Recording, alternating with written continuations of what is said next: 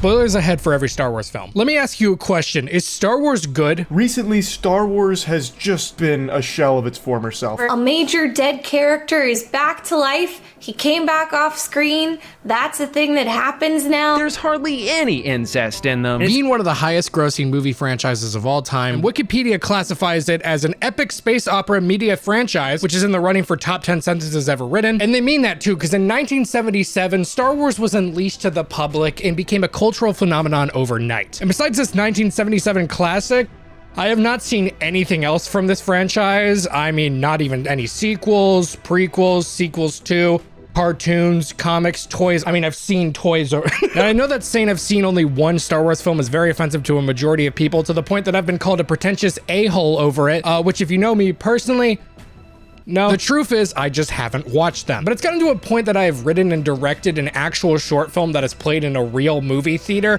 which is why I haven't uploaded since December, oopsie. So I think I've prolonged this way longer than I should have. So to atone for that, I will be watching all 12 Star Wars movies to answer one question. Is Star Wars good? I'm serious, I do not know. Because everyone, while chastising me for not watching Star Wars, tells me that half the movies are dog shit and ruin their childhood. You can't yell at me for not watching a franchise and then tell me to avoid half of it. So to avoid exterior opinions and complaints, I will be watching these movies on my own or with my sister Alex, who is also my co-editor, who has also not seen any of the Star Wars movies. And even this simple task of just watching the movies, there was a ton of debate on. My current idea, the easiest one, is by release date, because then people can't yell at me. Are you saying no? No. You're like, what do you want? You start with one? You start with one, you go 2, 3, and then you gotta know like who Vader is. No, you don't. 4, 5, 2, 3, 6. You gotta put okay, well, listen. Are you gonna watch Rogue One? I understand. Or are you gonna watch Rogue One? I forgot about Rogue One. I have no fucking clue, dude. I forgot about 4, 5, 6. 1, 2, 3.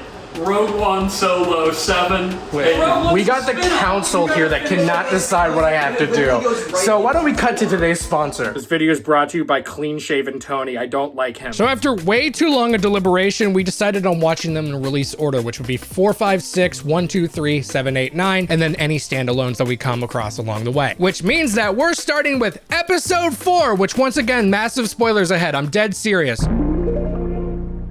The video got copyright claimed, but I talked to Ryan Johnson, Mark Hamill, and Oscar Isaac. I sorted it out with Oscar. We got the copyright situation good. We're all good. Funny story, we've finished this video. It was done and ready to go. And then the entire video got copyright claimed. 3-second clips, guys. So Whole Alex thing. and I have spent the last 2 weeks painstakingly trying to find out how to get around this content ID, and I think we figured it out. There's gonna be a lot of fun stuff that appear on screen.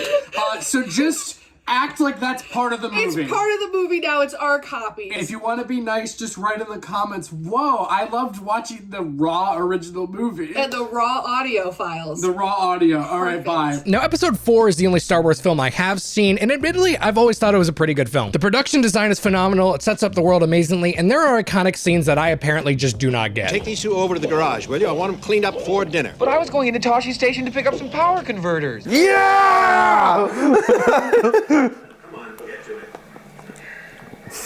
Sorry, Tony. Okay, I may have lied about watching every movie with just me and Alex, because I watched this movie with my buddies Danny and AJ of Sour Pack, and it's about time that we watch a good movie together. But the main reason my friends joined me is that AJ really wanted me to watch the 4K original restorations, not the streaming edits. Because I have heard from countless people, avoid the streaming cut, find the original. Which, what? So I'm gonna be watching the original 4K restorations for this entire original trilogy, because George Lucas has a habit of going back and changing his movies to add more CGI. So he's like Kanye in 2016, you know, before everything went really downhill. So now it's time to watch Star Wars. So we start out on the whitest ship I have ever seen in my entire life that belongs to the rebels, as the stormtroopers have raided it. These words will mean something to you later. Anyways, this builds up to one of the most iconic villain entrances in film history.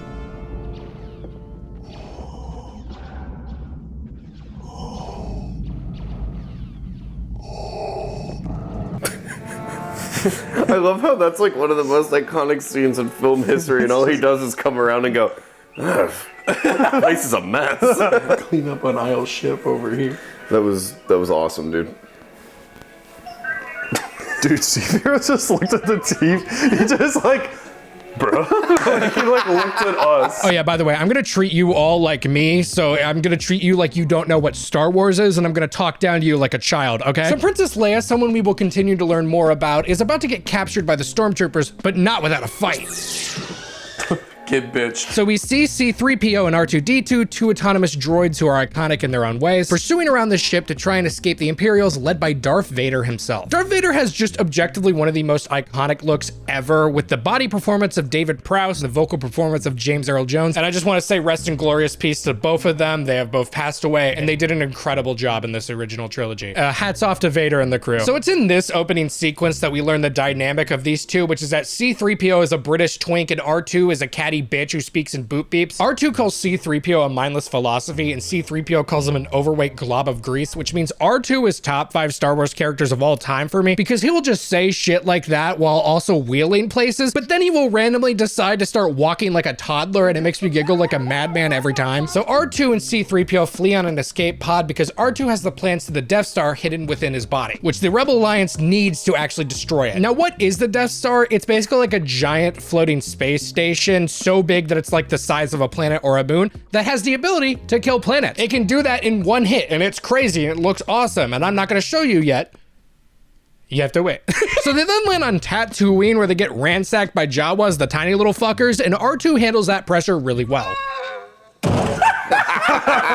So they got captured, and we get an assortment of glup shittos, which I should probably explain what that means. So a glup shitto originates from this Tumblr post from Gom Jabbar making fun of diehard Star Wars fans with the sentence, "Every time a new Star Wars movie or show is announced, all the fans are like, OMG, glup shitto is back," 3 sobbing emojis. And I agree, because there was a lot of lore that we will barely begin to scratch with this video. But I like referring to any non-human character that is primarily background as glup shitto, or if they just look like this. So back to the plot, R2 and C-3PO are to be sold, which leads us to meet Luke Skywalker, played by Mark Hamill, who just speaks like this. But I was going into Toshi Station to pick up some power converters. Yeah! I don't care that I played that clip earlier. This is a ridiculous line delivery. Anyways, Luke is having a rip-roaring time playing with the ship toys, which led us to this conversation. How old is Luke supposed to be in this? Yeah, researching into it, he's apparently 19 years old. I mean, he looks both 16 and 45, which was the 70s way. It also could be the fact that he doesn't wear sunscreen on a planet with 2 suns. So Luke cleans off these 2 droids, not knowing that this is gonna lead to the plot happening. Help me, Obi-Wan Kenobi. You're my only hope. What's this? That's a girl. Who is she? She's beautiful. Stop. How much do you know about this trilogy? I wonder what the hesitation is there. Anyways, this message is from Princess Leia of Alderaan, and she is calling for someone named Obi-Wan. But before that, we gotta go to Uncle Owen and Aunt Beru. He gets a normal name and she gets Beru, so they're named like the inverse of the Bible. So Luke brings up Obi-Wan to both of them, and they have a, I guess he's finding out look, but we're more focused on the fact that they're drinking blue milk. Blue milk. Yeah! It looks like paint. It looks orange. To show its future. No, don't drink it! We also learn that Luke is an orphan, and he knows like next to nothing about his parents, mainly his father, to which Uncle Owen shoots him down gently when he asks. You knew my father? I told you to forget it. Poor kid just wants to know about his dad, and his uncle's like, shut the fuck up. Shut the fuck up, little baby. Eat your fucking milk. You'll grow big and strong like your father, who I don't know. It's okay, like any angsty teen, he broods in front of 2 moons. So when he goes back inside, R2 has hobbled away to brood in front of his own moons. Anyways, they get jumped when they finally find R2 by these ugly looking things, but it ends pretty fast because Luke passes out like a bitch. But the day is saved when Jawa but Big walks over to make sure he's still alive. The fuck was that, Alec? You didn't even check for a pulse. He just like grabbed his wrist. He just went. And guess what, guys? This Jawa is none other than Obi-Wan Kenobi! Hello there.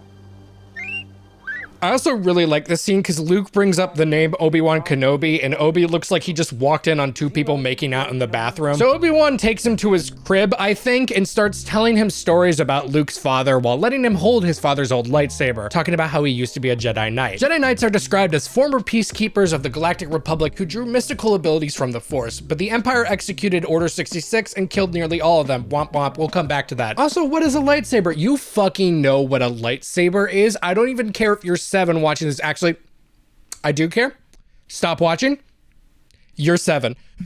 Obi-Wan also reveals that Darth Vader was once his own pupil until he turned to the dark side and betrayed and murdered Luke's father. So I'm doing an exposition dump here. I might as well tell you what the Force is. According to Wikipedia, no, I did not utilize my former list, but that is a real website. The Force is an energy field created by all life that binds everything in the universe together. But that's nerd shit. The Force lets you influence people's minds and make shit move with your mind. It's so cool. Anyways, they watch the full transmission where Leia's like, hey, I have the Death Star plans here that'll destroy them. I need your help specifically, Obi-Wan. And Obi-Wan turns to Luke and goes, You must learn the ways of the Force. I don't want to do it. Hey. He just looks at Luke. He's like, wow, that's a big job that you have. I don't want to do that shit. So Luke doesn't want to go to Alderaan because he has responsibilities at home, and Obi-Wan's like, That's your uncle talking. That was Princess Leia, what the hell?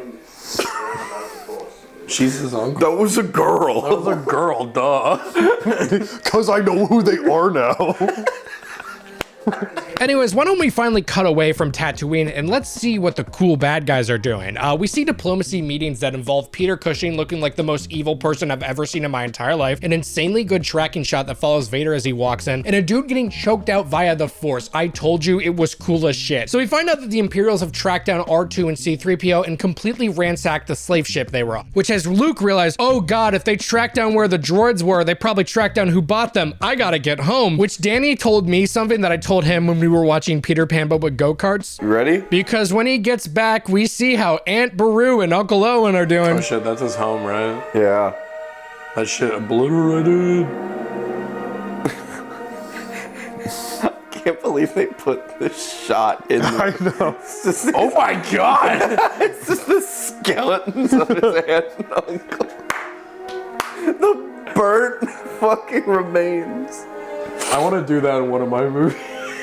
I have to say how deeply funny this movie is. Like, these characters got killed off screen, and to really hammer home the fact that they are dead, we see the skeletal remains of his aunt and uncle who are on fire, and Luke just starts brooding again.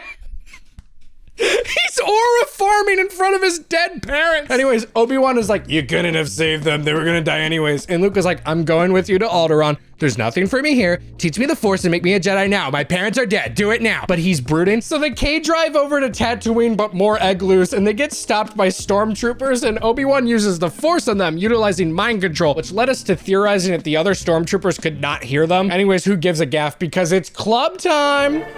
Oh, that little goober. I'm a big fan of the fact that this bar has plastic cups for everyone. This is also where we meet smuggler Han Solo, played by Harrison Ford, and his Wookiee sidekick Chewbacca. Luke and Obi-Wan want Han Solo because he has the coolest ship ever, the Millennium Falcon, to help with the mission because he made the Kessel Run in less than 12 parsecs. Which means nothing to me. It's a ship that made the Kessel Run in less than 12 parsecs. He said a lot of words that sound very smart, and I was like, okay. He made the Kessel Run in under 12 parsecs. God, my friends know everything. You didn't know he made the Kessel Run in under 12 parsecs? Danny, did you know that Han Solo made the Kessel Run in under 12 parsecs? The Millennium Falcon made the Kessel Run in less than 12 parsecs.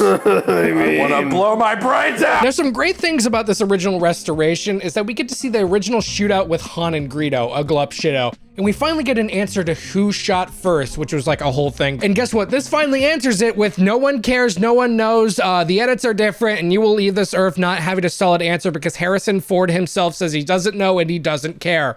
Han shot first. But they escape on the Millennium Falcon, and Han just starts slurring his words.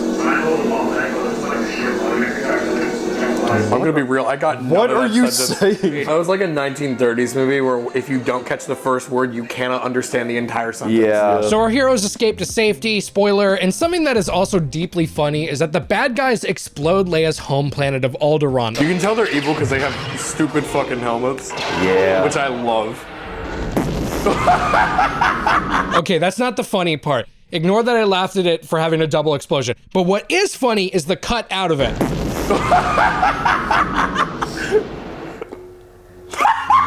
Wow, they took that other scene out. It's just that's it. So we exit hyperspeed and go to Alderaan to find it obliterated, and this is where we finally really see the Death Star, and where we also get one of the most apparently overused lines in the universe. very bad feeling about this. Shut up. Everyone is just throwing that line around now. So our heroes get sucked into the Death Star via like tractor beam or something and start a very fun stealth portion of the film. Like they attack these stormtroopers to wear their armor as a disguise, playing it off well, and I really do like the scene. TK421, why aren't you at your post? TK421, do you copy? Take over, we've got a bad transmitter. I'll see what I can do. So our gang of heroes realize that Princess Leia is being held captive here on the Death Star. Princess Leia. The princess? She's here? Princess? Where? Where is she? I'm afraid she's scheduled to be terminated. No, I just found out what girls are. So to get to Leia through the ship in plain sight, they cosplay as two stormtroopers taking Chewie in as a prisoner, which leads to one of our many shootouts where we realize how shit the aim of the bad guys are. This is close combat too. Chewie doesn't even have armor and he's fine. And guess who else is fine? Is she gonna be all lying down? Yeah, of course, George. Does he like his women lying down? No, he's just a fucking horny man in the 70s. So Leia comes with Luke and the stormtroopers start filtering in, leading to one of my favorite visuals in the entire movie of this stormtrooper getting trampled over and over again. Move him! So Luke, Leia, and Han are cornered into the trash compactor, and it looks like C-3PO is gonna be caught by a dude who won't stop knocking. Open up in there. Open up in there. Open up in there. I'm gonna keep on knocking, and I'm gonna be really upset if you don't let me in. So Luke, Leia, Han, and Chewie are stuck in this trash compactor and are going to die. Oh no. But they don't, because there's 2 more movies after this, and also look at the length of this video. And I also just want to finally take a moment to say how unhinged everyone has been this entire film. No, wait! You forget it! I already tried it! It's magnetically sealed! Put that thing away. You're going to get us all killed. So R2 saves the day because there's 30 minutes left in this film. Hey, open the pressure main attack on you in the 3827! God, Luke is so fucking crazy in this movie. Yeah. I love Yeah, it. he just almost got fucking compacted to death. I would be ecstatic too. Like, I love that, like, everyone's so fucking stoic in the next movies. Like, this first one, I feel like they got to just, like, goof off more. Yeah, well, because there was no expectation. It was just like, Yeah. oh, we're making a silly space movie. Yeah. Let's just have fun. And then they made $4 billion. Future Tony here to report that they do actually get increasingly more stoic as it goes on. So seeing them bicker like this is really funny. I also have a theory that Han Solo might be a psychopath. So anyways, they all get split up. Leia kisses Luke as they escape some stormtroopers, and it's awesome. So unnecessary. So unnecessary. So She unnecessary. just kissed him. That was a George note. Yeah. George is like, more tongue. But we're down to actually clown because we have a lightsaber fight between Obi-Wan and Darth Vader, which had me on the edge of my seat because I had to confirm my flight home. I gotta confirm my flight in 5 minutes. Or you can't go home. That too. Yo, spin move. 360. Also, I just gotta say, this fight fucking sucks. Compared to the amazing fights we get later in this franchise, it's like watching 2 old men fight over Jell-O on the cruise line buffet. Iconic scene? Yes. Do I love it? Yes. Does it look incredibly silly? Also yes. So as the fight goes on, Obi-Wan threatens Darth Vader that if he kills him, he will grow even more powerful. So Darth Vader goes bet. Huh? What? What the fuck was that? Yeah, I completely forgot what happened. That guy just fell. I love that part. Yeah, that part's It's like great. he's never seen a fucking Jedi die. And Obi-Wan sacrificed himself so everyone could escape on the Millennium Falcon, and Luke broods on the chessboard over the loss of Obi-Wan. He's more sad about this than his uncle. But now's not the time to brood. It's time to shoot as our protagonists fly away in a scene that probably felt like Whiplash in the 70s due to how fast the cuts were. I mean, this film was a powerhouse when it was unleashed, becoming instantly iconic for a reason. I mean, look at it. So after saving the day for like the 3rd time, Han and Leia have an argument where Han is like, my end of the deal is done. I'm in it for the money. And Leia's like, you don't care about anything or anyone and no one loves you. And he's like, oh. And that leads us into the final act of this movie. So the rebels are being lectured by Professor Teacher that the only way to kill the Death Star is a direct hit in the smallest possible hole. Only say a precise hit will set off a chain reaction. That's impossible, even for a computer. It's not impossible. I used to bullseye womp rats in my T16 back home. They're not much bigger than 2 meters. I'm gonna go to Tashi Station to pick up some power converters. Like, hey, dude. Luke, you're just saying things. Yeah. The bullseye womp rats in my thing. Shut the fuck up. I don't know you. You're just saying outer space shit. So all the rebels get ready for one of the most iconic ending fights ever, and Han is packing because he loves money. Brr. But it's okay, Han chokes out some kind words. I hate this shit. May the force be with you. Fucking shut up. So it's time to take off, and Obi-Wan says it too somehow. The force will be with you. Thanks, Obi-Wan. You're dead. But it's time to see our alive friends in the X-Wings, primarily my favorite character and arguably the best character in the Star Wars franchise. You're right, Porkins! Porkins! Now, granted, I have seen this movie one time before with a different group of friends, and I think Porkins got this same reaction when he showed up. So we all love Porkins, including Kevin and Kelvin. So I hope that Porkins can get out of the trouble that he's in here. I've got a problem here. Eject! I can hold it. Pull up! No, I'm alright! Oh, no!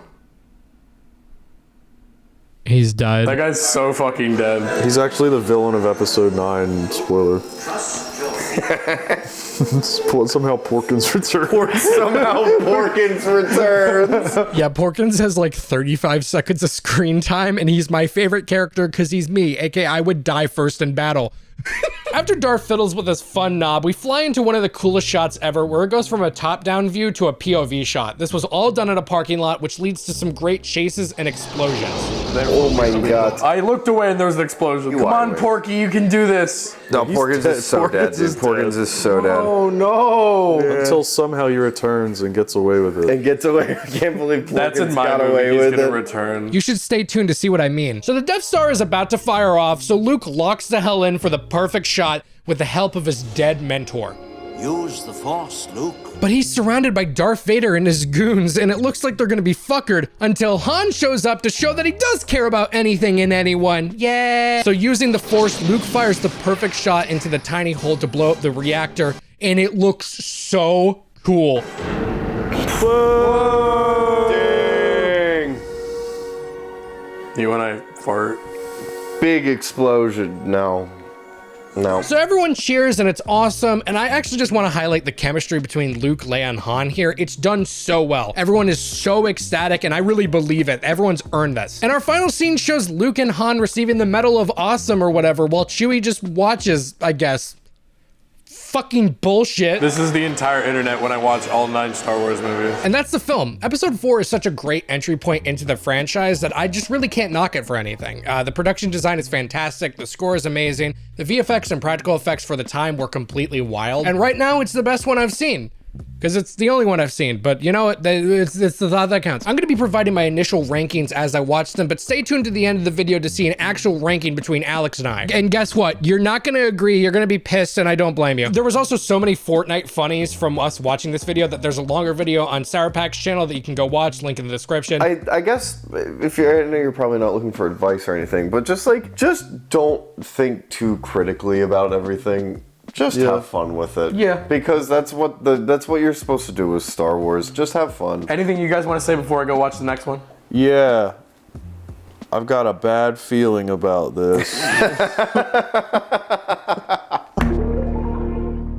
After only watching episode 4 and honestly thinking that it was a pretty good movie, I was surprised to learn that I loved episode 5. Episode 5 is such a thrill to watch. So much happens in 2 hours, much like this video. And I think that the pacing on this one, especially near the end, is extremely great. But how do we get there? Well, we get there with a new special guest who has been in like every video because she's my employee and also my sister. Oh my God, it's Alex! Everybody clap, especially you, the artist using this as background noise to draw. Come on, do it. You're shading on the wrong layer. Check your layers right now. But why is Alex joining us on the rest of this adventure? Also never seen Star Wars. Technically, I say technically because I've seen most of the original trilogy in like sections. Like I know the main plot points, but I've never actually sat down and watched an entire Star Wars movie in one go. I've seen the Family Guy version for some reason. So have I. So this video is special to not only me, but to my sister because we finally get to understand this iconic franchise. So let's get it started. I forget what it's called. Episode 5, Revenge of the Jedi?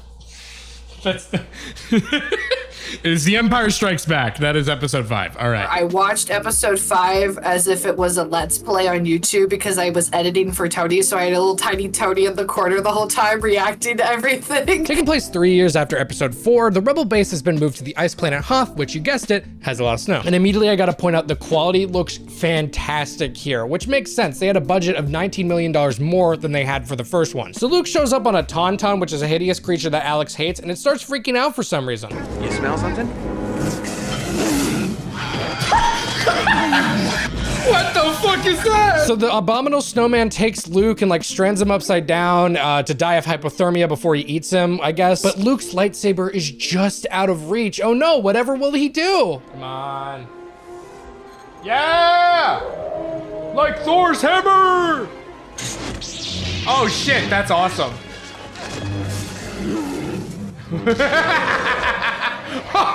I do think it's funny how the abominable snowman just tries to kill him with no ulterior motives other than I want to kill this guy. So Luke escapes the Yeti or whatever and then almost dies of hypothermia. But what happened to his little mammoth, the Wookiee? The trebuchet or whatever it's called. Oh, he's dead again. Okay, cool. But it's okay. He's for sure dying because he sees the ghost of Obi-Wan. Yeah, so Obi-Wan's now a Force ghost, which is what Jedi turn into when they are killed, I think. Anyways, Force Ghost Obi-Wan tells Luke to go to Dagobah to learn how to master the Force with Yoda, the man who taught Obi-Wan. Jedi Master who instructed me. Club Shadow. And all while this was happening, Han and Leia have been arguing because Han says goodbye and she gets the equivalent of okay, and he's pissed about it. To the point that this argument happens. Come on. You're imagining things. Am I? Then why are you following me? Afraid I was gonna leave without giving you a goodbye kiss? I just assumed it's a Wookiee. I can arrange that. You can use a good kiss. The fuck? I don't like Han Solo and Leia together. I think they're the opposite of a power couple. They're like the toxic couple you watch on Instagram to see when they break up. Yeah, I gotta agree with previous Alex and Tony here because Han is just a walking red flag to the point of just being a psychopath at times. Like, you compare Han and Leia at the top of the film to the end of the film and they become miles better for each other because they're like humans. And Han doesn't seem like he wants to cut Leia in half and sell her body parts for profit. But before we get there, there are so many moments where I do not want to be left alone in a room with either of them. Sorry, sweetheart. I haven't got time for anything else. What the fuck? Once they kissed and got whatever fucking passive-aggressive energy they had in them out, they were much better as a couple. But everything before they kissed, red flags, like, girl, run. I do agree that when they kiss, they're finally better. But I mean, that's a spoiler for later in the movie. I mean, you're watching a YouTube video called I Watched Every Star Wars Movie for the First Time. I said spoilers ahead at the top. Anyways, how's Luke doing?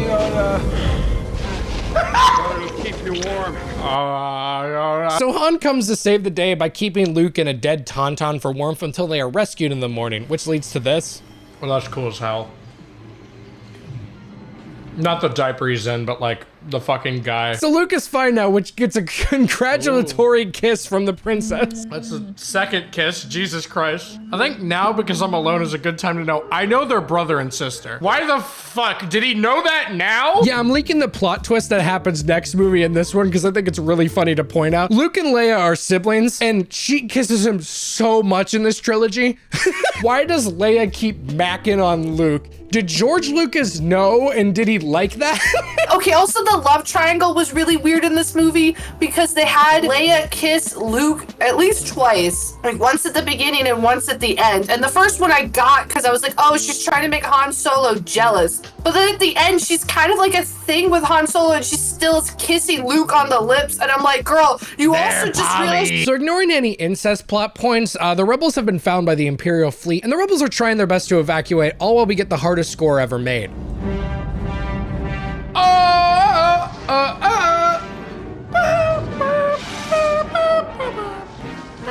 God, this score is so good.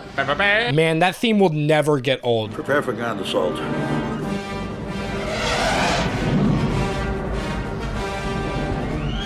This score is so hard that it makes Darth Vader hatching out of an egg to talk diplomacy look like the coolest thing I've ever seen in my life, which it is. So as I mentioned earlier, Alex, who is my sister, is also my first employee, aka she's helping with the editing in a more substantial way. And this is her first real college try at editing and editing jokes. So let's see some of the editing jokes that she's made. Stand by, I am control.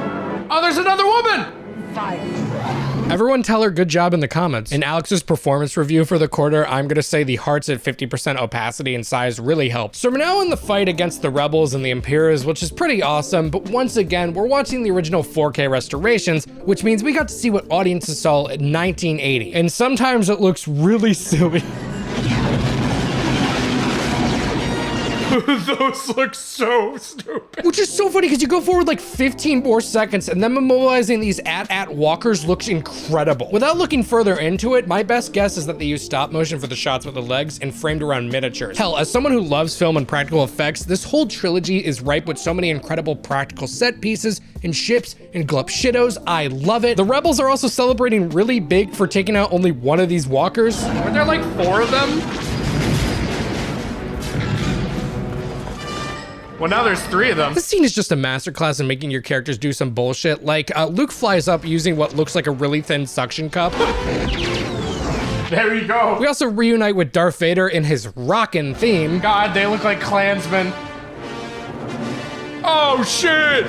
Inverted Klansmen. And they play it again 2 minutes later. Were you also giggling every time the Darth Vader motif started showing up? Okay, scratch what 5 minutes in the past Tony said. It got very old. The Darth Vader theme to me became a laugh track because I started laughing every time it came up. They use it like they do the Wonder Woman theme in a way that they use an incredible score like it's a soundboard. Anyways, our heroes get separated with Han, Leia, Chewie, and C-3PO escaping via asteroid belt, and Luke and R2 crash landing on Dagobah. I mean, R2 really crash lands into what looks like a lake, and then he just does this shit. R2? It's awesome, like especially when he almost gets eaten to death by a fish monster, but then he gets spit out and goes.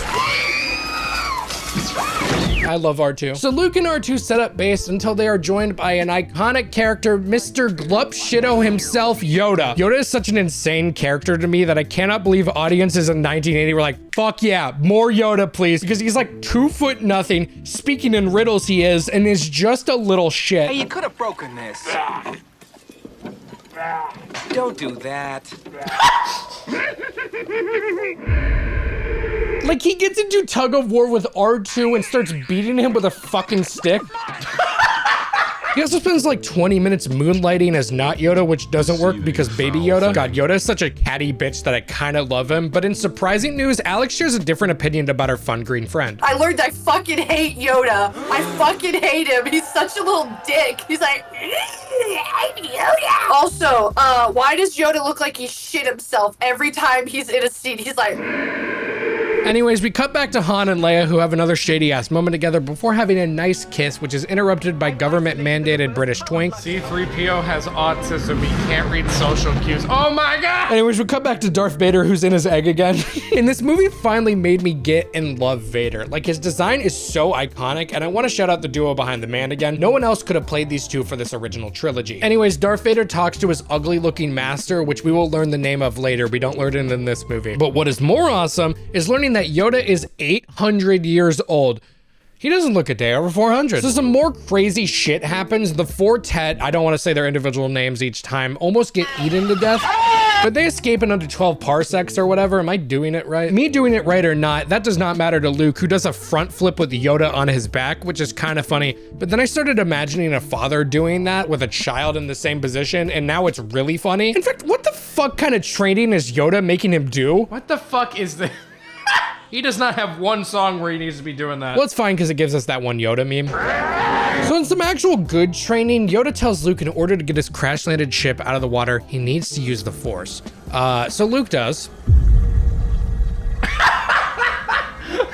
Well, he almost does. It's a lot for his first time, and he's like, this is not possible. But previous Tony was more focused elsewhere. I would kick him like a football. So Yoda shows off and does it on his own with ease, which is a pretty cool scene, honestly. Holy shit. So Brian the Lizard's cousin has his feet out near Vader because they're a fun-loving group, but the actual fun group is with Lando Calrissian on Cloud City, whiwhich is on the gas planet Bespin. This doesn't mean anything to me. Lando is an old friend of Han's who's a gambler, a cheat at cards, but he's smooth as hell with his award-winning smile, which is great because C-3PO loses his arm to an unseen person. So while that's happening, Luke, who's chilling with a live Yoda and deadass Kenobi, senses Han and Leia in pain, and he abandons his training to go save them, where Obi-Wan gives some important advice while giving the cinema pose. Don't give in to hate. That leads to the dark side. So the reason that Luke felt Leia and Han in pain is the fact that Lando, a dear friend, takes them to a specific dinner table where the movie really kicks into overtime. I've just made a deal that'll keep the Empire out of here forever.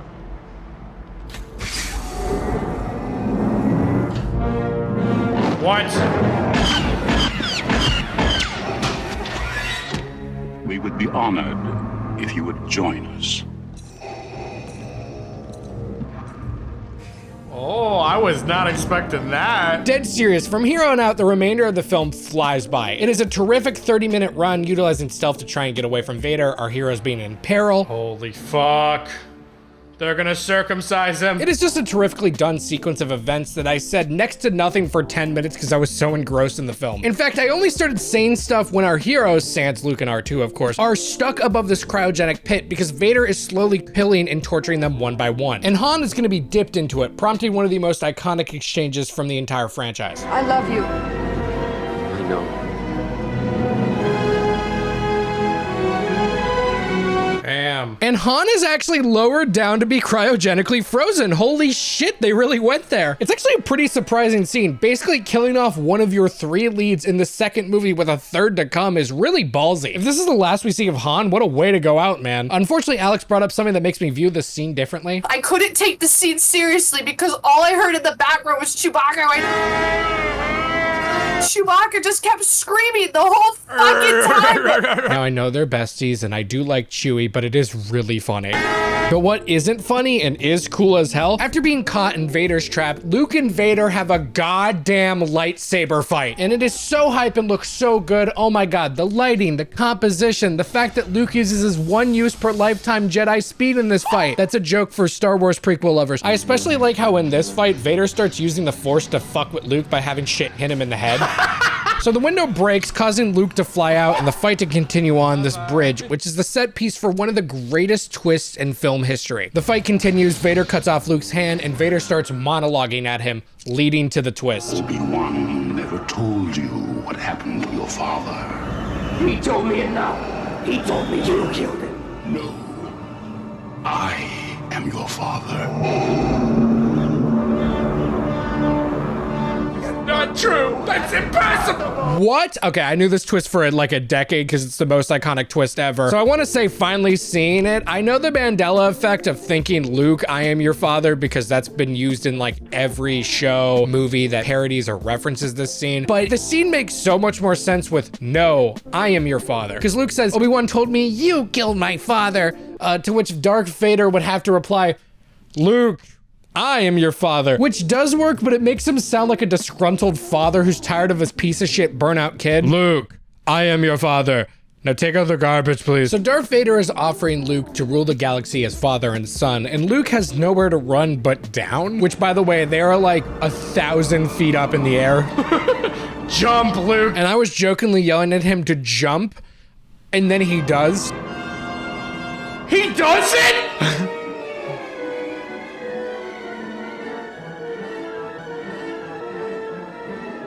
That looked awful. To which he somehow lands in a tunnel and is pulled through another tunnel to the outside. This is Looney Tunes shit. I love it. How is he not fucking like blood and guts right now?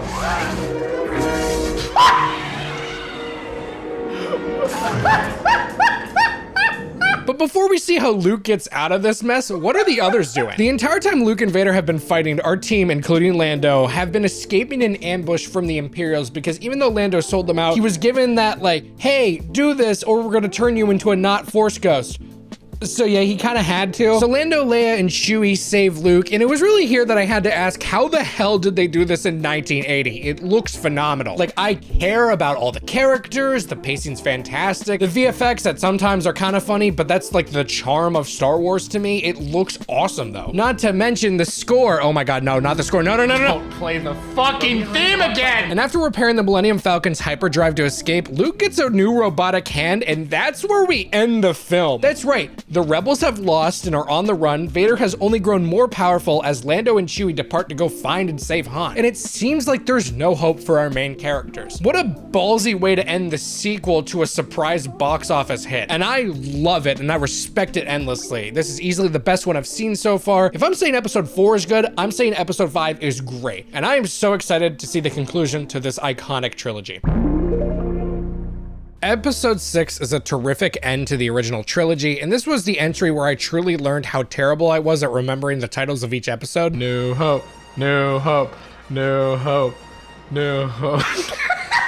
I'm gonna try to go a bit faster with these ones because look at the length of this video. Oh my god. The amount of times they played Darth Vader's theme in this trilogy makes me want to do unsuccessful backflips. I'm sorry, I'm rolling my eyes at the goddamn score because it happens so much. So a year after Han Solo got put in the air fryer, we enter quite possibly the most disgusting place on Earth.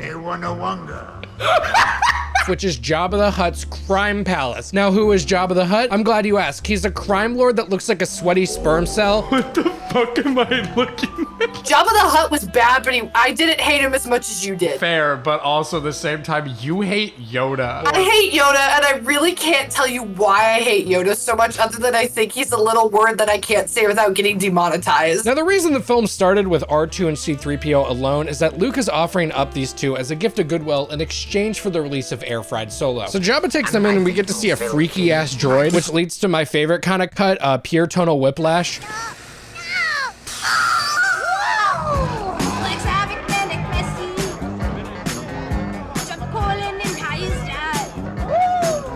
I hate this one so far. Now I have to be blunt. The opening of this film with Jabba makes me physically ill, and I get it. He's supposed to be gross, but there's a line and this film just marinates in it. And that's coming from the guy who loves the substance. Jabba the Hutt scenes, there was so much going on in his scenes that I just couldn't take it all in at the same time. And then you kept hating Glump Fardo. I hate Fardo. I hate Fardo. I hate Glump Shitto. Actually, he doesn't deserve it. He gets Glump Fardo. I hate him. I thought he was funny, personally. No, you hate Yoda but love Fardo? Fuck you, Alex. I don't love Fardo. I thought he was annoying, but I also thought he was funny because he was reminding me of Tutter, but like an evil version of Tutter. Get Fardo off the fucking screen. What did I say? George Lucas likes his women laying down. So this little sneaky person comes in to break Han Solo out. He's not dead. I was just trying to build suspense. And it turns out to be Leia in disguise. And Leia succeeds, which is great, but Han's blind now because he's been frozen in carbonite for a year, which he would be. So Luke comes in and tries to bargain for his friends because, you know, they're now kidnapped because Jabba was on to them. But Jabba sucks and throws Luke in the pit, which Luke fights this ugly looking thing and it's awesome. And instead of dying to death, he lives, which makes Jabba mad. And Jabba is like, Marcha Pilates in Bali before la boo-boo rain. So naturally they all get sent to the Sarlacc pit, which will eat the hell out of anyone who falls into it. So it seems like Han and Chewie are gonna be the first ones to be executed. There's so much happening at the Sarlacc pit, I can't keep track. Why is Han Solo just saying Boba Fett? Boba Fett. Boba Fett. Where? Over and over again, and as Luke's parkouring his heart out, and then I think Boba Fett fucking dies. I know the Mandalorian exists. There's no way he's dead. Oh, by the way, I forgot to mention Boba Fett last movie. He's like a bounty hunter who works for Vader, and he like does not talk. He's got cool ass armor. You might have mistakenly thought he's the Mandalorian, which I have totally done, and he just looks sick as hell. But I think my favorite part about this Sarlacc pit scene is that they use the same audio of Harrison Ford saying Boba Fett twice. Alex and I throughout the making of this video have just been going, Boba Fett. Boba Fett. Boba Fett. It's fucking awesome. Also great is Leia strangling the hell out of Jabba to death, which previous Tony was loving. Please, get him out of this fucking movie. So after the visual chaos that is the Sarlacc pit, our protagonists all escape to the planet Yoda's been residing on, where he leaves this mortal coil. But not before telling us the foundations of another iconic twist. There is another sky.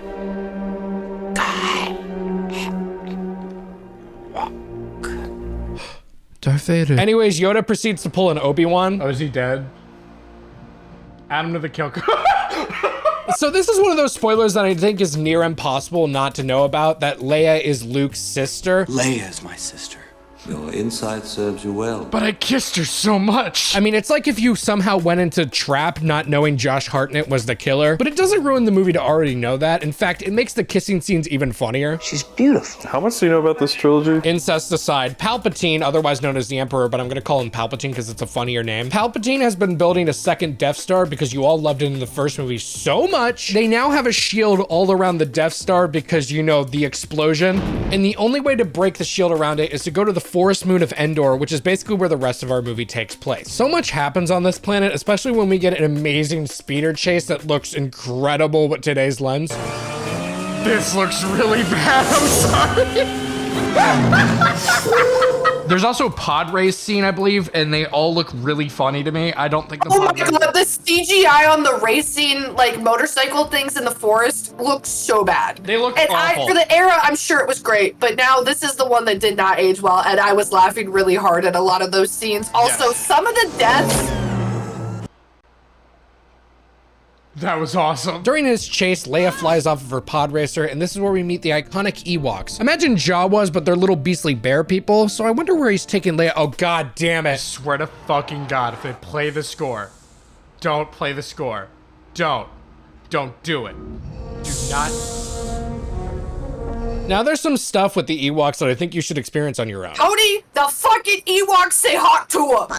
Now this video aims to capture the highlights and the lowlights of these movies, so I really do recommend seeing them all on your own if you get the chance, because this is not a substitute for watching everything. But ignoring that, let's discuss the most important context in this massive video. Luke telling Leia that they're siblings because he's about to go face off against Mr. Vader. I've accepted the truth that you were once Anakin Skywalker, my father. That name no longer has any meaning for me. It is the name of your true self you've only forgotten. We learn that Darth Vader is his new name and claims that the name Anakin Skywalker is dead, which is setting the seeds of Luke trying to bring Anakin back to the light from the dark side. But that won't happen yet because we gotta see Emperor Palpatine. Oh god, it is amazing. However, I do think they're played it a lot. So Luke learns from our iconic duo that the Rebel fleet are flying into a trap and that evil will win.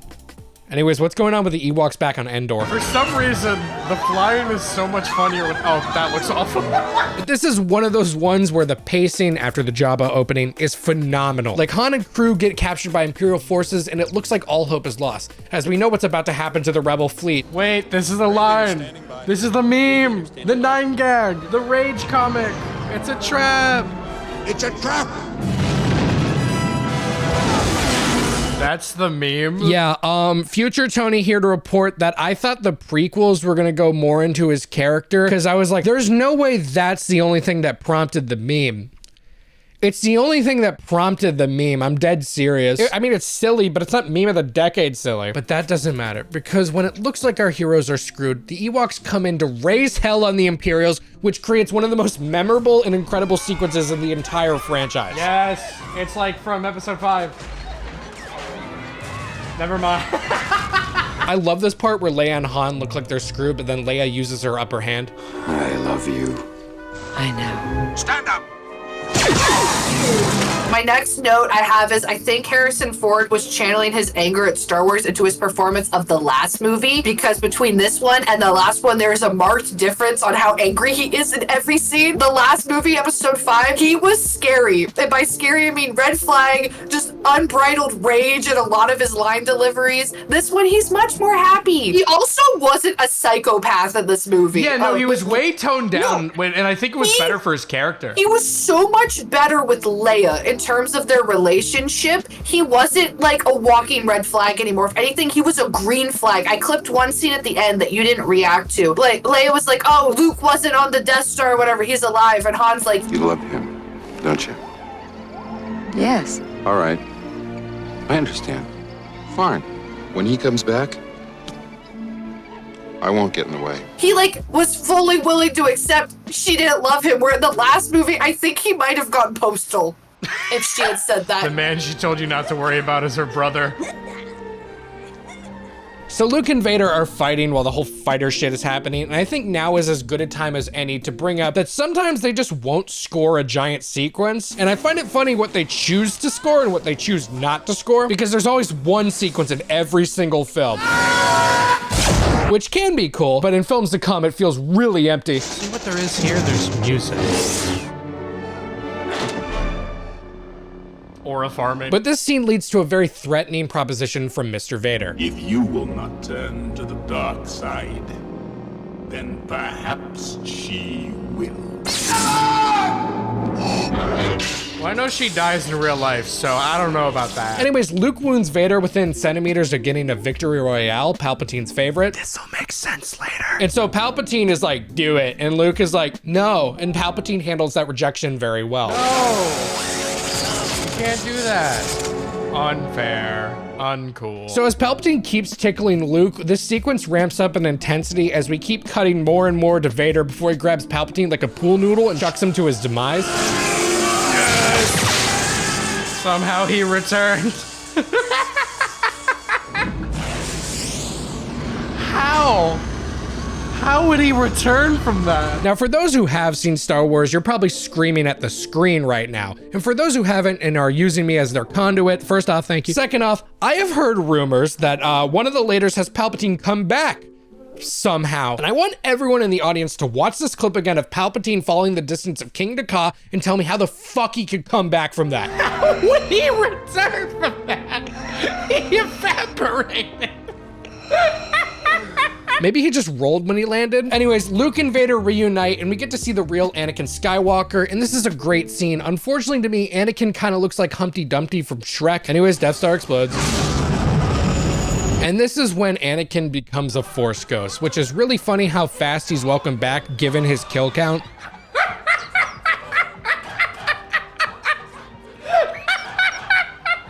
And that's the movie.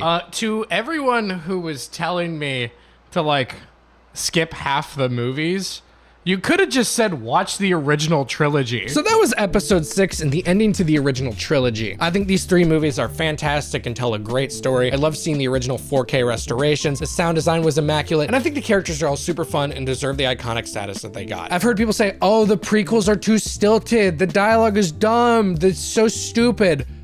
Did you not watch these 3 movies? I just watched 3 straight movies of power converters, a psychopath discovering what love is, Darth Vader horns playing 130 fucking times, Luke's family being skeletal remains and he just aura farms over it, Palpatine looking like how he does. And the long and short of it is that this series has just always been ridiculous. But that's the whole point of Star Wars to me. I love the somewhat stilted performances, the insane world that we get glimpses of, and some of the most insane fight sequences ever. I'll say it, I'm a believer. So with that, it's time to watch the prequels, which is when I hear the movies get good.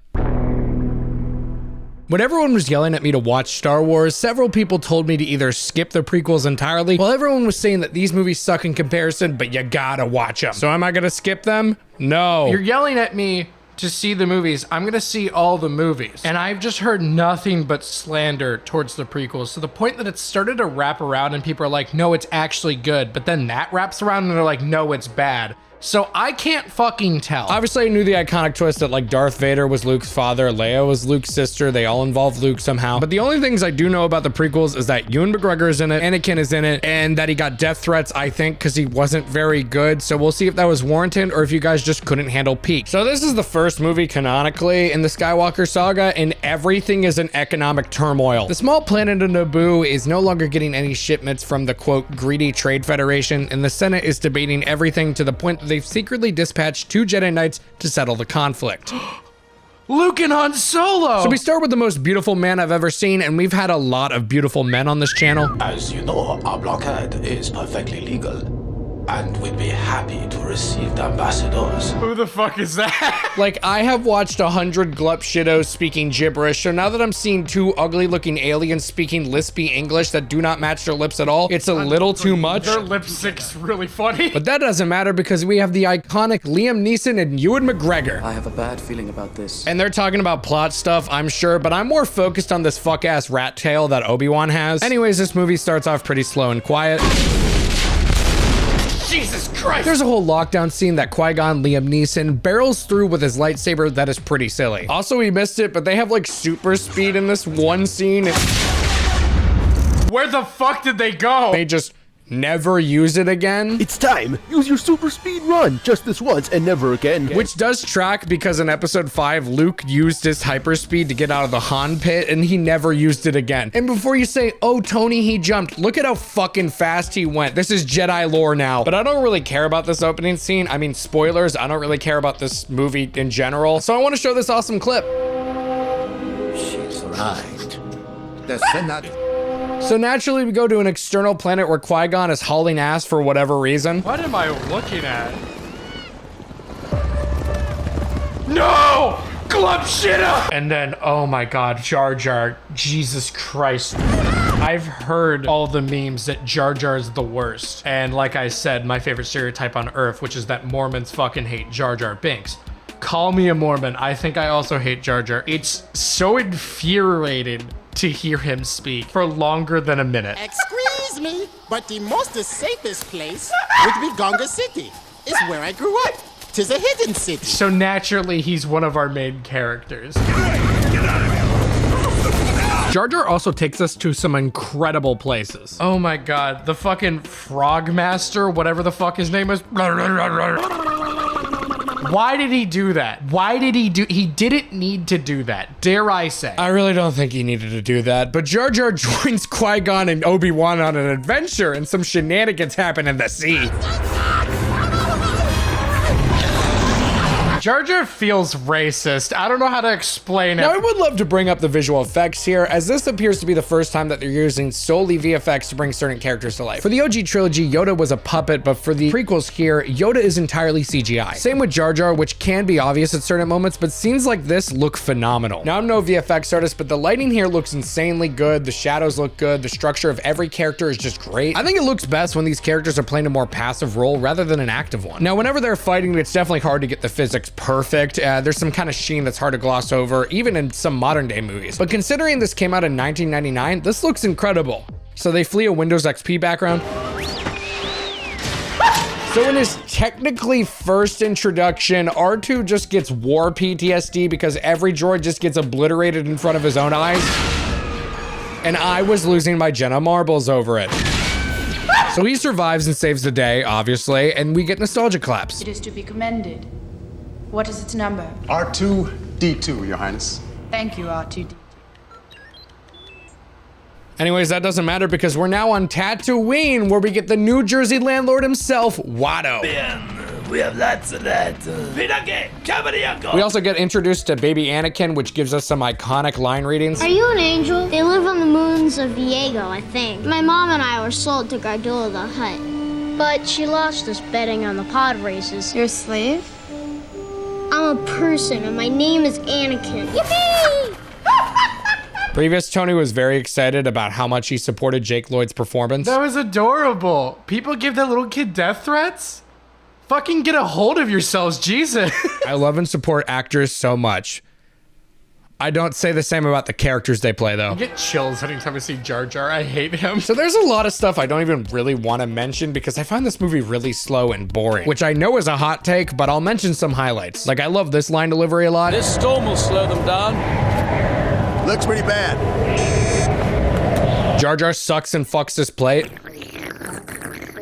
This was also the first Star Wars movie where I was just zoning out because it was just kind of a nothing burger compared to the other three. Like, we spend so long on this random kid who is just never seen again. They're gonna be best friends forever. Yes, sir. Come on, kids. That kid's gonna grow up to be Han Solo. Anyways, it's all building up to a pod race, and I'm so excited to say that this did nothing for me. It's kind of hard to create tension when you know a character has to live, but even then, there's just nothing truly captivating about this sequence to me. So I'm just gonna keep pointing out random bullshit, like for instance, Jar Jar fart joke.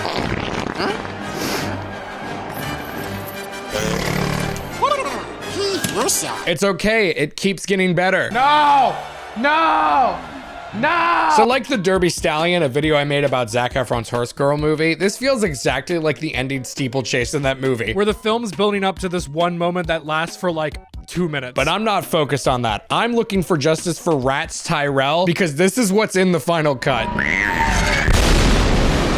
Ignore the fact that it took me like 2 seconds to laugh. Alex found something incredible on Instagram Reels, the best place ever. I'm gonna be reading off a website. Yeah, turns out there was 30 seconds of cut footage of rats having a family cheering for him.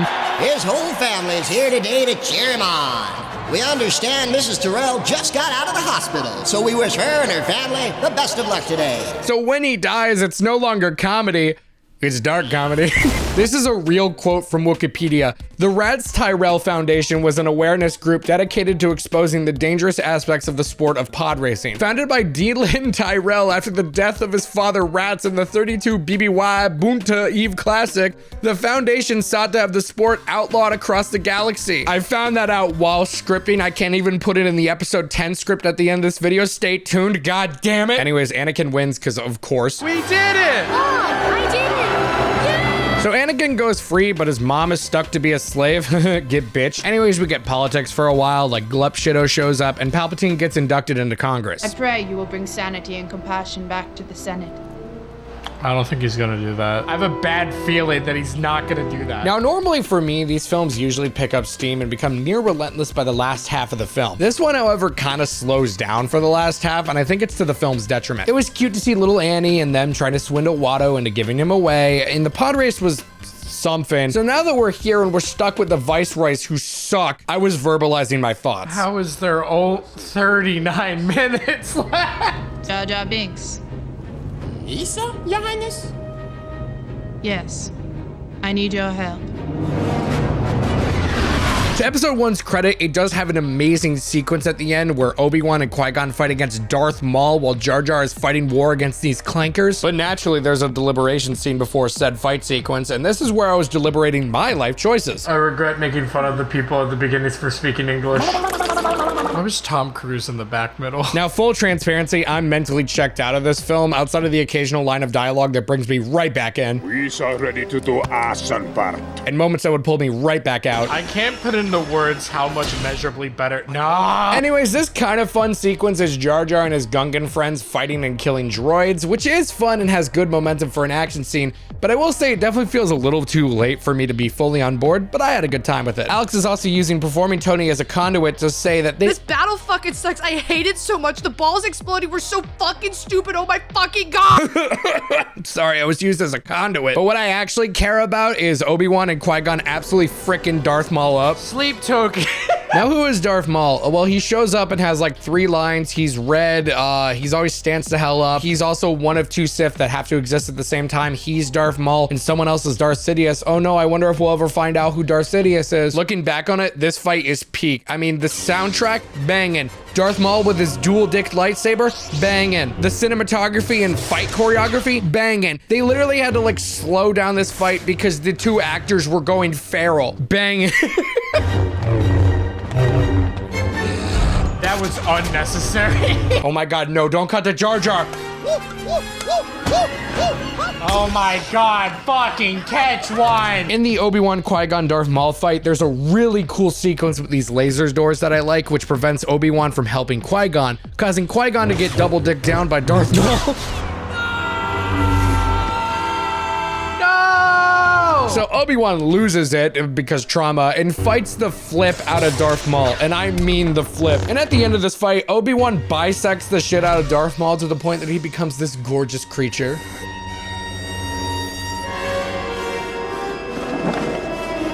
Somehow he's gonna return. That's funny, previous Tony. Oh, by the way, the Jar Jar's won.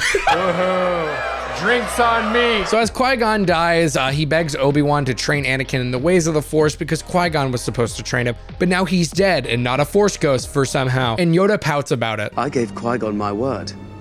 I will train Anakin. Fuck, he's dead. I can't do that. You can't take away a fucking dead man's wish. Fuck. Anyways, there's a celebration reminiscent of episode 4, and yeah, that's the end of the movie. Yeah, that's the worst one by far, easily. Maybe y'all weren't lying about the prequels. Y'all were lying about the prequels. This was so much better than episode 1, dear God. This one takes place 10 years after the Jar Jar fight, and Count Dooku, what an awful name, has been leading a separatist movement to leave the Galactic Republic. This one made me pog though because it panned up instead of down, which I was weirdly into. Oh, we pan up this time. Okay. Okay. Now, talking to people after the fact saying I loved this movie, they say that this movie is boring and just politics, which I disagree heavily with because Senator Amidala narrowly avoids assassination. This happens 2 minutes into the movie. You are wrong and you're allowed to admit it. I blinked at the worst possible time. All right, we can both agree that episode 2 is so much better than episode 1, right? The first and biggest change that I think was welcome to both of us. No Jar Jar. He was in like one fucking scene. That's all though. That's all he's in though. We will discuss this matter later. No! No! No! It's okay. Maybe Jar Jar isn't as bad when we're 1 minute removed from his dialogue. Mr. Bustin with happiness seeing you again, Annie. Misa busting with happiness. Jar Jar was so supposed to be like a big, like a C-3PO. Or honestly, in like line with Chewbacca, I feel like. Yeah, where he was gonna like be that comic relief, but he comes through and he keeps saving the day. And then everybody fucking hated him in episode 1. Anyways, we get Hayden Christensen as 19-year-old Anakin, and I'll get into my comments on him later. Why do all Jedis have this fuck-ass ponytail? So they try to assassinate Senator Amidala again, but this time with 2 millipedes, and the sound design is so sticky and up close, and there's so many fucking legs. Ew, ew, ew. The CGI is genuinely phenomenal. Good lord, this is peak. Oh my god, it gets even more peak when Anakin and Obi-Wan run in and slice up the millipedes to bit without killing Natalie Portman. Their names are interchangeable to me. So Obi-Wan sees the assassination droid and does this shit. This is the greatest movie ever made. This movie literally starts with a manhunt to find the assassin who's hell-bent on killing Natalie Portman, and Obi-Wan and Anakin get tickled mid-chase. I liked his acting there. Oh. So after the tickle party, they lose the assassin, but Anakin isn't convinced, and he just leaps to his death. I hate it when he does that. Bitch, you just did that 2 minutes ago. He learned it from you. But the reason he did this was to latch onto the assassin's ship. So they crash and it looks like she explodes, but she's okay. Which is awesome because she escapes into a place that radiates peak, that being the fucking nightclub. March Madness is awesome in the Star Wars universe. You wanna buy some death sticks? You don't want to sell me death sticks. I don't want to sell you death sticks. You want to go home and rethink your life. I want to go home and rethink my life. I also really like the sassy back talk between Obi-Wan and Anakin in this movie. They're just always going at it, and it's funny to watch. Why do I get the feeling you're going to be the death of me? Don't say that, Master. You're the closest thing I have to a father. Then why don't you listen to me?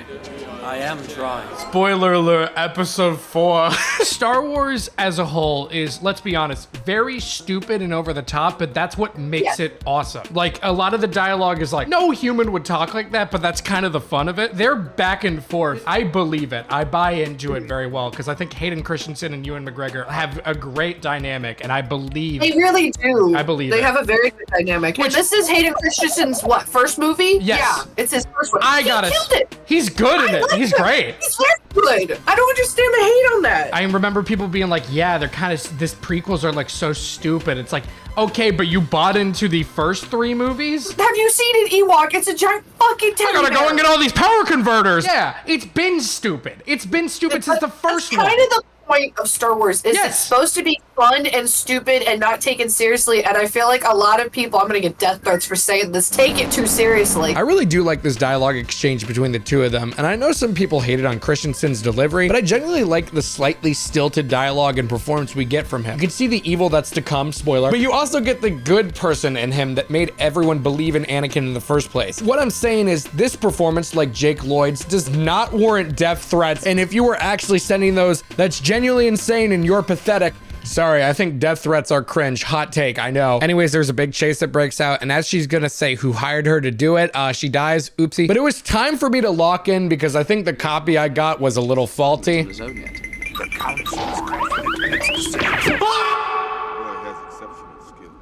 Sorry, I thought I just saw 2 people who lost to me in the best boy competition. Anyways, this scene is Mace Windu, played by Mr. Samuel L. Jackson himself, telling Obi-Wan that his apprentice will be the only one to bring the Force back to balance. Which is a fun scene, but I learned after the fact that George Lucas originally eyed Tupac for the role of Mace Windu, to the point that Tupac auditioned for George Lucas, but Tupac sadly got gunned down before filming started, which thanks for that, Diddy, you fucking pedophile. We miss peak because of you. Anyways, Anakin and Padme start flirting and Anakin gives her this red flag ass look. Please don't look at me like that. It makes me feel uncomfortable. Sorry, milady. But probably one of my favorite moments in the movie happens here. Obi-Wan has been described as the Jedi of the people, but we've never really seen that in action. So we're in a diner full of glup shittos and we see Obi-Wan shooting the shit with this diner owner and it's awesome and I love it. Also, the diner owner is authentically racist. This baby belongs to them cloners. What you got here is... You can't say that anymore. Editing Tony here. I just want to point out that Obi-Wan looks the fucking happiest he's ever looked in this entire franchise when he sees sweaty friend Dex. I love it. Obi-Wan. Hello, Dex. So Obi-Wan flees and we see some adorable little Padawans training and it looks so dumb and silly. So Obi-Wan goes to this fun planet to learn that the clones are being built, hence the hard C used earlier. Cloner. But I was more focused on who was telling him this information. Zooey mama! Prime Minister, what that neck do, more like. Yeah, I was more focused on the alien mommy and Alex was more focused on wet Ewan McGregor. And this is a good scene and I don't care what you think about me knowing I would do anything for one night with her. So Anakin starts rizzing up Padme. I don't like sand. Me neither. It's coarse and rough and irritating. And it gets everywhere. Not like here. Here everything is soft and smooth.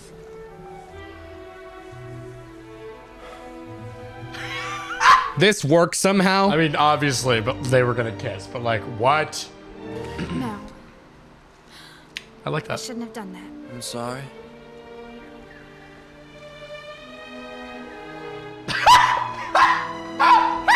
I'm sorry.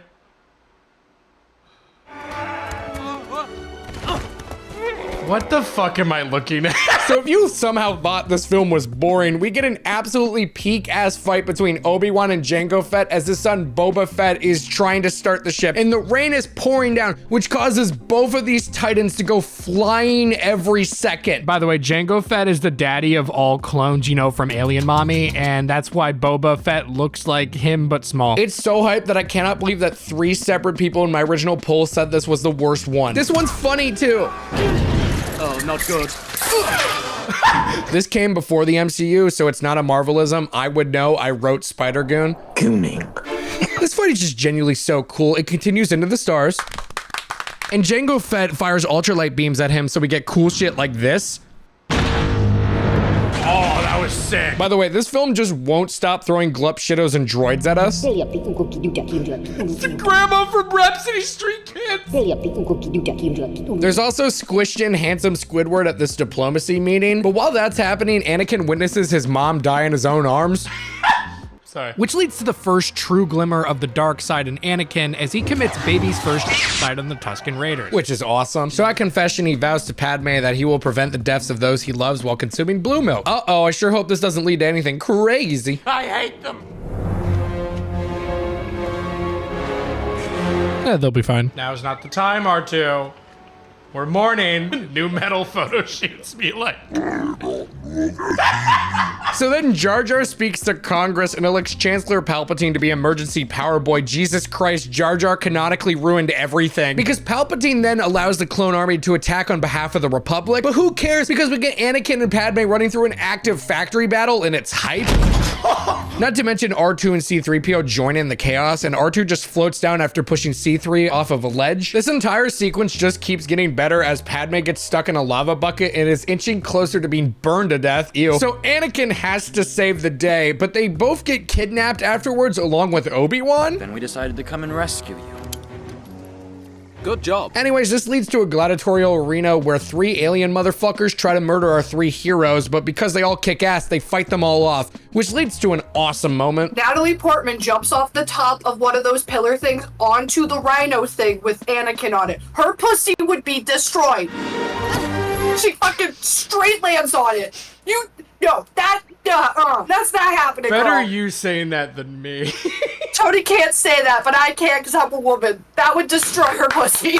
Everybody stand up. Oh yeah, I wrote Obi-Wan killing the giant praying mantis was hot because it was good. But then there's a giant fight between Count Dooku and associates versus the Jedi, which has some Jedi fall, but I think my favorite part about this entire sequence is that Mace Windu kills the shit out of Jango Fett and his son notices. Oh my god, yes! It's awesome. He fucking cuts his head out, just bam, just over, done with. It was very good. That said, when he picks the helmet up, you make a great point when watching it. Is his dad's head still in there? That's what I'm wondering. His dad's head would still be in that fuck-ass helmet. It falls out. So we flee, and then we go to an incredible fight between Anakin, Obi-Wan, and Count Dooku. Oh my god, that was so fucking funny, because it's like, I'm gonna get you, like Anakin's like running out and just release just like, nah bitch, and fucking yeets him across the room. That was very good. I also like that because it's starting to show the cracks and like he doesn't trust Obi-Wan as a leader, so he's not listening to his directions. They're bailed out by Glup Shido himself, Yoda. Oh my god. No fucking way. Glup Shido, lightsaber fight.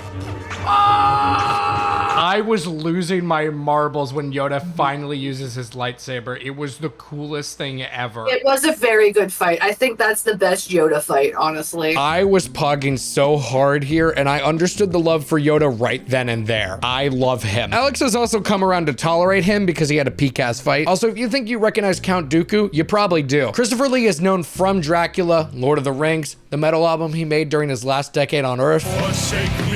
So they win for now, and the film ends with Anakin and Padme marrying in secret, with R2 and C-3PO being the only witnesses. And that's the movie, which ruled. This one is one of the best ones I've seen. I don't care. This is awesome. I still currently rank episode 5 higher than this, but they're still neck and neck for me in level of enjoyment. I genuinely enjoyed both of them that much. And Alex also agrees with me. We cannot believe that people unironically think episode 1 is better than episode 2. People going, oh, episode 1's a setup movie. Episode 4 is a setup movie. Episode 7, which we haven't gotten to yet in the timeline, is a setup movie. I don't get it. Episode 2 is leaps and bounds better. It's not boring. There's 3 assassination attempts. There's so many explosions. Natalie Portman has her pussy eviscerated. Anyways, I hear you, and you are wrong. Final prequel movie.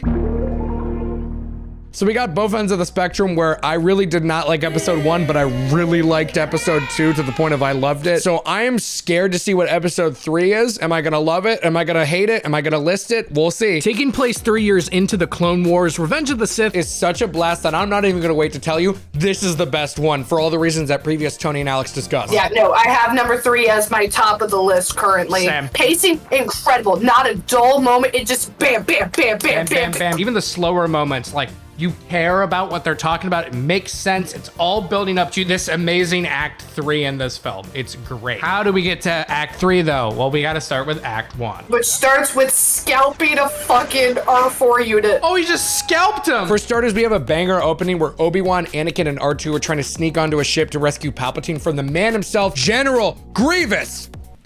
Zoom in on him. If he's out of focus, put like General Grievous there. Oh my god! Grievous is just the coolest Star Wars villain. I will not take criticism. I mean, he is so cool. He's a robot that coughs. Actually, Tony, I think he is a cyborg. Kevin, not now, buddy. Go play with your Grievous figurine. Oh, okay.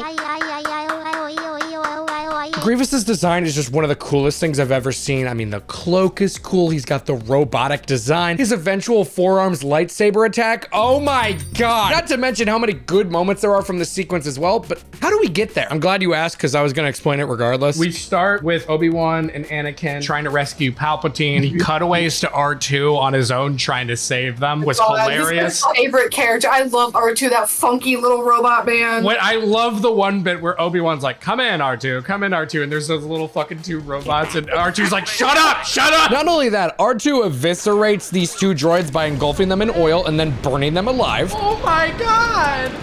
R2! Eventually, Obi-Wan and Anakin make it to Palpatine, and they find that Count Dooku is holding him hostage. And Count Dooku is an incredible name if you register it as a command.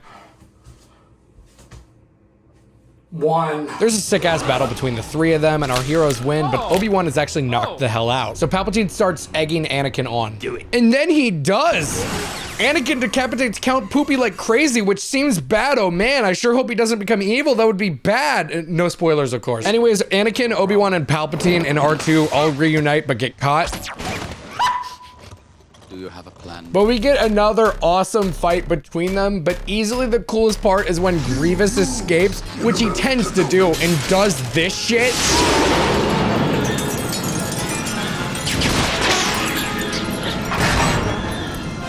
Oh, he's awesome. He is the coolest villain I've ever seen in my entire life. So the ship rips in half, which is the coolest thing ever. But even cooler is Anakin crash lands it to safety with no casualties. This movie fucking rules. By the way, Alex just learned what clip grab is, so let's see what she can do.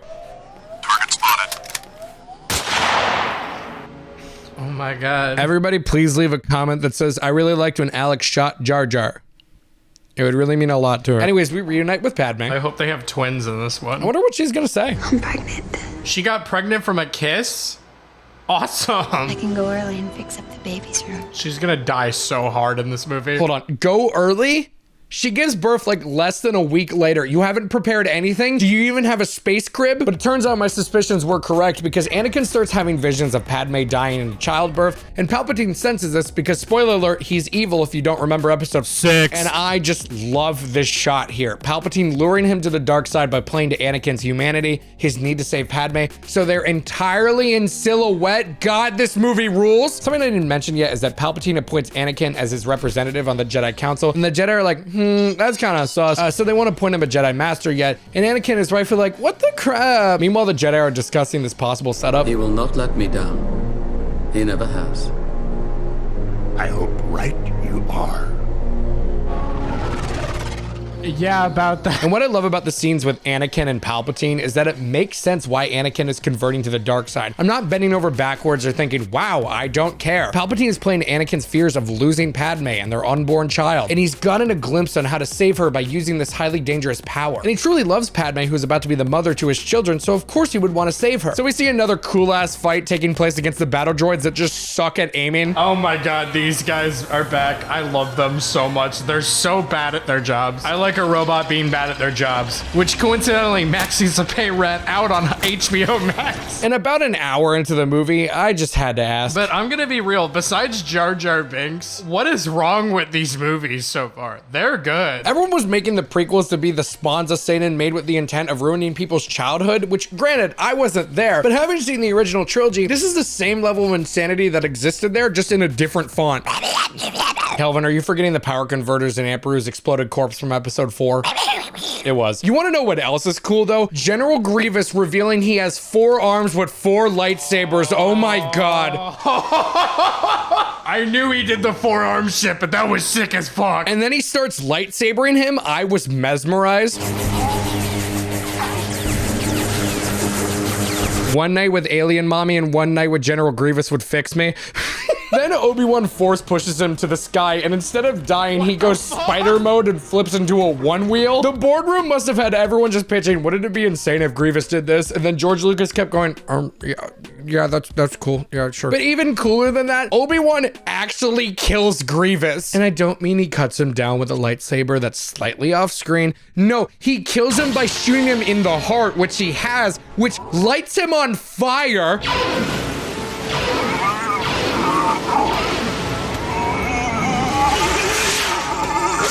This is the greatest movie I've ever seen in my entire life. So while Obi-Wan is on this planet, we see Anakin telling Mace Windu that Palpatine is evil and going to betray everyone. And Mace Windu says that if Anakin is correct, Anakin will then become a Jedi Master. So Mace Windu and 4 unimportant Jedi to the plot, you'll see why, confront Mr. Palpatine, and we get quite possibly the greatest start to any fight ever. It's treason, then.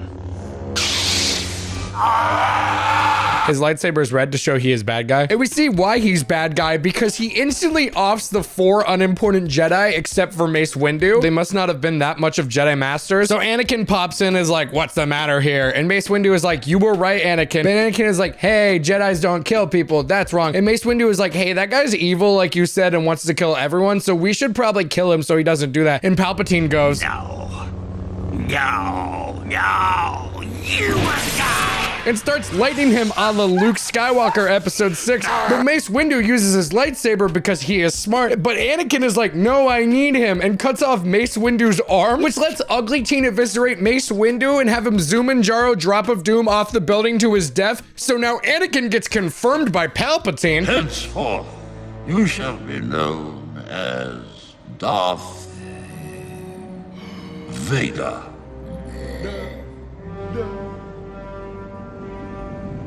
Thank you, my master.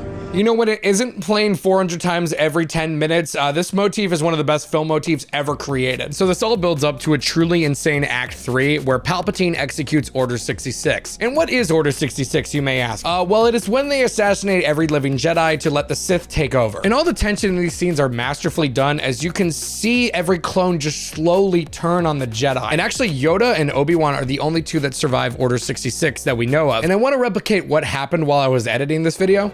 No, you don't kill Glove.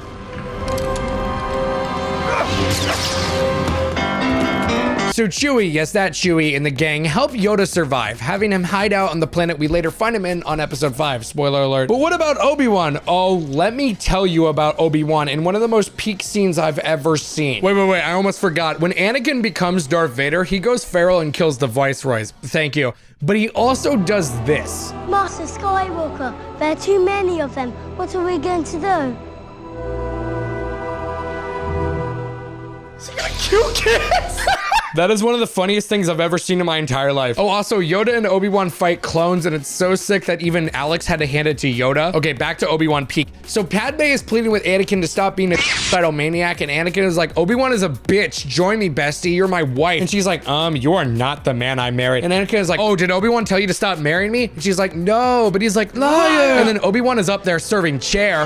I wonder if Ewan McGregor just kept missing his cue to come down, and Lucas was like, it doesn't matter if we see you. So Anakin starts choking his wife because she, for whatever reason, doesn't like the fact that he upped his kill count by at least 100 women. But forget that, because we get an Anakin and Obi-Wan lightsaber fight that goes on for 5 minutes, and it's so cool and awesome and cool and crazy and cool. Look at this shit, man. It's so awesome. This movie rules so much it might enter top 10 or 25 Tony movies. I need to make an official list. Also, Yoda and Palpatine fight, and once again, Alex is trying her hand at editing for the first time, so here's her anti-Yoda edit.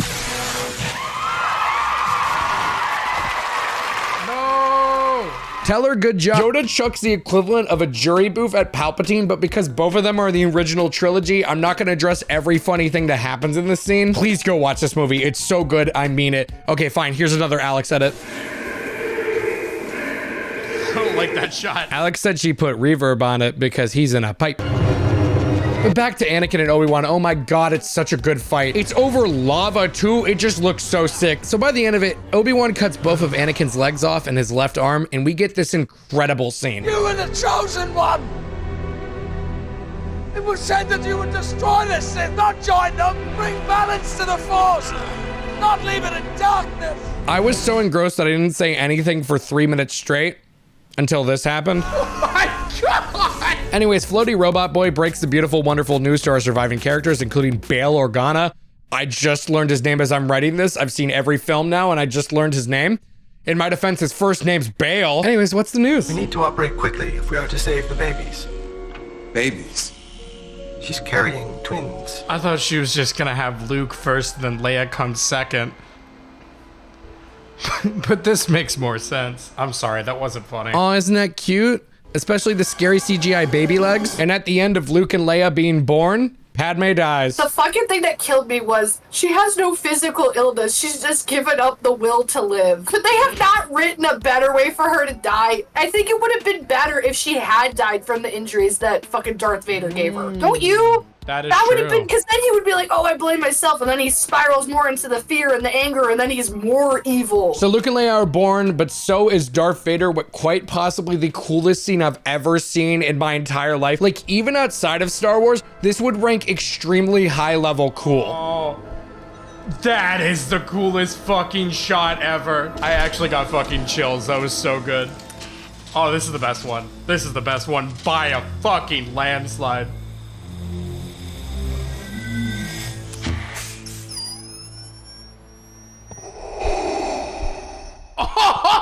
Dude, his heartbeat stops when the mask is put on and his breathing starts because Anakin was killed off and he's now Darth Vader. Oh my God! So in the only scene that kind of felt like it was tacked on, Yoda and Obi-Wan talk about Force Ghost stuff, but I'll give it a pass because Leia goes with Bail Organa, aka to live in royalty, but Luke goes to Tatooine to grow up poor.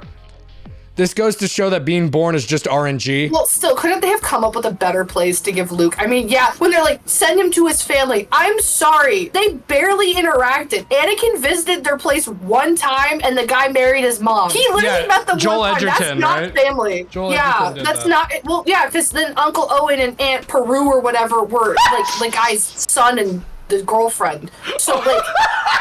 Why the flying fuck would they give the baby to basically strangers? Was that their names, Uncle Owen and Aunt Peru? That's one thing I think I got right, actually, on the Star Wars. Hold on, we're gonna fact check that right here. It's like...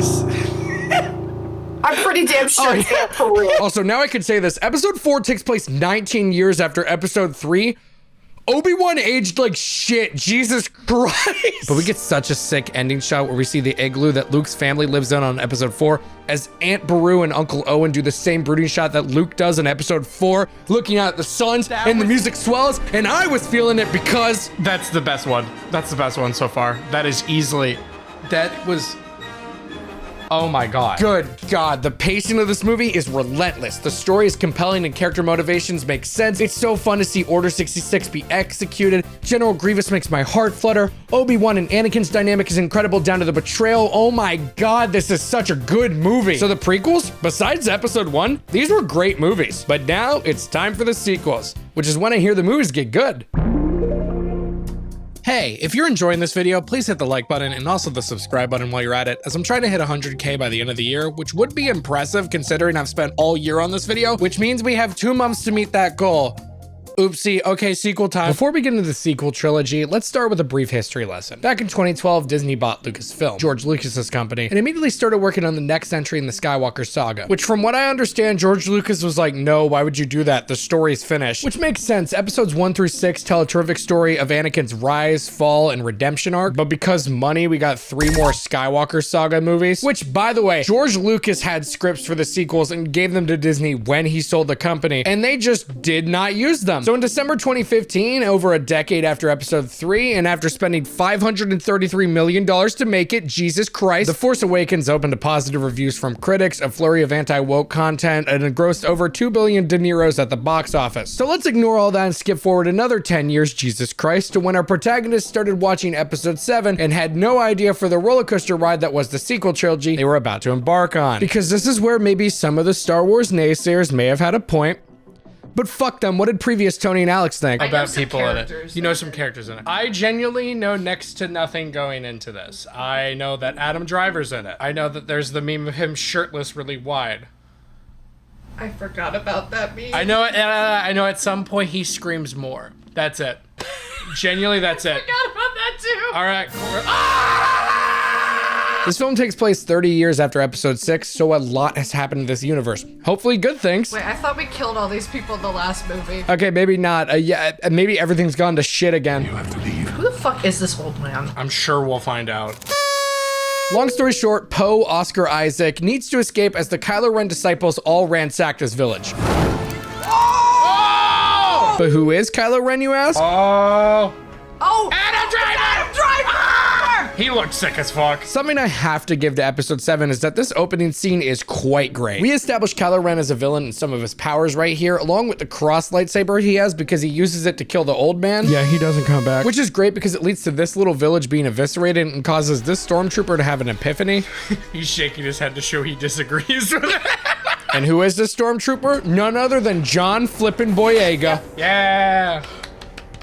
And I'm actually super excited to see what they do with him. He's a good actor, and we've never seen the stormtrooper perspective in episodes 1 through 6 before, so I'm very excited. But I'm skipping ahead a little bit. Poe gets kidnapped because Kylo Ren is trying to find where Luke Skywalker's been hiding, which is why Poe gives BB-8 this little flash drive, which has the coordinates to Luke's last known location. BB-8 is also new R2 because he's bald and goes wee. So John Boyega is having a realistic depiction of a panic attack and Poe's kidnapped, but who's our third character? Well, it's Rey. Oh, she got on her little sled. Whoa! Something we learned rather quick about Rey is that she has no clue who her parents are, which immediately gives off Luke Skywalker vibes, a sentence that I could say now, but that's neither here nor there. So because John Boyega has had a full-blown identity crisis due to the opening scene, of course, he decides to stop being a stormtrooper and help Poe escape in a TIE fighter, which leads to a fun escape scene that really highlights the incredible chemistry that Oscar Isaac and John Boyega have with each other.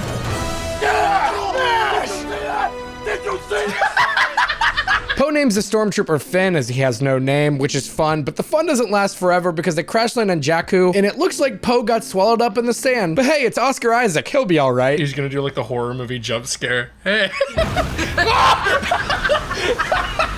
He's not all right. So Finn meets up with Rey and BB-8, and they attack him because he took Poe's coat, and Rey is like, OMG, are you with the Resistance? And Finn is like, yeah, like a liar. And then an airstrike happens. What about that ship? That was garbage! So our three protagonists ferociously escape on a specific ship. The garbage will do! Wait. Oh. Wait. That's the iconic one, right? I think that's the Millennium Falcon, right? Han Fardo! Han Fardo! Yeah, it's the Millennium Falcon! Oh, what the fuck? Oh my god, it's the Millennium Falcon. So Rey and Poe pilot the Millennium Falcon together in a really fun scene that ends with them killing these TIE fighters and has them successfully escape. And the chemistry between Daisy Ridley and John Boyega is another high point of the movie for me. In fact, the chemistry between our three leads is objectively the best part about this entire trilogy. In this movie alone, I believe that they all care about each other, the interactions between them all feel earned, and I cannot wait to see the adventures they keep getting into together. So Finn rats himself out to BB-8 that he's not with the Resistance in exchange to get BB-8 to reveal the location of the Rebel base, and BB-8 obliges. Selenium system. Yes, the Selenium system, that's the one. Get us there as fast as you can. I'll drop you to Panema Terminal. And of course, because it's a Star Wars movie in the modern era, they have a break-in all building up to... Come on, do it! Show me Chewie! Yeah! I appreciate how much our excitement teeters out here.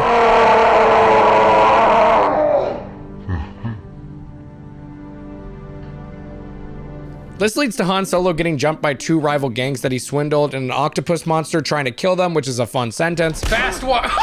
So luckily and obviously our heroes escape, but my copy had a slight visual glitch while Alex's didn't for whatever reason. So we would look over at our computer when those moments would occur, and I'm going to replicate the best visual glitch I've ever gotten in my entire life. This is not how I thought this day was gonna go. Angle the shield. Hang on back there. No problem.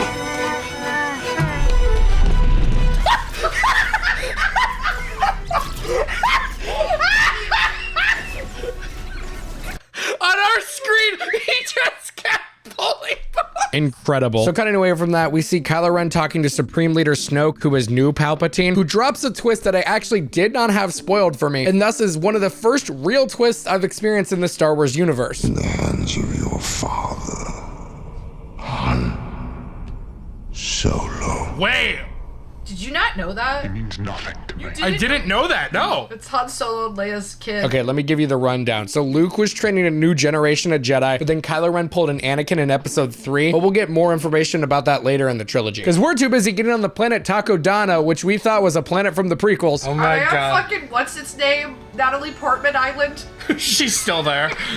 Jar Jar, please! No! No! Come on, Jar Jar! Jar Jar! I swear to fucking God, I see one goddamn Jar Jar. If JJ Abrams put Jar Jar in in it, I will personally DM him my social security number. Yeah, it turns out this peaceful forest planet Takodana is the home to Maz Kanata, portrayed by Lupita Nyong'o, which is the best part about her character, because she's just whatever. So much so that we kept calling Maz matzo ball soup because it was fun. But whatever, it leads to this scene of Rey touching Anakin's lightsaber and having flashbacks. So does Rey answer the call of the Force? I'm never touching that thing again. But the plot, girl, the plot. Roll credit.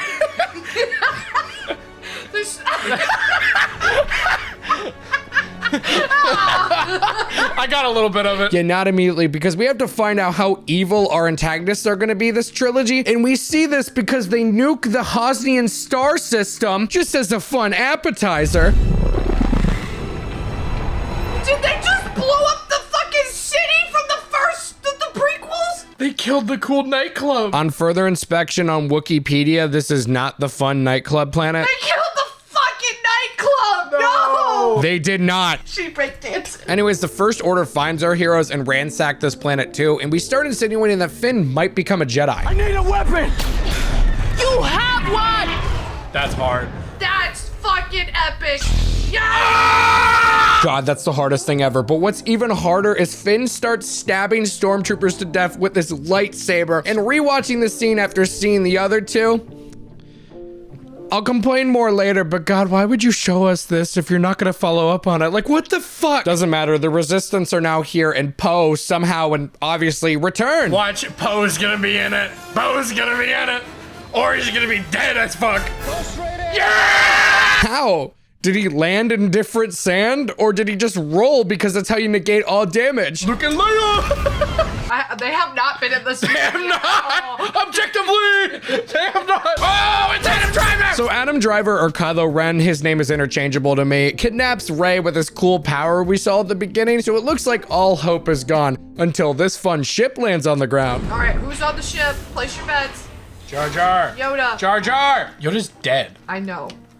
I don't. Oh! Goodness! Ah! You fucker! It is I. Fucker! Yeah, it turns out me jokingly saying Luke and Leia just needed to be timed 3 minutes later because we get Leia in C-3PO, which is awesome because there's somehow 50 minutes left in this film. But that doesn't matter because we get an awesome reunion between Poe and Finn. That's my jacket. Oh. No. Keep it, it suits you. They're so fucking gay. I also just want to include this line. Shouldn't she be queen by now? Oh wait, no, her planet got blown up. She's forever. Ah! My boy! Dad? So Kylo Driver starts interrogating Rey, trying to get to BB-8, who has the Skywalker blueprint, but it doesn't work, and we see her use the Force to escape, which is a very fun scene. And Kylo takes her escaping very well. Okay, he needs anger management classes for real. He's a fucking Nazi. He's like a fucking incel, bro. So now I think it's a good time to bring up how George Lucas feels about this movie, because he feels that this film is almost too much of a rehash of episode 4.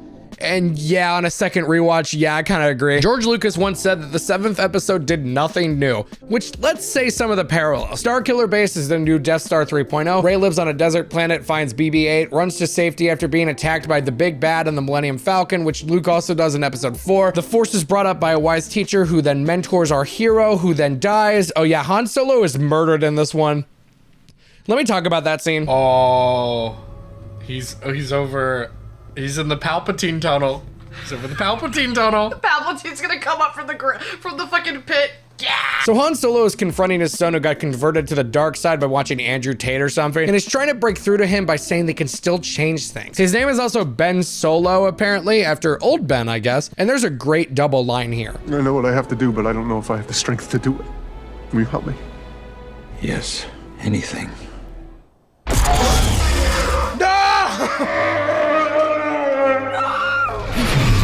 He's gonna give him the Palpatine treatment. Yeah, Kylo Ren had to kill Han Solo here to become the LeBron of killing people, which is why he was so torn here. It's honestly a really good scene. Palpatine returns. I knew Han Solo died because that's the only reason Harrison Ford agreed to come back, but I didn't know it was in this movie. Plus, Alex and I, our first watch, were just hype as hell for this moment. They're gonna show us Mark Hamill having like a heart attack in the corner. No, Chewbacca! Yeah, Chewbacca! Kill him! Murder him! Get him! And this all builds up to a snowy lightsaber fight between Rey and Finn against Kylo Ren. That lightsaber, it belongs to me. Come get it. Let's go. Let's fucking go! I like when Finn goes, come and get it. And then he runs at Kylo Ren. This scene is really goofy. Like, Alex particularly loved every time Adam Driver kept smacking the shit out of a wound he had, which eventually leads to him smacking the shit out of Finn and taking him out of the fight. So Kylo tries to use the Force to grab Luke's lightsaber, which works. Yeah! Rey and Kylo have a pretty cool fight here. Like, Rey eventually gets his lightsaber to stab the ground, which causes a cliff to spawn, which is some real Fast and Furious, neither of these actors can die or lose contract shit. But she also stabs him in the face with a lightsaber, and he's like fine because he needs to be Incel Vader with face scar. Luckily, Chewbacca survived the explosions earlier and saves our two heroes. Also, there's a rebel fight that I haven't really mentioned, and I think Alex and I say it best. This is literally just episode 4. They are really doing the fun of, where's Porkins? Porkins, where are you? Great. It's episode 4 with nostalgia scattered throughout. True. That's what it is. I know we haven't talked ever, but I'm just gonna hug you really long and uncomfortably. Also, I didn't mention it, but R2 has been like depressed and out of commission this whole movie because Luke has been gone, yada yada. Dare you call me that? May the Force be with you. And with your spirit. So in the movie's final sequence, Rey leaves to find the man, the myth, the legend himself. And she finds him. Oh! Han Solo! Han Solo! Han Solo! Just kidding, it's Luke. That'd be really funny if it wasn't Luke Skywalker, it's just some random guy. Oh, shit!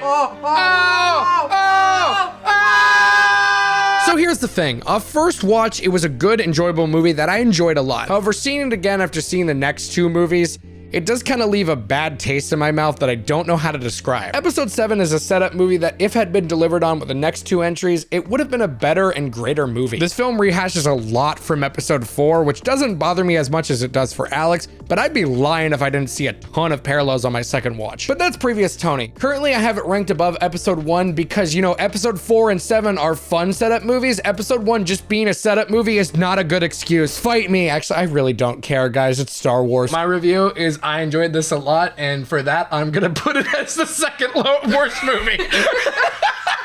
But before we start episode 8, there was one thing I had to bring up due to a discussion I had with two buddies of mine, Jacob and Thomas, where I overheard this little nugget of information. They're setting up for one person to be a main character, and then they're forgotten about. I'm wondering who the fuck. Don't tell me if you know. No, I do know. I know 100% because I watched people fight about this on my dash in high school on Tumblr. It's a good character too! Yeah, my theory is they're gonna shaft John Boyega because he has so much potential and is a good character. That I'm locking that in. Kevin, who are you locking in? I think they're gonna forget BB-8. I mean, it's a theory.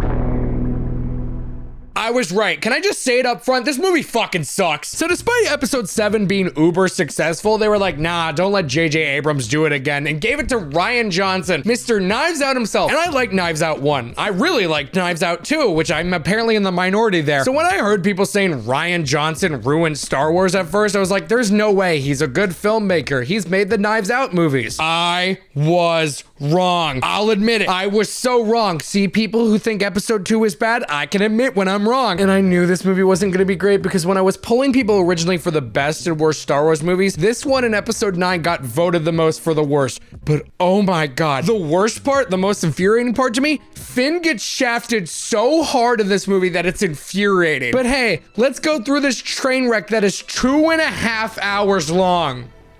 Here we go. So we got another episode 4 type opening where the rebels are fighting the bad guys, and there's a kind of silly bit where Poe acts like the connection is bad, but not silly enough to put in the edit. And we see this woman, Paige, realize that they are fuckered, and she goes to drop the bombs on the First Order in a pretty decent scene, admittedly. She starts kicking the shit out of this ladder and eventually grabs it to help save the day, all while holding on to this necklace. Why do I feel like that's gonna be important later? Because we saw it twice, and she went... And I just want to say, we are about 11 minutes into this movie, and I asked Alex this fateful question. Direct hit! Dreadnought down! Yeah. All right, can I ask you something? Are you also feeling nothing so far?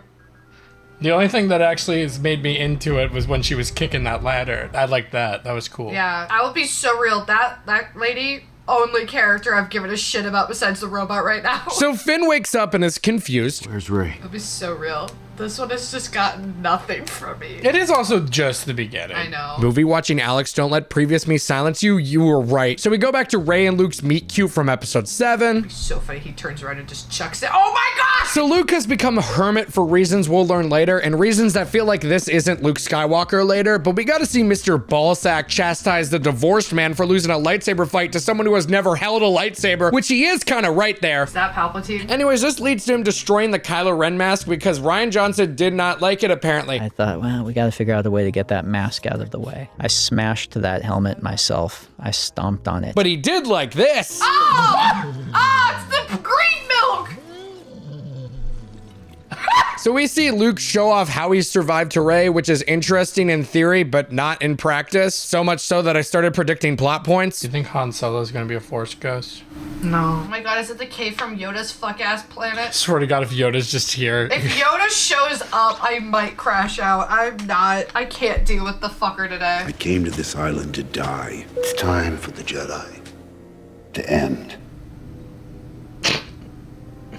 That's how I feel watching this movie so far. This looks like the establishing shot in a Linkin Park music video.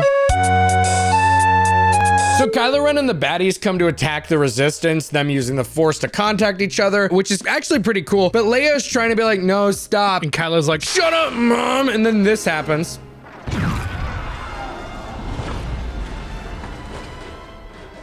No fucking way they just killed. No. What a crazy thing for them to do that takes some serious balls. Okay, maybe I take back what I said about this movie. Killing the iconic Carrie Fisher only a fourth into your movie shows that this movie isn't playing around. Why did she just move her hands? What is happening? Leia's alive. This is what happens. I'm just gonna say this for prosperity. I already wrote this into episode 10.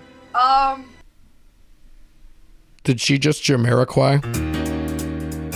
So Leia survives using the Force, which is so stupid to me. And I am pretty good at suspending my disbelief. I can usually roll with just about any punch that a movie throws at me.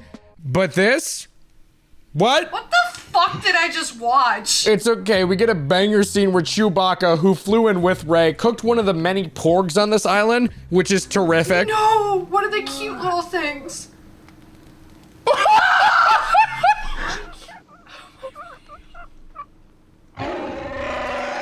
Chewbacca goes vegetarian. Oh, also, porgs are like these cute little bird things that replace puffins because it was easier to CGI replace them than get rid of them fully on set. And porgs are one of the few highlights in this movie, admittedly. So Luke goes into the Millennium Falcon, and I wanted to replicate the experience of seeing this in a packed theater because I'm obviously seeing this in the famous Syonide basement.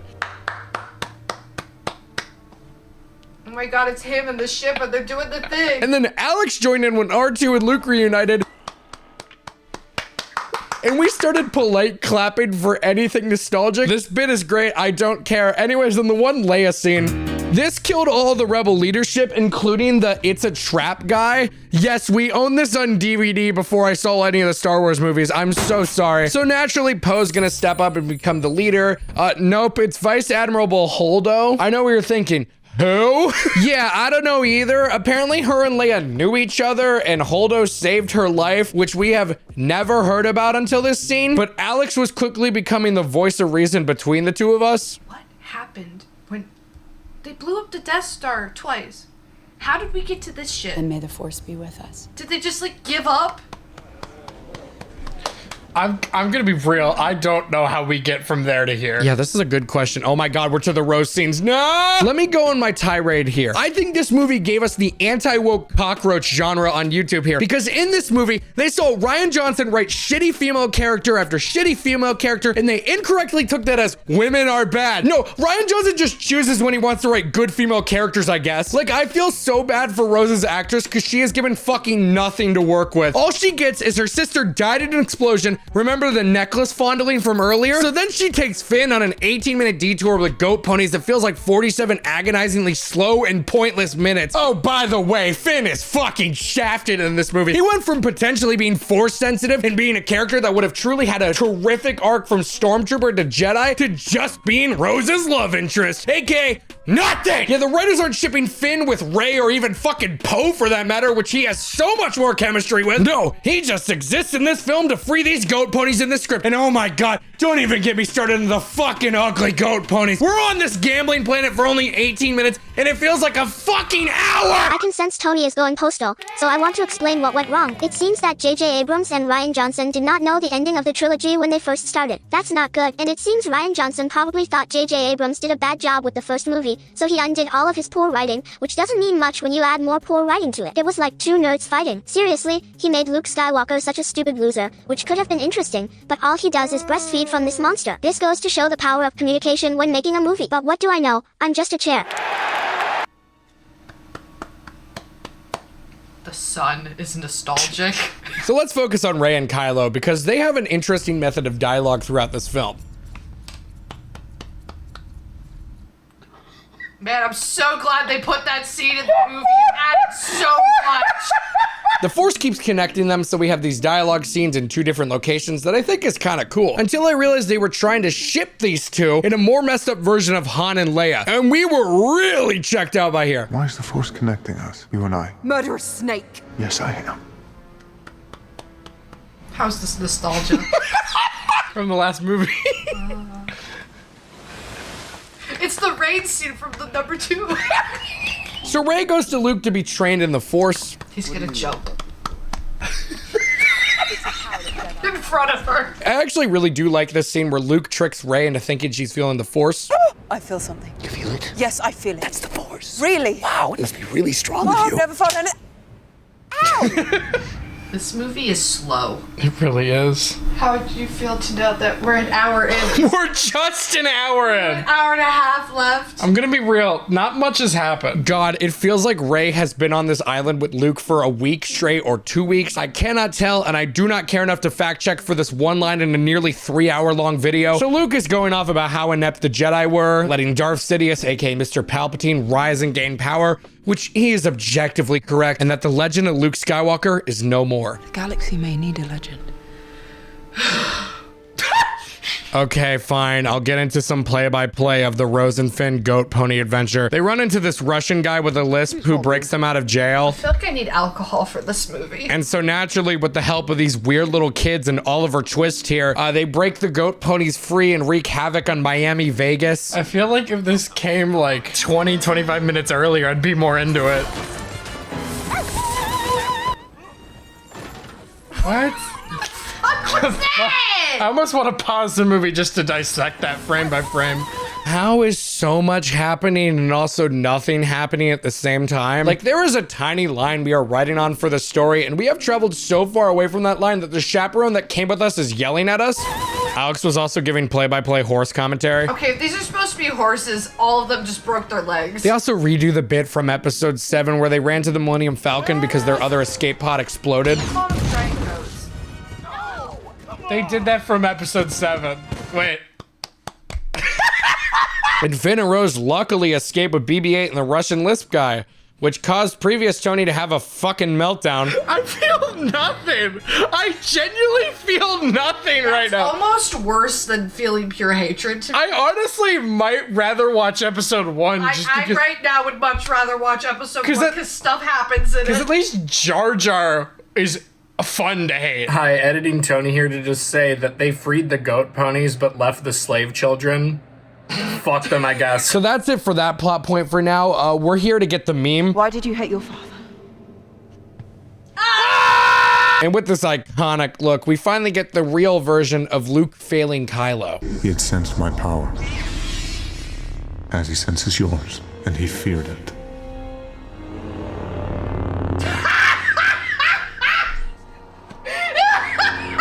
This movie fucking sucks, man. So Rey finally goes in the hole from earlier to determine her force powers, and Alex and I had just given up. Nostalgia to 2 minutes ago in the movie. What the fuck is happening now? I fucking don't care. Tony, we still have an hour and 17 minutes. I want to slit my throat in front of my audience. So we have like 2 minutes of this mirror scene where we see 8 clones of Rey, and it's a cool build-up. I think it's like to heighten her force powers and like make her one with the force. I don't know or care. Like we see her snap her fingers and how that goes through every mirrored Rey. It's really cool objectively. Alex, there's 8 Reys. I'm gonna give applause because they're nostalgia. But easily my favorite part about this scene is it's an intense 2-minute build up to the reveal of who's on the other side. Who is it? Her parents? Her mentor? I'll show you.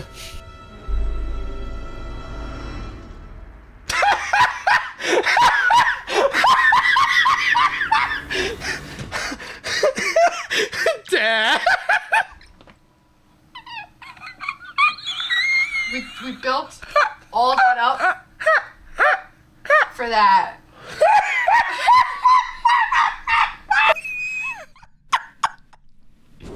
This movie is so dog shit. There's still conflict in him. If he would turn from the dark side, that could shift the tide. Yeah, we already did this in the last Star Wars movie of the originals. Well, we rehashed episode 4. We might as well rehash episode 5 and 6. How have only 20 minutes passed? I hate this movie. I'm gonna be real. The way everyone talked about these movies, I thought every single one of them would feel like this one. And then it happened. If it wasn't obvious from the top of this segment when I was on the couch of despair, I did not like this movie, and neither did Alex. But I've been really restraining myself on just how much I dislike this movie. So I think my reaction to this sequence might be possibly the most offensive thing I could say to this film. Why? J.J. Abrams, yeah, sure, it was... Oh, no! I'm crashing out. This is the worst one yet. Yoda. Why does he look worse than the 70s? decree, the text, the Jedi. I'm gonna burn it down. I have chills. Look, I have fucking. That looks fucking terrible.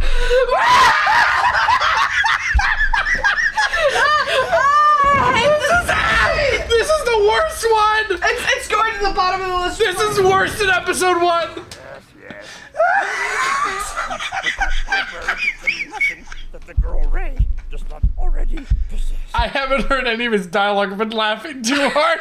There is an uninterrupted 2 minutes of me laughing at how sweaty this Yoda puppet looks. I don't want to play this game anymore. We have another hour.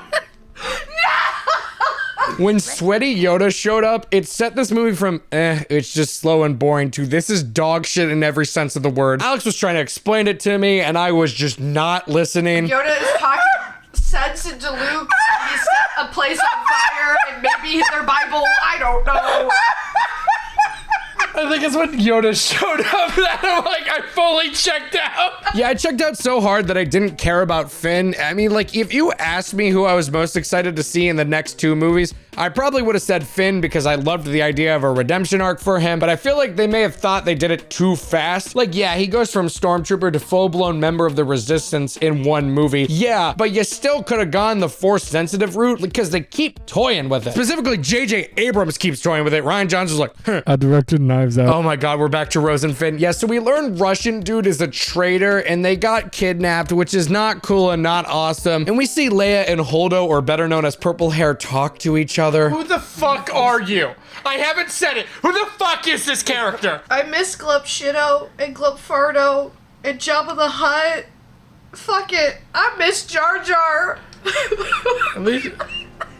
Who is this woman? At least I knew who Jar Jar was. She's not even a villain. Back to Rey and Kylo. Rey gets intimidated by Snooki, and I don't care about the top of this scene. What is good about this scene is Kylo Ren starting to have his doubts about the First Order, but Alex being Force sensitive was calling everything. Oh my God, Kylo Ren's gonna kill him and then go smoochy smoochy on her. Because then they have to have a villain for the 3rd movie that's Palpatine, so. Oh my fucking God, you're right. You're calling everything. I'm calling everything because it's predictable as fuck. I know what I have to do. Oh my God, it's the thing he said to his dad! So bad.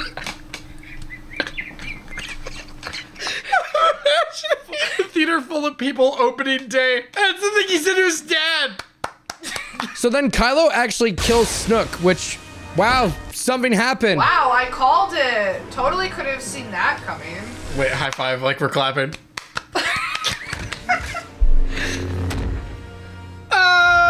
That was a sick shot. I'll say that. That's the coolest thing that's happened, but unfortunately it's happened after 50 minutes of slop. 145 minutes of slop. No, there was a cool shot somewhere in between. And this is when the scene actually gets good, because we get what I've dubbed the chess fight, because his guards look like chess pieces and it's cool. And not to say that Star Wars needs 10,000 explosions every second to hold my attention. Hell, Alex and I loved episode 2, and that's regarded as the boring one, which it just isn't. But Jesus, this film immediately feels more worth your time when this starts. But the problem is it takes a tedious hour and 45 minutes to get here. So why would you want to sit through that? Hell, this fight scene ends incredibly with these 2 moves.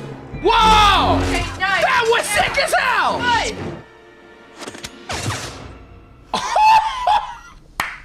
Now that was cool. The fact that Rian Johnson proved he could make a banging movie here pissed me off, because what the hell has the rest of this film been? In retrospect, this fight is all right when compared to others in the franchise, but it felt like peak at the time because this movie was so boring. Also, Kylo, who's trained his whole life to use a lightsaber, is at the same skill level as Rey, who just wielded one for the first time in her life like a week ago or something. But trust me, I'll vent about this later. Anyways, remember Purple Hair Lady?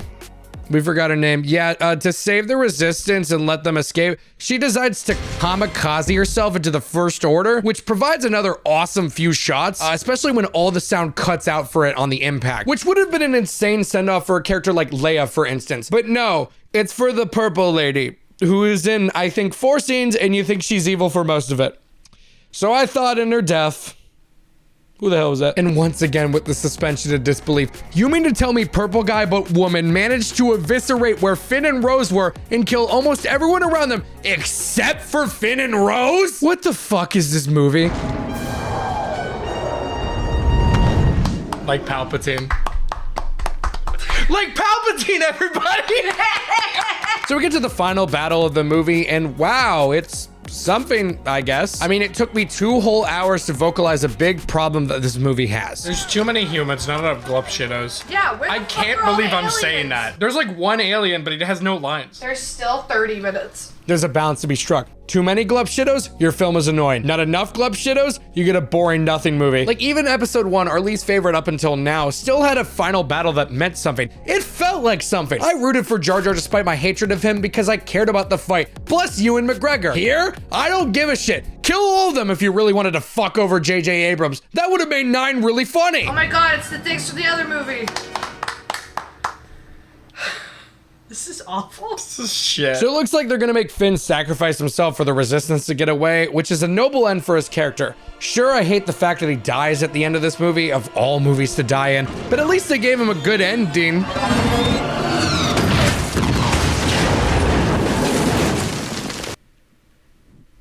Now, I don't want to be seen as too woke, but did they just make an Asian woman crash into a black man? So they both survive for the time being, and Rose goes, we shouldn't fight what we hate, we should save what we love. And then she kisses him without consent and then appears to die. And you can see in Finn's face the pure, what? Which makes this scene incredible. Not even either actor can really like commit to this. They both think it's stupid. Chemistry. Genuinely no chemistry between them. And I think now is as good a time as ever to play Why Was Rose Such a Nothing Character? My guesstimation is that Rose was a nothing burger because they wanted Rey and Kylo to be together and got upset when people were shipping Finn and Rey together. So they gave Finn his own love interest, but they forgot to make her good because they have visually no chemistry together whatsoever because Kelly Marie Tran and John Boyega have fucking nothing to work with here. Rose's backstory is, my sister died at the beginning of the movie and we worked underground in the goat pony mines as a slave. And then Finn, oh my god, Finn. If you just saw this movie, you would not be blamed if you thought he was just a side character in the first one. No, John Boyega gets shafted so hard in this trilogy, it breaks my heart and makes me mad because he's such a good actor and clearly loves and knows about the Star Wars universe, something I will mention in the next movie, and I can't even begin to imagine the feelings I would have if I was in his position. So we're finally out of the fight, and I checked the time to make a horrific discovery. Oh my god! That was 6 minutes. That was 6 minutes?! I thought it was 20.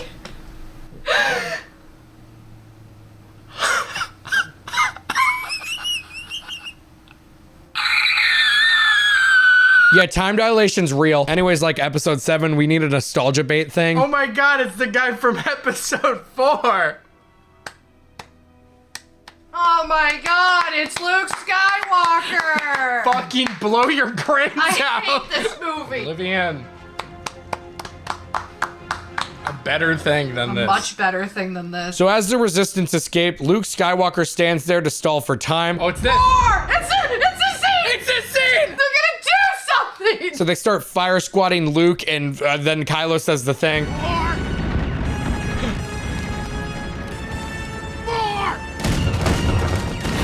And then Luke says the thing. I will not be the last Jedi. Because Rey's gonna be it. So then Kylo Ren goes under the ground to kill Luke with his bare hands, but he can't.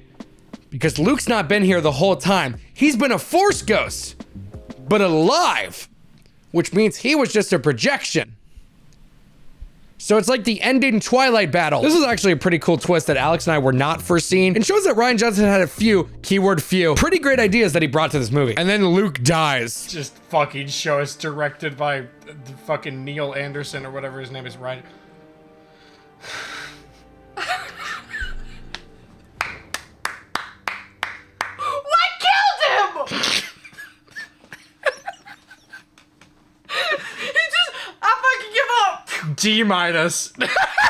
Now I wish that clip was the end of the movie so I could have just ended with me shutting D- and cut to episode 9, but it isn't, because there's another minute with the goat pony children, because this stupid dumb fucking child, remember Oliver Twist? He uses the Force on this broom and then looks out at the sky, and that's the final shot.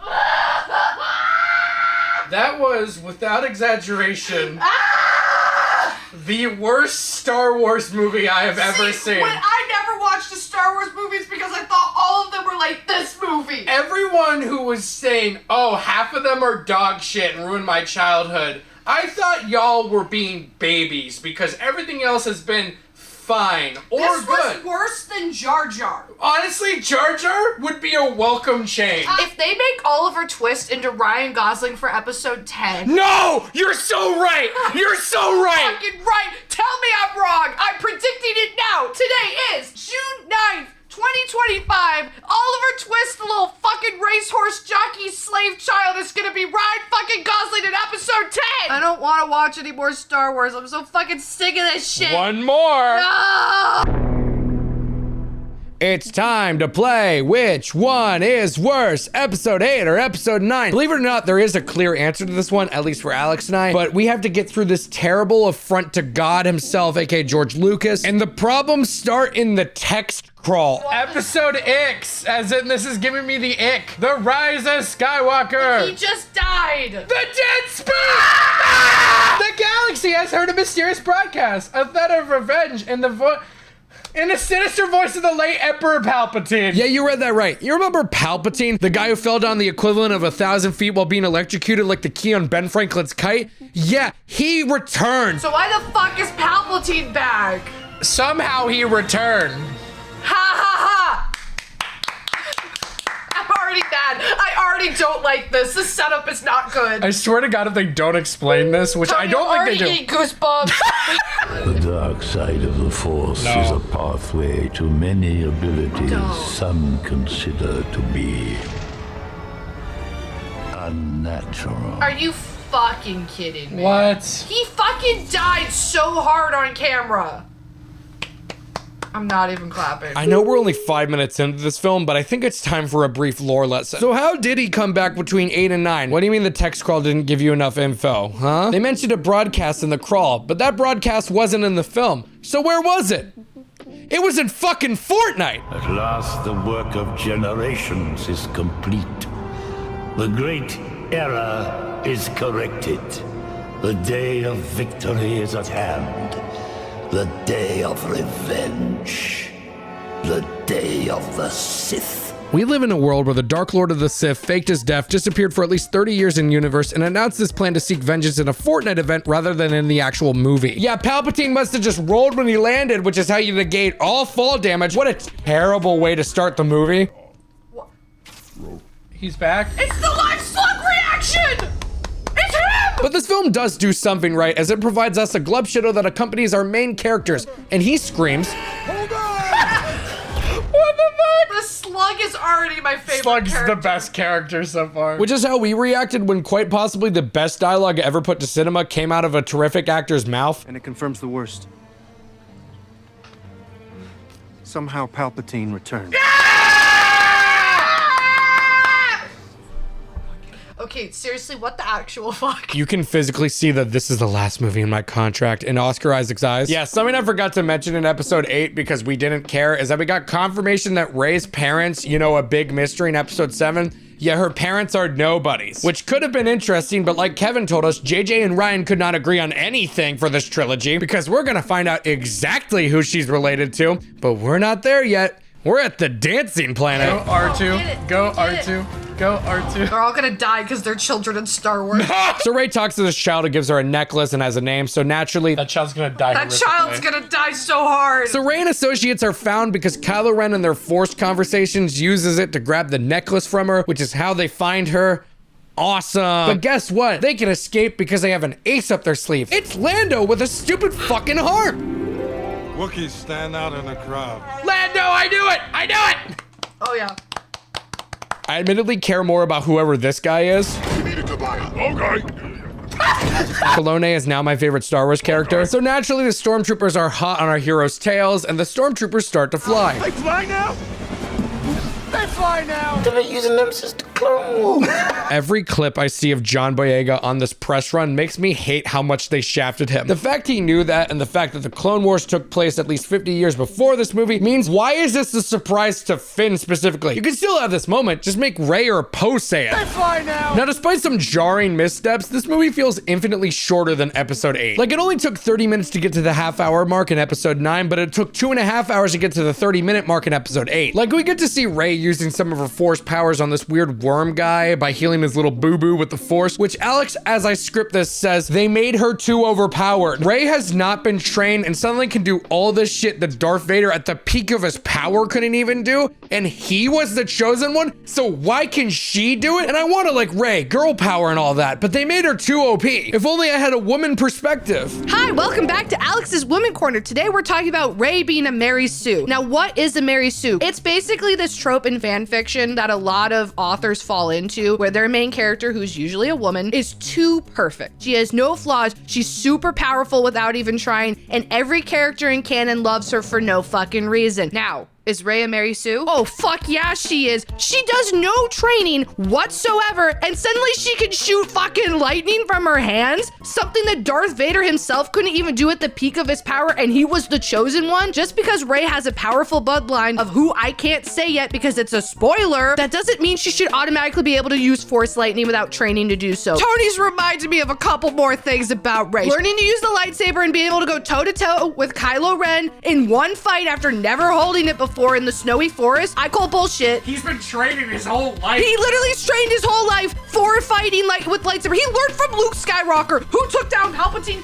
and Darth Vader. He's gonna be mopping the floor with Rey. I almost forgot the worst part ever, the Force healing. This is an ability we haven't even seen in any of the other movies of this franchise, and suddenly she can do it without having to teach her how. This is... Either way, Rey's a Mary Sue. She's too perfect, too fast. If she trained for a couple decades, maybe I'd buy it. But also, how can she tap into lightning force abilities and not be a Sith? I call bullshit. Anyways, episode 10 is better than episode 7, 8, and 9 combined. I think the second we start going back to Palpatine, my opinion's gonna die down. My standards were in the basement, and I'm like at the foot of the stairs. Halfway up the stairs. I'm like 4 steps up. So the First Order captures the Falcon, including Chewie, which is no bueno, but we have to see Rey take out Kylo Ren in the coolest way possible. She's gonna jump on it. Yep. Hardcore. Flip, backflip, and 3, 2, 1, yeah! Whoa! That was cool. That was sick as hell. This scene rules, but I admittedly know it best from the Jax Films parody that I watched a ton when I was younger, even though I knew nothing about it. Oh shit, it's a Tesla. But back to the movie. So they're trying to escape with Chewie, and Rey does this. Oh! What? She got really strong really fast. Well, she's been training. Not that long, though. That's fair. To which Kylo comes out absolutely serving mother here, and then they start force battling until Rey activates her power move. Come on, Rey! Rey! Okay, what the fuck? What? What the fuck, man? You just killed Chewbacca. How can you do Force lightning? I thought you had to be a Sith Lord to do that shit. Okay, that was cool until she used the Force lightning. This is bad. That was shit. This is bad. This is bad.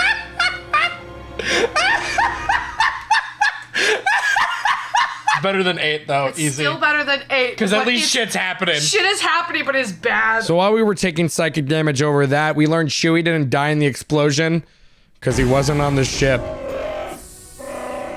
He blew up. I watched him blow up. What? Is this worse than Jar Jar? So we go to the snow planet, I guess, and C-3PO is in a puffer jacket, which is the best thing about this entire movie, especially how he's got his titties slightly exposed like that Clone Wars animation. Robots whoring themselves out is awesome, but the second most awesome thing about this movie is Babu Frick. He's a Smiling Friends character. I haven't really mentioned it because life isn't fair, but they're trying to find Palpatine via the Sith inscription on this one specific knife, and only C-3PO can understand it, but his coding won't let him translate it, so Smiling Friend's background character decodes it, but it wipes C-3PO's memory, so Babu Frick turns on evil C-3PO, and he says, we gotta go to a moon in the Endor system, which is where episode 6 ended with the teddy bear Ewok guys.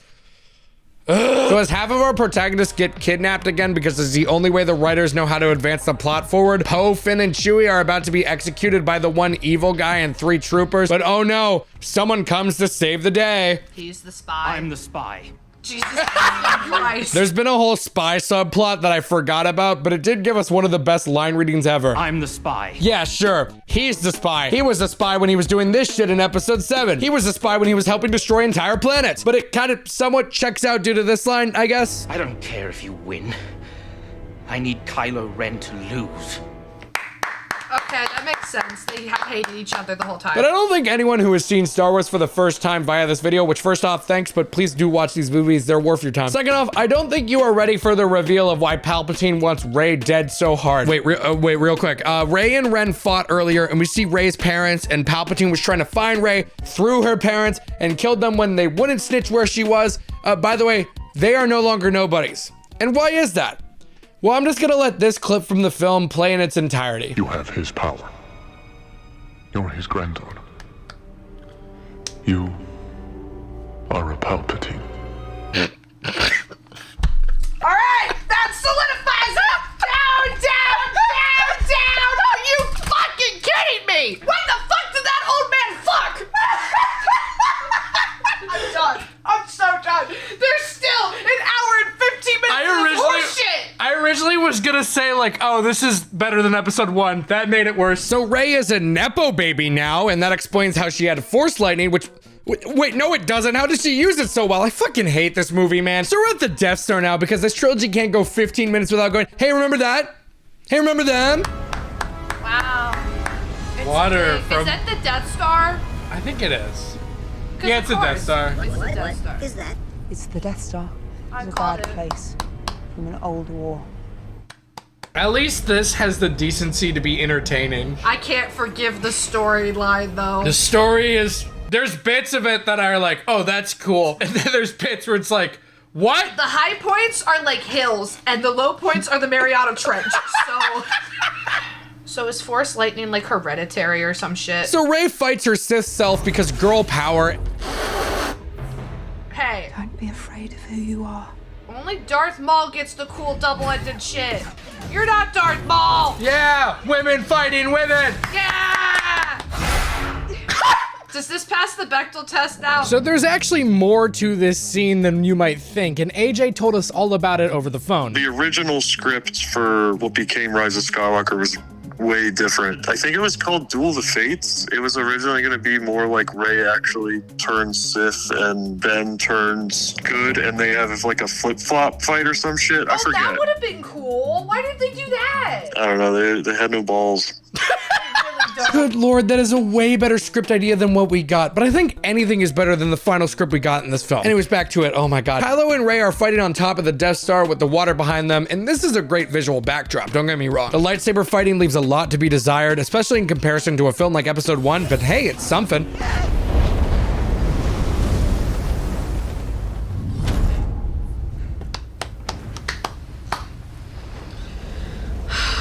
There's still an hour in this movie. So Leia uses the last of her strength to call out to Kylo, letting Rey stab the shit out of him like he did Han. Which is awesome that this film has the balls to give the big bad a good ass final stab. Wait a second. No. Don't heal him. No! What the fuck are you healing him? So she heals him because she's good guy and he's bad guy, and this causes him to rethink his beliefs. Oh my god, it's like episode 6, except this one sucks. Anyways, the stab follows everyone just kind of standing disinterested at Leia's closed blanket funeral, and they say their version of the good night, sweet prince line. Goodbye, dear princess. Good night, sweet princess.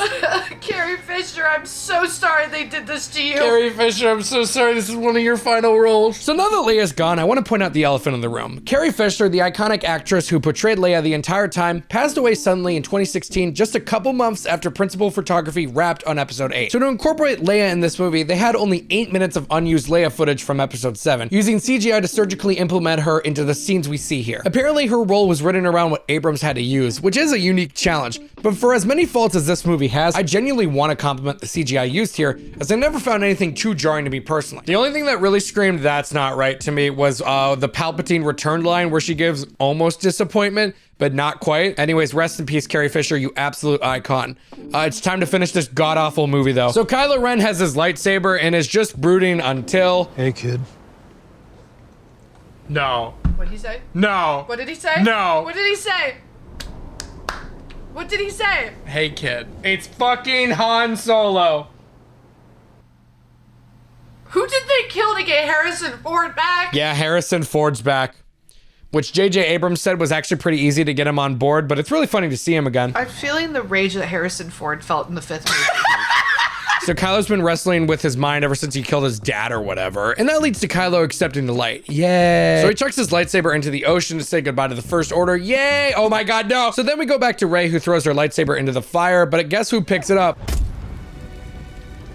No. All right, which one is it? It's Luke.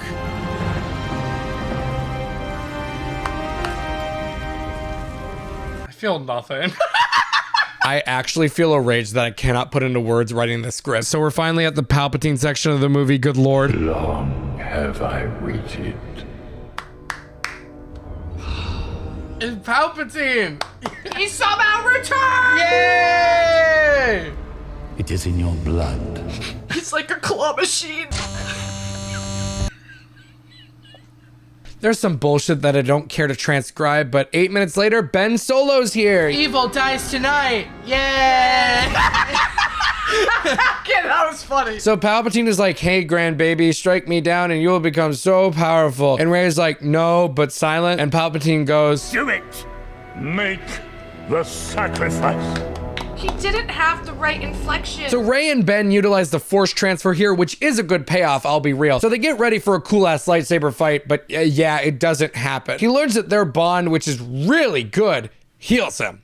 So he wants more. This is horseshit. Why? This is so bad. What is happening? This is ass. Do it. Do it. Oh, they're just dead. Is the movie over? So we cut away from that for the time being, and Alex and I were praying that was the ending. But no, we have to see the Resistance come to save the day really late. Sorry, you made it! How? She was on the planet that blew up! I hate this movie. I hate this movie. This might be worse than 8. Whoa, really? Yeah. 8 is still worse. 8 is boring. But look what the fuck is happening! I don't think I can do justice how much Alex and I were not loving this movie, so I'll just play our reaction to this scene. Nothing will stop the return of the Sith.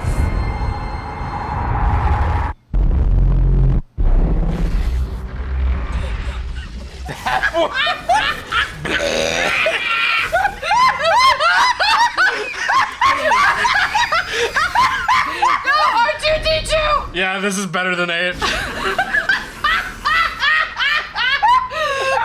so bad! God damn, everyone was right.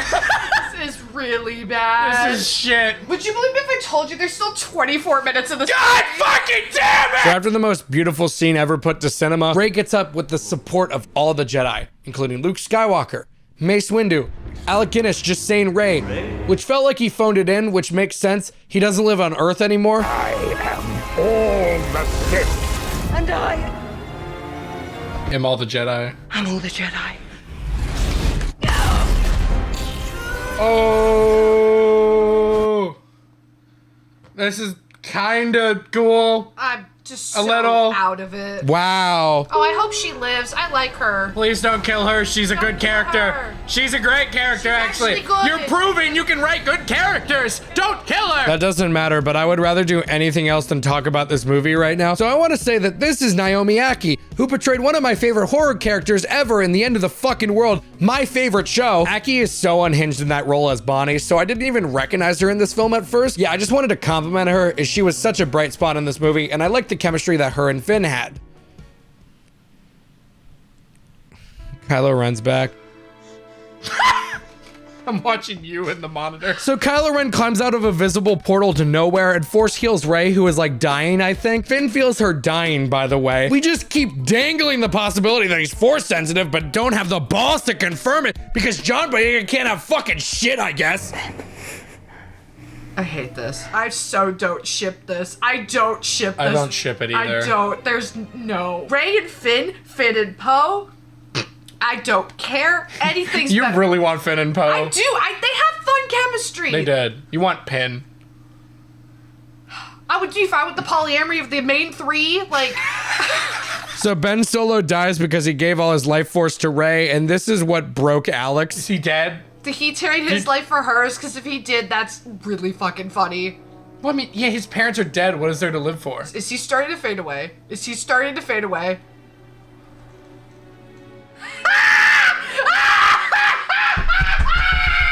Leia just faded away.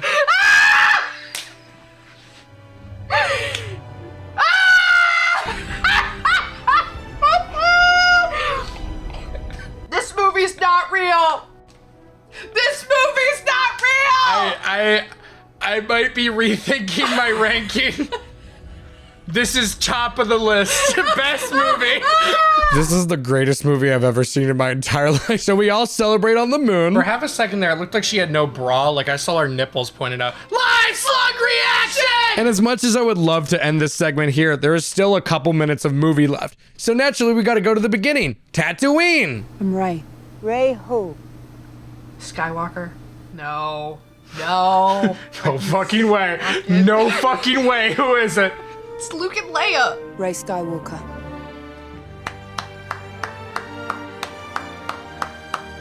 No, you don't deserve the sunset music. The sun from episode 4. Oh my god. From episode 3. Oh Episode 3. Directed by failures. J.J. Abrams. I hated that movie. What a fucking piece of shit. Fuck you, Chris Terrio. Fuck you, J.J. There is 4 writers. Fired. All 4 of those people, fire them right now. Fuck all of you. Oh boy, now which is worse, episode 8 or episode 9? I think that wholly depends on what you find worse in a movie. The way I describe what I find worse is that Chris Stuckman quote from when he reviewed The Turning. I'd rather watch one of the worst movies ever made than a nothing movie. I would rather be entertained by how terrible your film is rather than watch something that makes me feel literally nothing. So episode 8 is worse than episode 9 to me, but they are both terrible. The way I describe them is that episode 8 is like a fender bender that happened 30 minutes ago and like 3 people are being interviewed about what they may have seen, but they don't know because they weren't really there. Meanwhile, episode 9 is like there's a school bus full of 100 kindergartners caught on fire who then got slammed into by a bullet train, so the school bus starts doing 9 consecutive flips and somehow manages to land upright, and then the bus driver walks out and goes, I am Rey Skywalker, and then it violently explodes, killing everyone in the process, and you are the sole witness. So by not much, I'd rank episode 9 as a better movie than episode 8. Besides the last 2 movies in episode 1, I really enjoyed all these movies. The banging soundtrack, the iconic characters, the sets and amazing visual effects. I really do appreciate what these movies accomplish and get why this franchise has such a passionate fan base. So that's all 9 movies. But you may be wondering why there's so much left in this video. That's because there's standalone movies to cover, motherfucker! Now, because Star Wars was such a cultural phenomenon and a box office smash, of course there would be extra entries via the forms of shows and standalone movies, showing events that could not be covered in the original trilogies. For the sake of time, we were looking at only the movies of this franchise in this video. If I included watching the shows for the first time, I would pull a Sky Riley and Smile 2 in front of all of you. For the making of this video, I was consulting the Wikipedia article for the feature films of Star Wars, so if there's any others, they should have listed them there. That's not my fault if there's more, which I hope there isn't. So let's start with a Star Wars movie from the housing crisis, the 2008 Clone Wars movie. Being the first fully animated film in the franchise and also the first one to not gross over 100 million. Something fun about this movie is that it kind of serves as pilot episodes, quote unquote, to the Cartoon Network Clone Wars TV show, which is the reason this film feels kind of funny. It was not supposed to be a movie, but then George Lucas liked what he saw in early footage so much that he was like, all right, movie time, and then they made a movie. And like after the train wrecks that were episode 8 and 9, this movie was just whatever to experience. It's really inoffensive, so let's just start watching it, I guess. Everyone we've talked to has said the Clone Wars is a good show, and I'm pretty sure this is the pilot for the show, like to introduce everything, so therefore this shouldn't be that bad. Yes. That said, I'm a little worried about the animation, but it's from 2008, so like I'm gonna give them some leeway. Yeah. It's 2008. We only saw 0.2 seconds of what it looks like Why because did I was they just do that to Samuel L. Jackson? because I was testing the audio. Why? The good thing is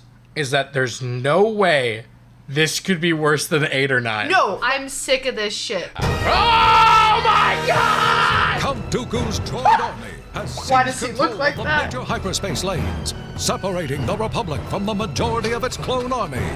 With few clones available, the Jedi Generals cannot gain a foothold in the That's a cool ship. Yeah, I'm just gonna say it. The animation style is so jarring and kind of looks like a slightly less scary version of Theme Park World, which is a huge pull, I know. They did. Palpatine's really dirty. Why did they make him look like that? They look ugly, and that's awesome. The animation is so off-putting that I can barely focus on the plot, which is like a fine plot, I guess. You're not gonna shit bricks over it. So I feel like this review is gonna be different because it's just vibes. There's so much going on. I know, I can't really keep up. Hey, the parkourian's at least in this.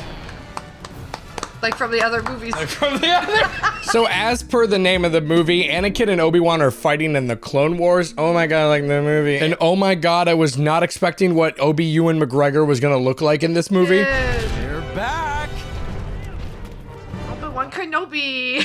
But while I was focused on the clay modeling essence of their everything, Alex was more focused on the practicality of their armor. What is the fucking armor that they have on? It only protects their fucking, like, here. They leave their fucking chest with all the organs open. Obi-Wan must not have been traumatized enough by Qui-Gon. So yay, we meet Ahsoka, Anakin's very own Padawan, with a cool design, but I'm more focused on the awesome and natural dialogue. Master Yoda hadn't heard from you, so he sent me to deliver the message. Oh, great. They don't even know we're in trouble. Maybe you can relay a signal through the cruiser that just dropped me off. Wow. What great dialogue. That's so good. Brent, no other take. Go with the first one. Speaking of Yoda, there was like one thing I kept saying about him the whole watch through. I want to punt him like a football. I'm so serious. So Obi-Wan pairs Ahsoka and Anakin up, which is bound to provide some awesome fun moments combining two teenagers together with deadly weapons, especially when we have our fun soldier guy Rex. I like how he took his time to bleach his hair and no one else did. Who the fuck are you? Count Poo Poo. Good. Everything is going. Who the fuck is that? Is that Captain What That Neck Do? But now that Christopher Lee has decided to show up, I think I should finally describe the plot. So Jabba the Hutt's son has been kidnapped, and it's a race between Count Dooku and the Jedi to save the kid first, because the Jedi want Jabba as an ally, and Dooku just kidnapped Jabba's son and wants to blame the Jedi, so they're taken out of the equation. But nothing gets past CPS Alex. Did they really sound like, what, a 12-year-old to battle? Yeah, because Yoda loves killing kids or whatever. Yeah, the fucking Jedi love killing children. Kevin, don't ever be locked in a room with Yoda.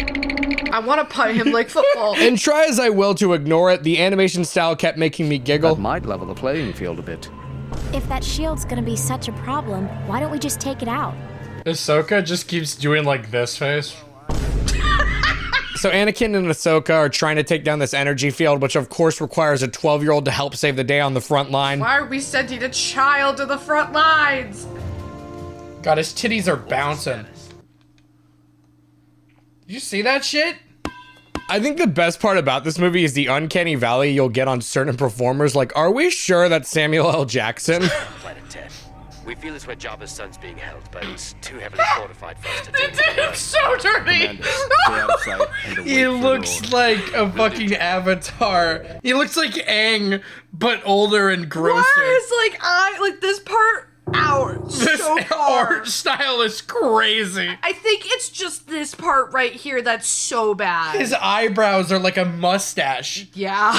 Back to the plot. Anakin and Ahsoka get through the Death March with the solid Snake approach of just using a cardboard box, which works as the clones and battle droids keep shooting each other, which is kind of fun. Hey, remember when all these guys decided to kill all the Jedi? Yeah, why? Oh, maybe they explained that in the TV show. I guess Palpatine becomes more evil.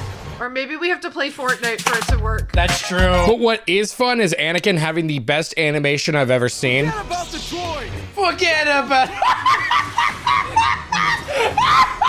He's frolicking here, and you want me to take that away from him? So they save the day by stalling with a tea party. It's not worth mentioning. Obi-Wan makes this face, and then we fly away to victory. Red R2. It's the one that gets scalped in 3. Spoiler!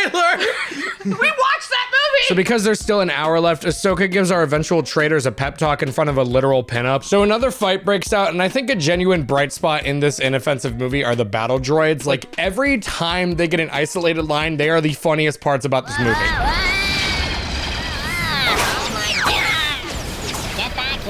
So our heroes have to climb up this cliff, and I think it's time to point out they're never too jarring, but jarring enough to notice music choices. This Linkin Park Like guitar shit? One thing, I don't know why. My name's Mike Shinoda and I am the Jedi. So Ahsoka almost falls to her death and needs help, and then Anakin looks like he'll help, but he doesn't. Gotta keep up. He didn't even help her. It's war. He doesn't have time to hold her hand. Anyways, our heroes are atop the cliff now and in like this prison cell, I guess, and they break in to find Jabba's beautiful baby boy. He's just covered in shit. What does he look like? What does baby Jabba look like?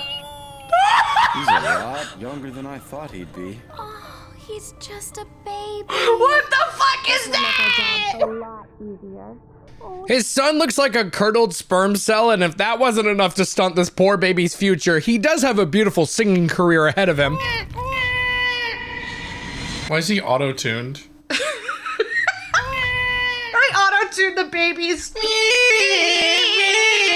Anyway, Spermy, that's his name now because I forgot it, is sick and will die if they don't get to Jabba pronto. Which is bad news because Count Dooku has already gone and made it look like the Jedi have kidnapped and are going to kill Jabba's child. All thanks to this beautiful hologram where the child will not stop screaming. The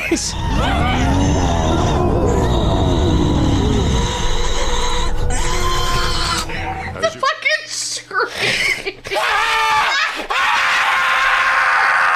This is better than 8 and 9. This movie went from whatever to oh hell yeah because they keep putting baby Jabba in situations. Come out of there, you grubby little slug. Take care of what's left of the clones. So despite a new villain who absolutely serves chair, there's not really much to talk about here, so let's cover some highlights. I like how Anakin jumps to his death, but with Jabba's child on board. I absolutely adore Obi-Wan's little shuffle run here to start a fight with her. And there's a lot that goes on in this fight. Did he check out her ass? Is that what just happened? Editing Tony has inspected the clip thoroughly and wants to report he literally did the rock face when he looked at her ass, which makes sense. She has a good ass. Thank you, Editing Tony. So a lot happens, but nothing I feel good enough to write jokes about, so let's skip forward about 10 minutes. If you've taught me one thing, it's that nothing is easy when you're around. Except killing kids.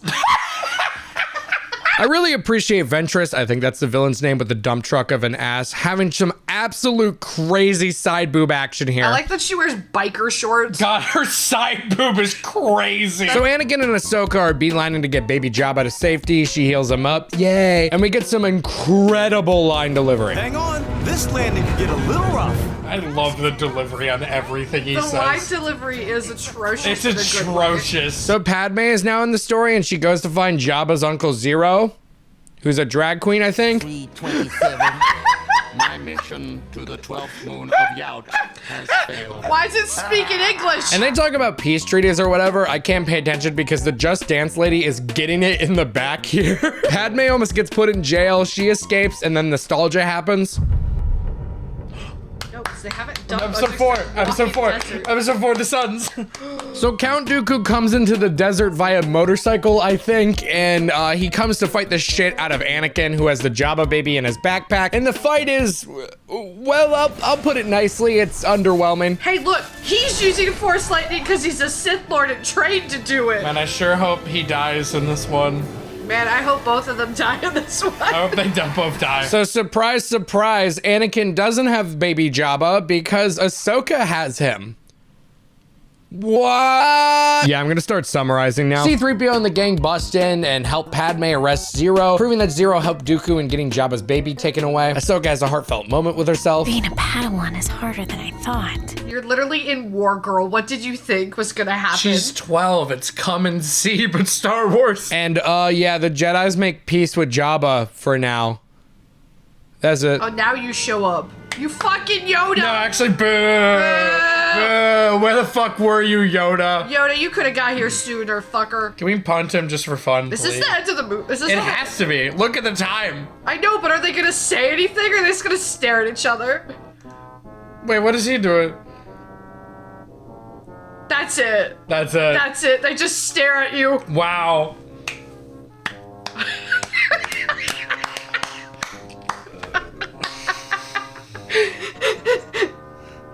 I liked it. I think I was more mad at this one because Grievous wasn't in it and he was like shown in one shot just hunched over, and I was mad about it because I want my robot. He's a cyborg. Kevin, not now. So my final review is this movie's like a C+. Let's move on. This movie sucks. There was a solid 30 minutes of no commentary from us watching other than going, wait, is that Woody Harrelson? That's Woody Harrelson. What the fuck is he doing here? I'm not exaggerating, especially when I was getting it wrong. She Marvelous Mrs. Maisel? See, to me, Solo commits one of the biggest movie crimes a la Episode 8, where it's just so boring. That's my biggest gripe with it, but Alex's biggest complaint against it is that it's just so predictable, which I agree with. Now, I'm not saying every movie needs to twist and turn 180 degrees every 5 pages. Like, it doesn't need to be Neil Breen level confusing, but it's Star Wars. I can't believe I'm saying this in its defense, but at least Alex and I couldn't have foreseen the goat ponies in Episode 8. Oh wow, you mean to tell me that everyone knew we meet dies? Whoa. It's a heist gone wrong? Whoa. It's World War I for a minute? Okay, actually, that's kind of interesting. I think I could name 5 positives about this movie in total. 1. Donald Glover or Childish Gambino is a great pick for a young Lando Calrissian. He has the charisma and the chops to pull it off, and every time he's on screen, the film is better for it. 2. The spice scene is easily the best sequence in the whole movie with the robot rebellion, and it is really fun seeing how everyone interacts with the world, and it ramps up in a way that it really earns that mad dash back to the ship. 3. I like the scene where Han first meets Chewie, and their escape here makes total sense and really establishes their character dynamic. 4. I liked L3 because I like robots, and when I was looking up robots in this universe for the bit at the end of this video, I learned about her from the article Solo Droid L337 is the first woke bot of Star Wars, which is a real sentence I just read to you. And I realized embarrassingly late that her name is just Leet Speak. You know, the Call of Duty thing? L3 is voiced by Phoebe Waller-Bridge, who brings some life into this film, and the mix of practical and digital effects here are absolutely outstanding. But my favorite part about the film was when they heavily insinuated that Lando and L3 fuck like crazy. How would that work? It works. So Lando fucks his robot? Top of the list, best one. Scratch what I said about Prime Minister What That Neck Do from Episode 2. I would give anything just for one night with L3. 5. Oh God, we're already at 5. I like how the guy who plays Han looks like he could be a forgotten Nicholson. Oh, actually, the poker scenes are kind of fun. I like when this glub shitto has a bad hand, so he starts eating it in front of everyone. And that's 5 good things about Solo that I like. Now let's descend down the list of my least favorite things about the movie Solo. 1,692. So as I said earlier, this movie is boring and predictable, but let's ignore that. Ron Howard, the director of this movie, also directed The Da Vinci Code and Angels and Demons, which Alex has seen and loves all of those films. So while watching this movie, she just kept saying that this movie is stealing from both of those films. Editing Alex here. Yeah, I just had to pop in to say that Tony's a big stinky liar. This garbage heap of a movie is only ripping off Angels and Demons, not both movies like he originally said. Anyways, while I'm here, I might as well explain what I mean because Tony forgot to. Angels and Demons is a 2009 mystery thriller also directed by Ron Howard, and it's a million times better than Solo. Even Ron Howard himself knows this. Wanna know how I know? It's because he literally recycled elements from that movie into this shit-tastic one. Pretty much everything about the coaxium is just from Angels and Demons. It's just a mid-version of dark matter, which is the explosive device in the other movie, to the point that the explosions look the same, the canisters the materials are held in look the same, and if either element is dropped out of suspension for even a second, they explode, which is why Han has to do the Kessel run in 12 parsecs or whatever the fuck it is. Anyways, just go watch Angels and Demons instead of this shit-tastic movie. It even has Ewan McGregor in it. Editing Alex out. It just feels borderline soulless at times. Like, there's bits where Alden Ehrenreich does great, and then there's parts where it's just whatever. After we get the naked shower scene between Han and Chewie, real sentence. Gay shower sex? Couldn't have done this maybe like one at a time? Okay, I did not count gay shower sex between I gotta go. What the fuck? That was so hot. Why was that necessary? That was so fucking hot. I swear, the character of Han Solo just slips away and he becomes generic action hero. Hi, Car Tony to tell you that despite how I feel about his performance in this movie, his performance in Weapons was fucking fantastic. So, you're all good with me, Alden. Speaking of generic, this whole film reads like Star Wars fan fiction, and that annoys me because there's better Star Wars fan fiction out there. And I'm sure there is someone in the comments right now writing something better, and they're from the future. Hey, this is scripting, Tony communicating via talk to camera Tony via seance, I guess. Apparently this film wasn't gonna be directed by Ron Howard. It was gonna be directed by Phil Lord and Christopher Miller. And if that doesn't ring any bells off rip, these are the writers that brought us Spider-Man Into the Spider-Verse, 21 Jump Street, Cloudy with a Chance of Meatballs, the Lego Movie, and they left the production of this movie for creative differences with Lucasfilm. And fucking Chris Dickens, the editor for Hot Fuzz, was originally the editor on this too? I cannot believe we almost got peaked. You hired comedy directors and you were confused when you got a comedy film, and now we have this bland, soulless thing that's kinda funny at times. Kelvin, I agree. God, there's so much that kinda happens. Like, we see Solo escaping with Kira at the beginning of the film to start a life together. God, I hope that works out. And then we start back up 3 years later. By the way, there's an awesome scene where like the guy is like Han, and Han doesn't have a last name, so he just names him Solo because he's alone. Solo. Ha! Like the movie. So we start back up 3 years later, and it's World War I for a minute, and then it isn't. That looked really funny. We meet Woody Harrelson, who is evil, but we don't know that yet, and his band of goons, a woman and four-armed monkey boy. Oh boy, I sure hope the goon squad don't die in a boring train chase scene. It's no good to die alone, kid. I was right. Rio? I can't even pretend to act interested. Oh, real quick about this fucking scene. I have to vent here. Val, that's her name, has objectively been the most infuriating part of the movie for me, just for this scene alone. Not anything else in the film. It's just this scene. Because she's pinned behind this radio tower here, and these two droids are endlessly shooting, trying to kill her, but the tower's in the way. Why don't they just go around? But if they just... But no, they don't do that so she could blow herself up. What the fuck is this movie? We'll have an hour and 40 minutes in this movie.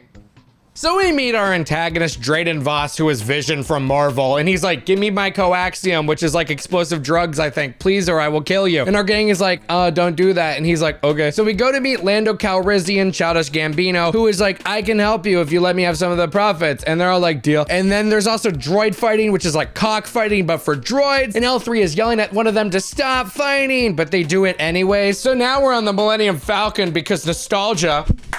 And we get the best line of the movie. I'm gonna go check on the dentist. You need anything? Equal rights?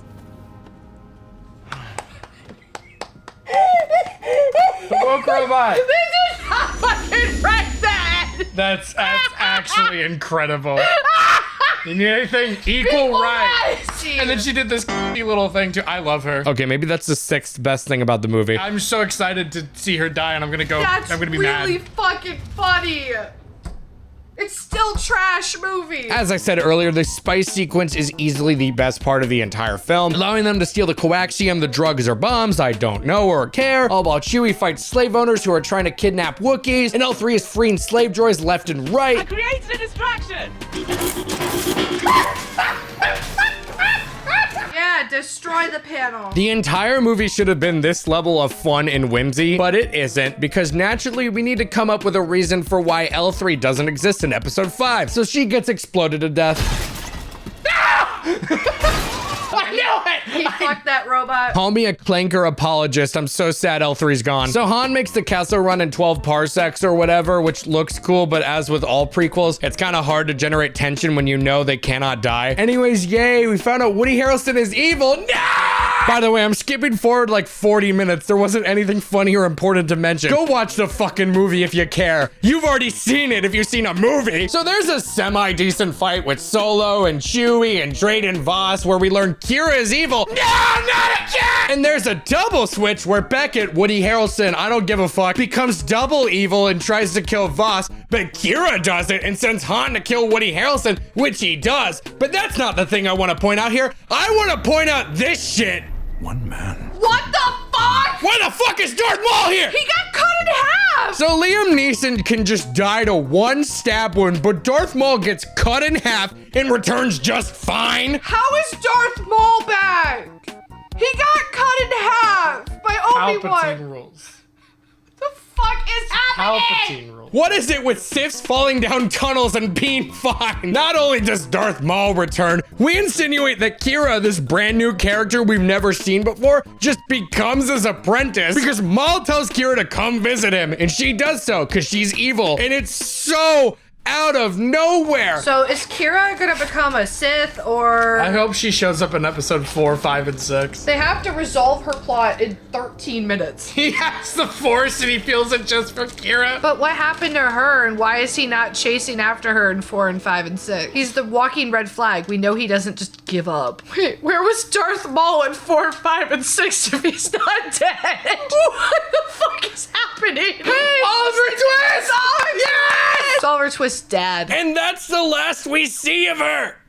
And Maul! What the fuck is this movie? So this movie actually ends with a poker rematch, which is great because Lando Gambino fled before the big fight that happened, and Han cheats the way Lando did in the first scene, which gets him the Millennium Falcon. If you watched the original trilogy and went, man, I wonder how Han got the Millennium Falcon, you could sit here for 2 hours and 15 minutes, or spend the same amount of time wondering how Lando and L3 do it, which is a better use of your time.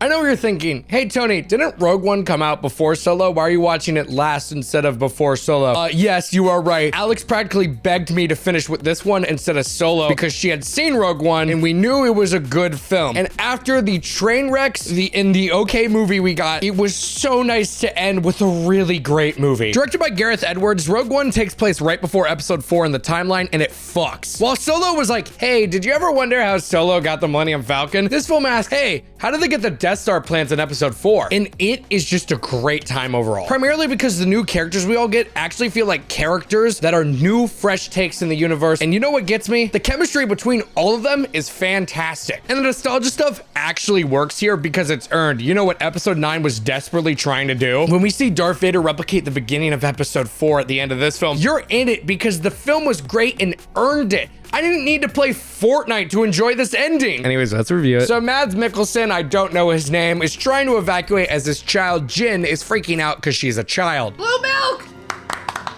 So Mads is like, go away, little child, I'm gonna die. And she's like, okay, I'm 9, and she runs away. Then the evil bad guys corner Mads and he goes, hey, I'm kidnapping you. And Mads goes, no, don't. And then his wife comes out of nowhere and points a gun at the troopers, which, what was her plan here? It doesn't work. So now we flash forward to 15 years later, not in the middle of nowhere. I appreciate that they're telling me where I am and I don't have to guess. Well, I like going to Wikipedia 5 times per movie per 20 minutes. So Jin has been arrested by the Empire and then the rebels come to save her, so she makes sure to thank them very kindly.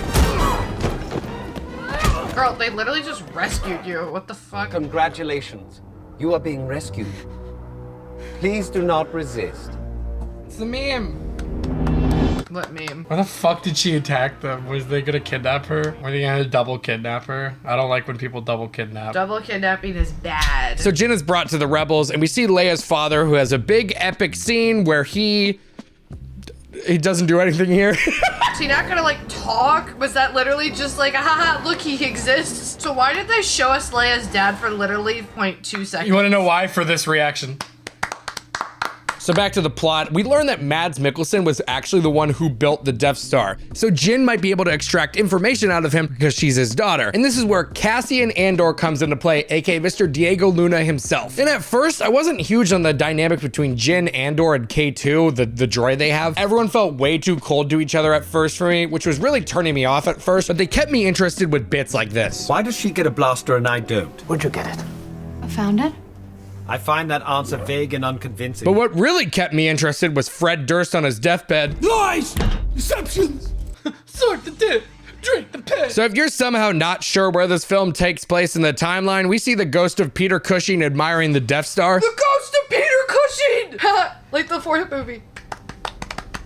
So now that Peter Cushing is on screen, I'd like to take a moment to really highlight the CGI to resurrect Cushing because ethical dilemmas aside, it does look amazing, especially for 2016 standards. The lighting is great, the wrinkles on the skin look really good too. Oh my god, the hair! But funny enough, when he's further away, it's more noticeable that it's CGI, but when it's closer, it looks even better. So while Bodybag Durst is terrorizing this guy, Bodhi, with an octopus Glup Jin and Andor go to Jeddah to find Kyber crystals, and they run into fun new friends. Blind Guy Chirrut and his friend Baze, and I will forget their names by the time I'm on the next page of this script, so we'll call them Cool Guy and Flamethrower Guy. So the stormtroopers are walking around probably to grab citizens without due process, and they get jumped by everyone on the planet. And I mean everyone. It's fucking... Who's the Yeti? It's the Yeti! So we get our main group when Jin beats the shit out of these stormtroopers, plus K2 is just so cool. There are a lot of explosions for two people blending in. But you want to know who's even cooler? Chirrut, who just starts decimating stormtroopers with his force powers while blind, which is a 24/7 debuff for him. But that doesn't matter because he's cool as hell. I particularly like when he uses this guy as a human shield. So after our cool heroes get kidnapped, Sawbiscuit shows the message from Mads about the structural weakness in the Death Star. One explosion to it will lead to its complete destruction. Man, I hope they succeed. So Jedha City is slowly obliterated, but not the whole planet because it's the first time. There's a problem on the horizon. There's no horizon. This leads to our main six, who I think once you add these last three to the equation, the dynamic between all of them is incredible and completely makes the movie what it is. I wasn't huge on how apathetic Jin, Andor, and K2 were to each other at the top of this movie, but once you add the friendship and camaraderie of Chirrut, Baze, and Bodhi, it's such a joy to watch every second of them interact, even if Bodhi looks like a long-lost property brother. Vertical deck. He kind of has the property brother's facial structure. Wait, which one? He has like the facial structure. If you like don't focus. If I take my glasses off, will he look like a property brother? I need an up-close shot of him. I don't get that. But I quickly became more interested in something else when I saw this great shot. Oh, that's hard. That's a good That's shot. hard as fuck. Where was this shot design in like fucking 8 and 9? It's so funny knowing this film came out before 8 and 9 and it wipes the floor with both of those movies. This one is so much better than Solo. Yeah. It just is. It just really is. Like, the plot moves great. It looks terrific. The dynamics of the characters are fun and fresh because these are original characters. And the nostalgia characters we do get don't feel shoehorned in, except for Leia's father, who just went, that's it. But that's besides the point. So our characters get on Iadu, I think that's how you pronounce it, and we just started gushing about the look of this film and my philosophy of what makes a good Star Wars film. The big fun about Star Wars is that the more stupid it looks, the harder it is. No, honestly, yeah, it's so stupid, but it's fun looking. When you try to make it look cool, it looks bad. So they find out there's a traitor in the Empire. No, I hope it's not Mads Mikkelsen. It's Mads Mikkelsen. I mean, you knew that. Anyways, he explodes.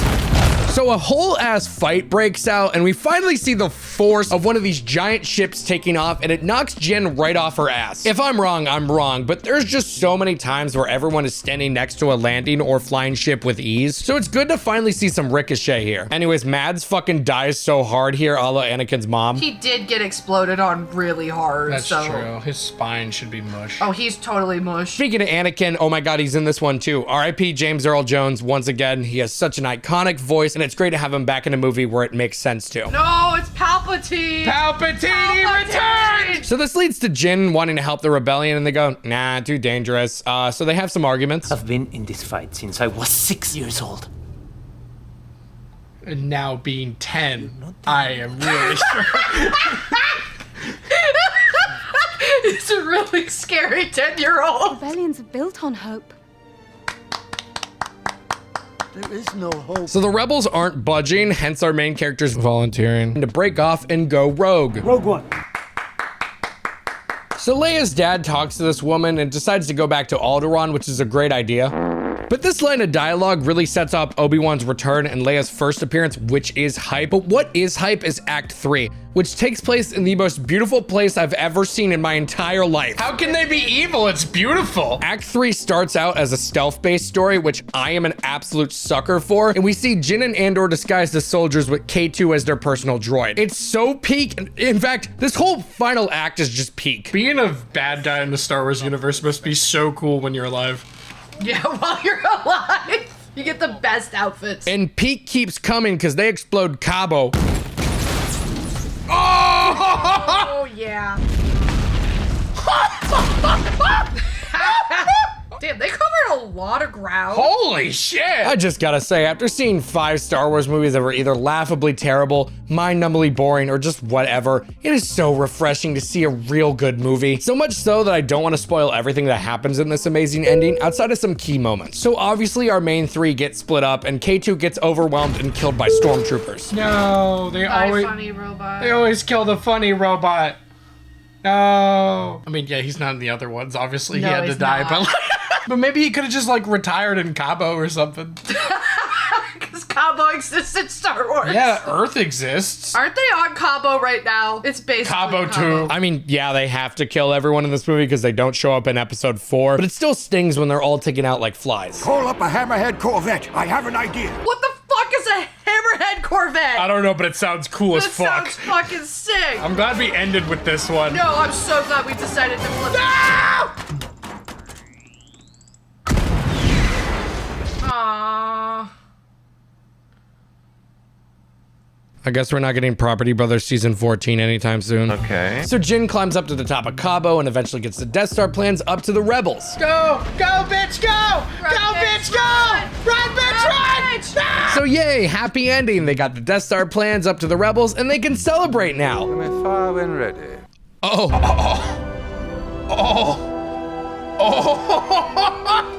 Holy shit! Rogue One, may the Force be with you. With your spirit. At least they died on Cabo. Anyways, now that the Death Star plans have been downloaded onto the ship, we get the greatest fucking scene in the entire movie. I am literally getting chills while writing this script because Darth Vader shows up and it's the coolest thing ever. Oh my god.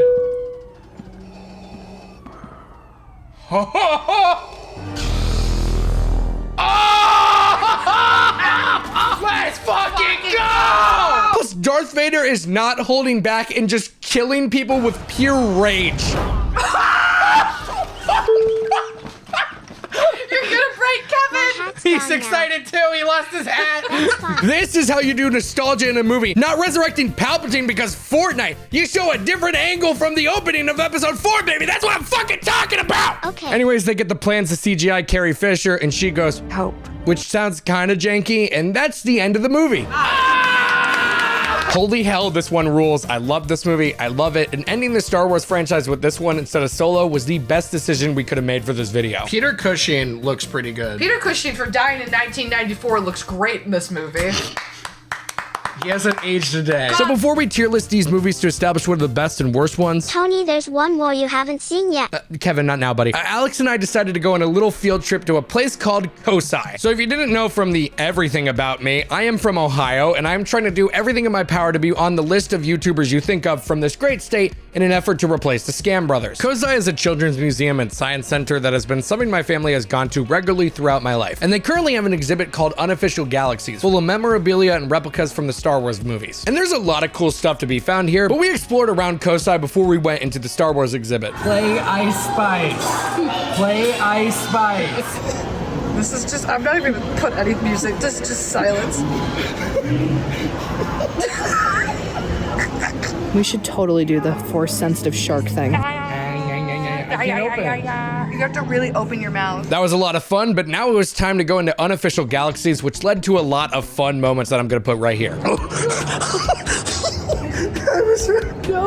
Shortly after we stopped recording, a father walked by with his young daughter and she went, "Daddy, who's that?" And he went, "Oh, that's Jar Jar. We haven't met him yet." Like he was an old family friend. Shake your dreads type shift. If he shakes his dreads for you, will you hit him for the one time? Tony, Palpatine returned and he's really tiny. Tony, show some respect. He returned for you. You should show some respect. You gotta wait in line. What kind of saber would you like? I think I'll go evil for this. You're at the trash compactor, Tony. Oh, I get it now. I also have a camera if you would like me to take a picture of you guys together. That would be that'd be fantastic. Boba Fett. Holiday special. What? Wait, excuse me. Wait, hold on. Why does Boba Fett have holiday armor? Oh God. Don't tell me there's a movie we missed. No!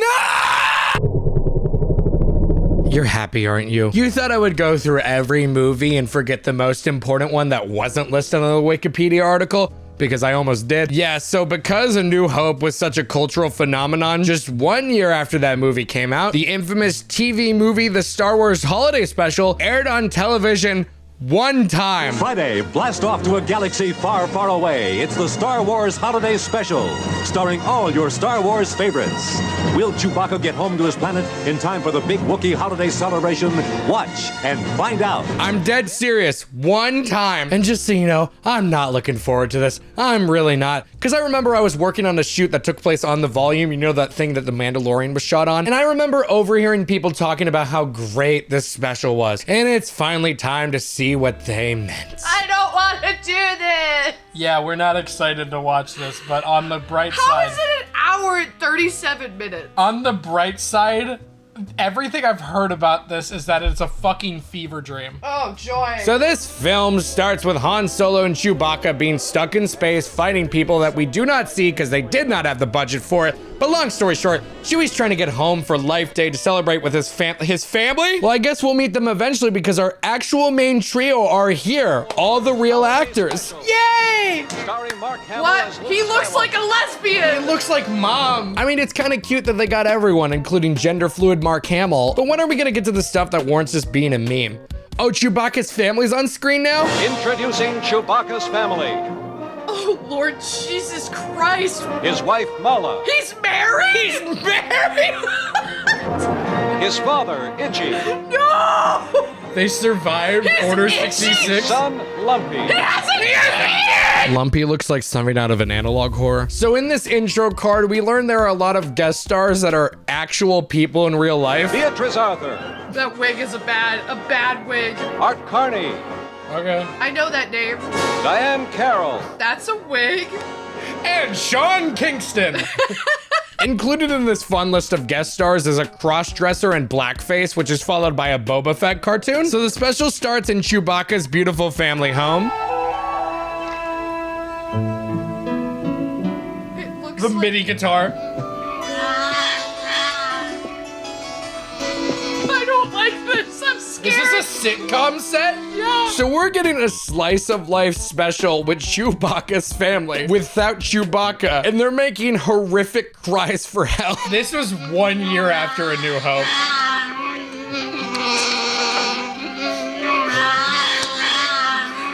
He's nailed the stupid sound effect though of that ship. You know, honestly, right now it's still better than 8 and 9.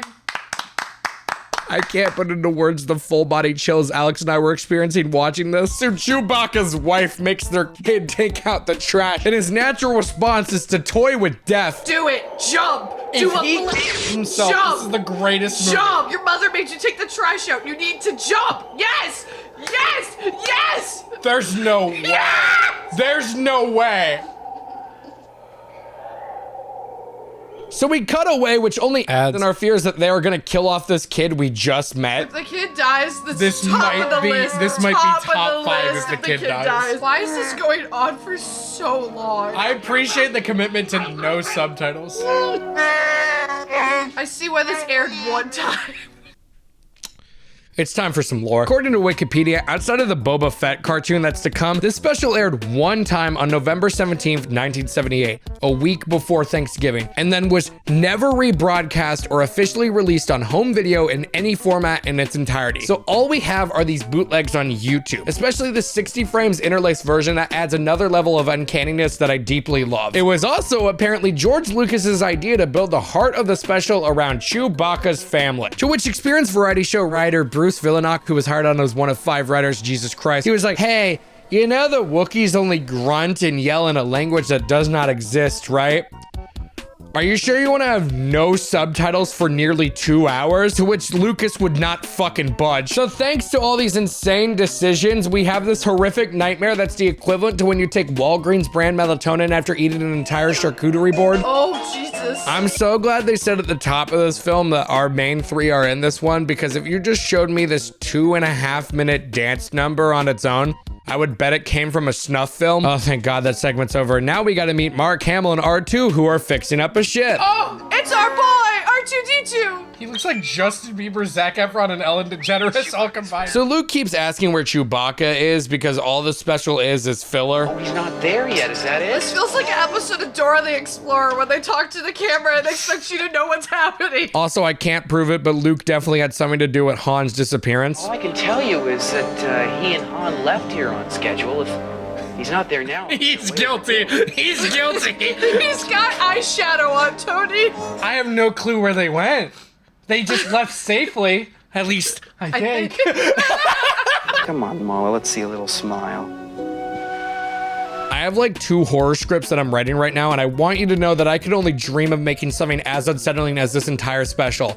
Anyways, Luke goes away. There's a chance that that's all we get of Luke. The very end, he might show up for like a 2-second. You're Yay! He did it. So now we're stuck with Art Carney for some plot stuff. Basically, he's a salesman that has befriended the Chewies. That's what I'm calling them, bite me. Art Carney tells the Chewies via code that Han and Chewie are on their way, and it's just a fucking terrible scene. This feels like an evangelical play. And the tank is a snap to clean. I hate fish.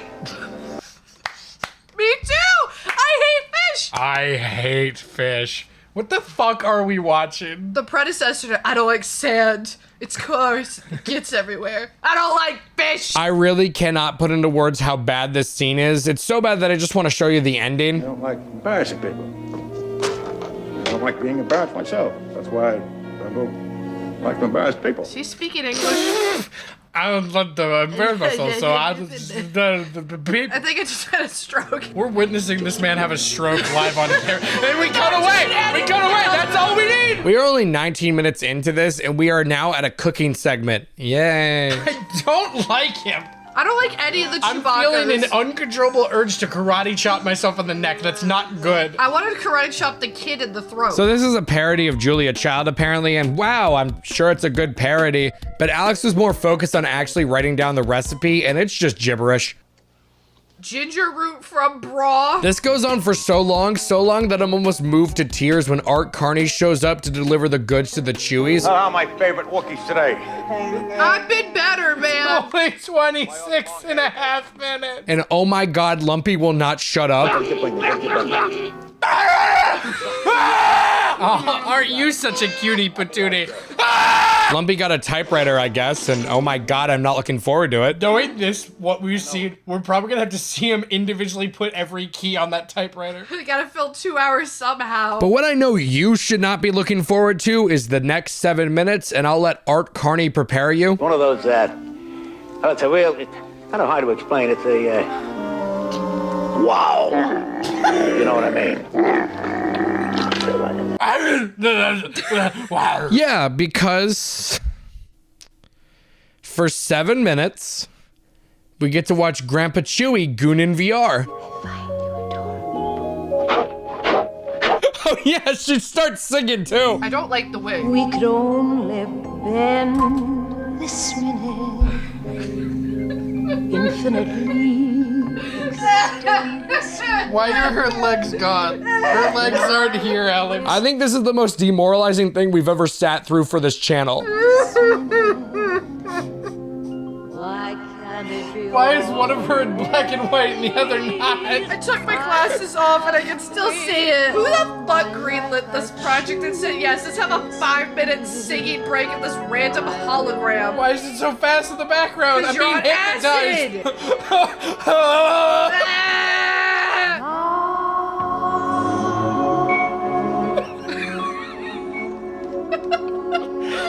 Be free, sweet queen.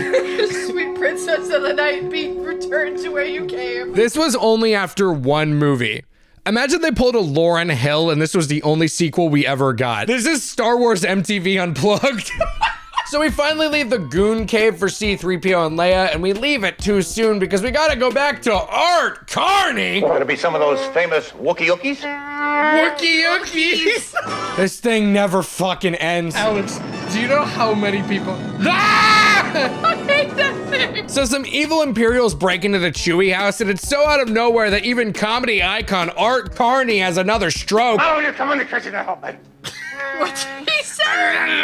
And guess what? This leads to another goddamned musical number. What? And this time it's Jefferson Starship, a real band that really appeared here. I think I'd rather watch Solo than this. Now, I've never listened to them, so I can't speak to the rest of their catalog, so I don't know if they're phoning it in here or not, but these lyrics are really moving me. Higher than MacGyver than a spider? Is that what he said? I'll be real, all I hear is higher than MacGyver and a spider. You know what's great? When Alex and I are constantly checking the time code every 2 minutes. Not even playing anything. Still an hour. How is there an hour? It goes on for another 2 minutes. I think the best part about this sequence is just how fucking mesmerized the Imperial is by the performance. So besides a fire Art Carney move, the bit finally ends. And To avoid their child experiencing the trauma of the Third Amendment not being applied, they make Lumpy start watching Cocomelon. Anyways, this leads to the animated part of the holiday special, which has a fun fact, but I'll say that one later. What I will say is that the art style that I think only looks good on R2 and Boba Fett is honestly kind of hideous. Like, any character with visible eyes is a fucking nightmare. Luke looks blind, and I'm sorry, besides Dr. Eggman, it's a complete nothing burger. It's nearly 11 minutes, and it has a decent premise, and then it just ends. But I'm gonna summarize it anyways, because Art, Cardi! So they crash land onto this planet where there's a big dinosaur that's hungry, and this is where Boba Fett comes in. And I want you to know, this is the first appearance of Boba Fett. His first appearance is in the goddamn holiday special. I would be pissed. At least he looks kind of cool. Don't you think it might be imprudent to trust him so quickly, sir?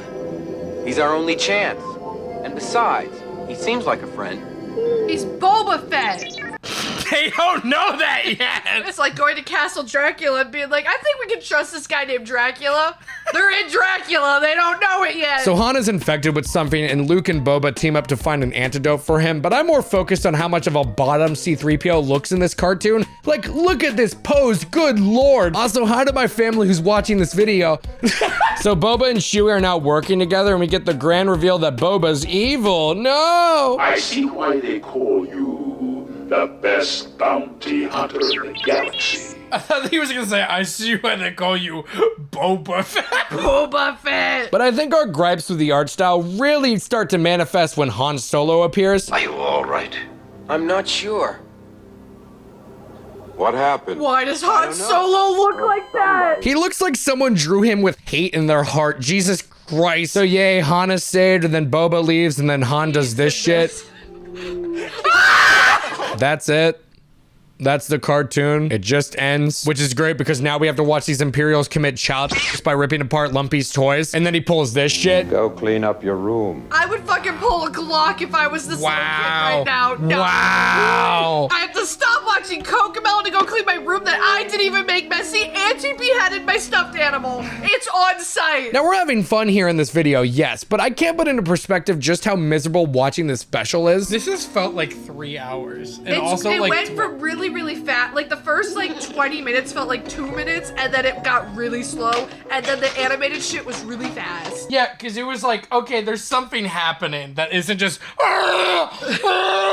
Speaking of something happening, I was right earlier because we have to watch 4 minutes of this broken instruction manual. And this instruction cassette provided by the manufacturer. We have to watch an instruction manual? I was joking. This is the worst one. There's an instruction manual. Oh, it's analog horror. This 4-minute instruction manual is better than any analog horror I've ever seen for the sheer amount of dread I'm feeling watching this broken old man put a wire cutter up to his chin with humming noises as the scariest looking monster just starts following along. Once again, I can only dream of making something this horrific.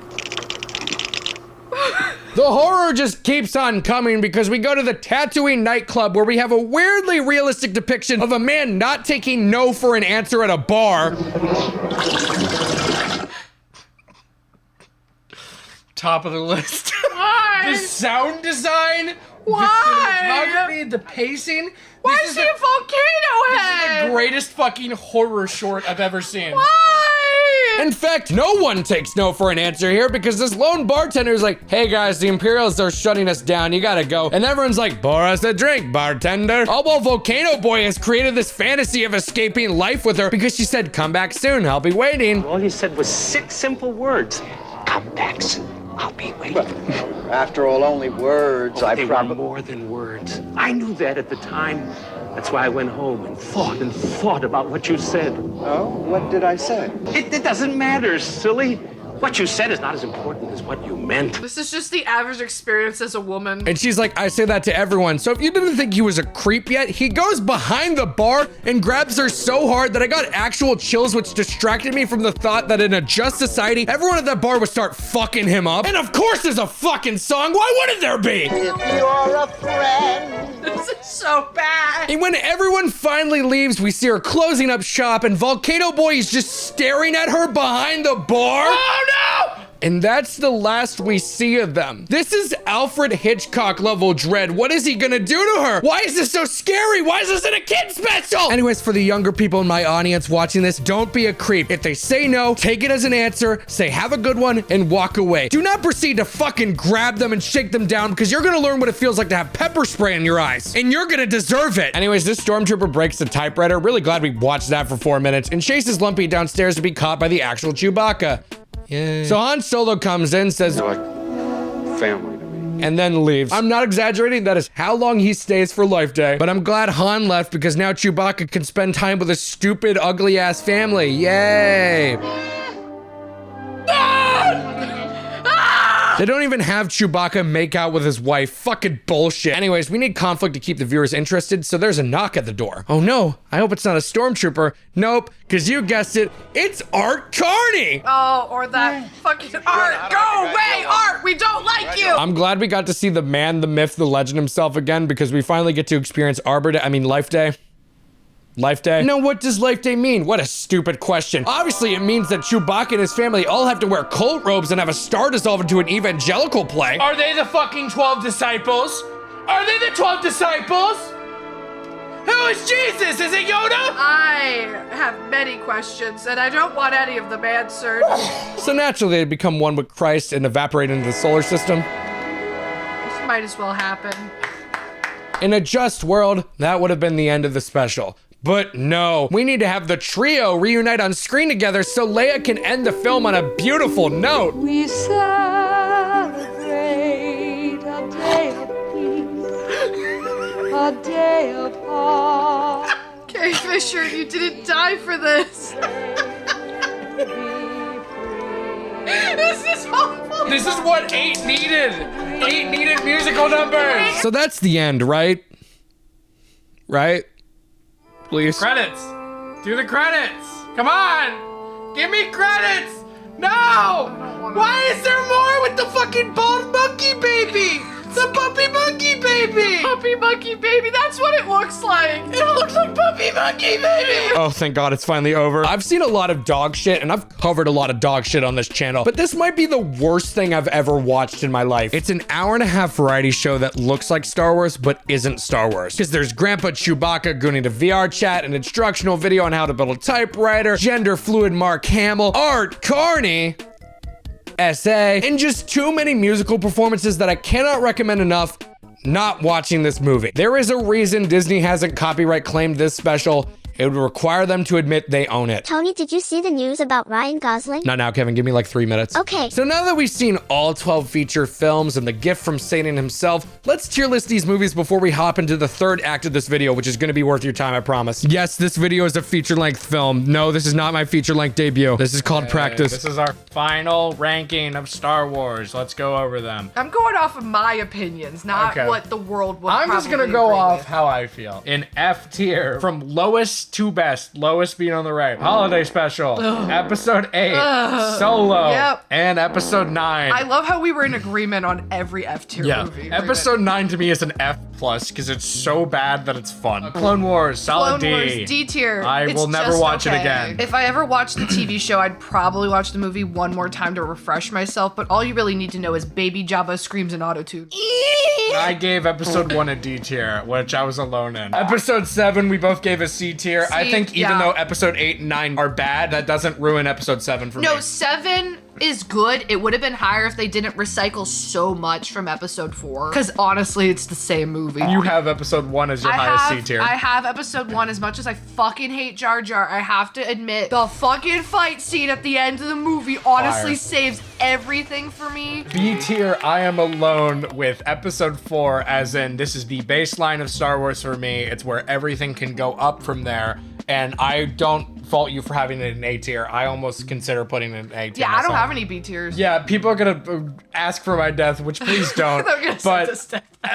Please don't send us death threats. Episode 2 is an A tier movie. Episode 2 I'm is an not A tier. changing my mind. Fuck you. It's a good movie. It's so fun. It's so fun. I love how it goes from mystery to shitty romance. The amount of people who keep moving the goalpost for when I tell them I like Episode 2 because they're like, oh, it's just politics and boring. I like politics politic movies. Fuck you. And then I'm like, no, there were 3 assassination attempts against Padme. Oh, what the Anakin jumps to his death. Fucking Obi-Wan yeets himself out a fucking window in the first 10 minutes of the movie. He hangs out with his racist, sweaty friend. It's so hype. They have a diner scene. It's so hype. And then I have Rogue One in A tier, which is fantastic. No, I have nothing negative to say about Rogue One at all. No, I have all the original trilogies in A tier because they're all really good movies, but they're not like top 50 Alex movies just because sci-fi is not really my jam, but they're good movies and I can acknowledge that. And then S tier, I have episode 5. I moved it again. And then episode 3. Episode 3, there's no critiques, no comment. It's perfect. No changes would be, actually, that's a lie. The only thing I would fix is the Force Ghost bullshit tacked on at the end. Yeah. That's it.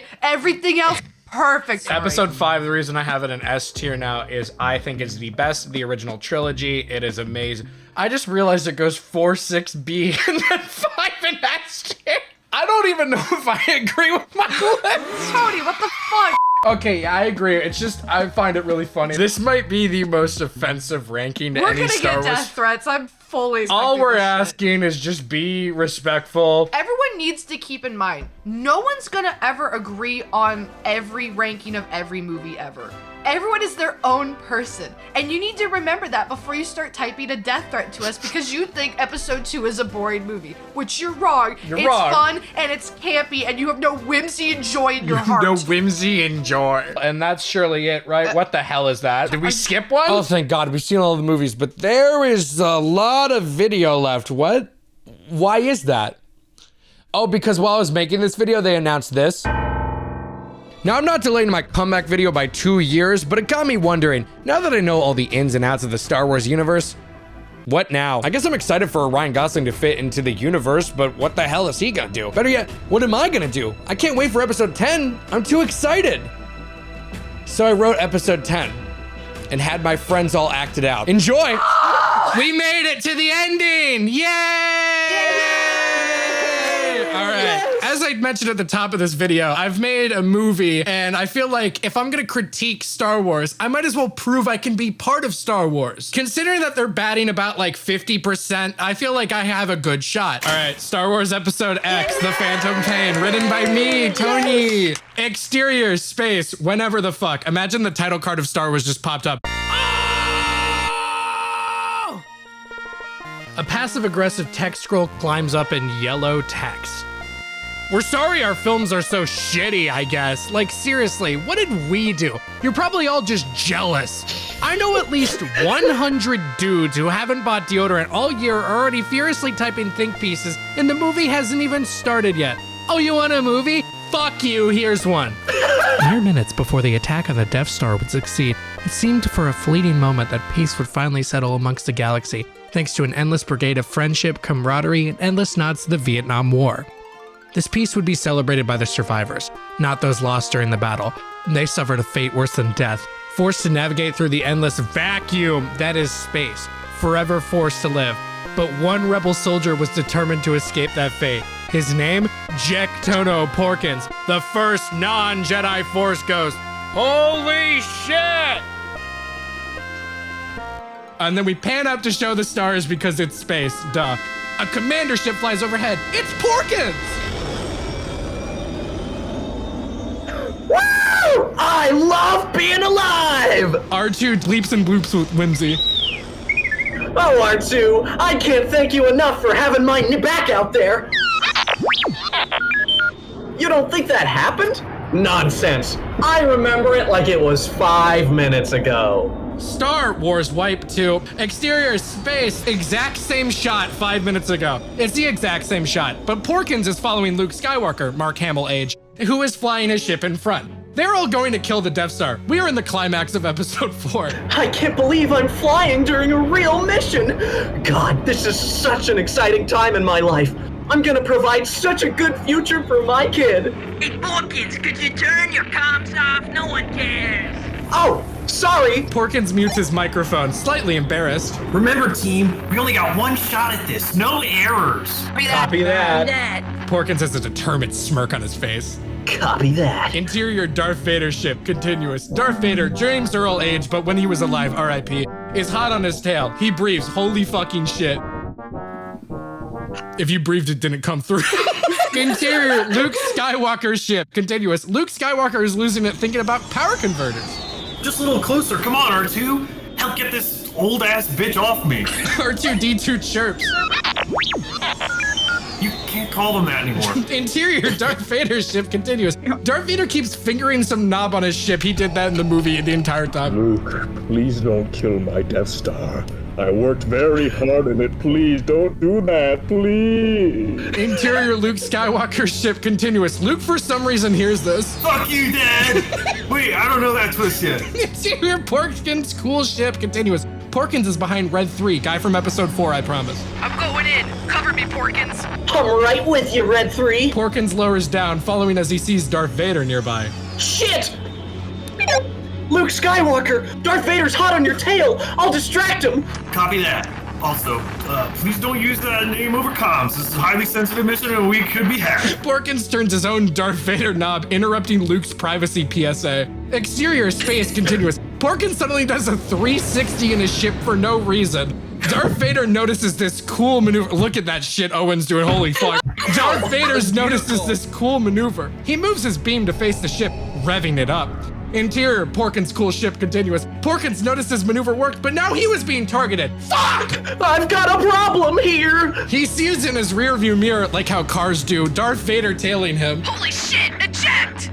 I can hold it. Porkins, you idiot, get out of there! Pull up, are you insane? No, I'm all right. Suddenly, all sound fades out around him. Time slows as he sees a red beam firing at him. In the blink of an eye, the entire ship catches on fire. Porkins appears to scream out in disbelief, flipping a lot of knobs as a last-minute Hail Mary. He closes his eyes. There's nothing but a stillness in the air. Porkins opens his eyes, seeing a burning ship explode all around him as he continues to fly forward in slow motion. Darth Vader's ship whizzes by as if it was at normal speed. A glass shard whizzes by, stabbing Porkins in the heart.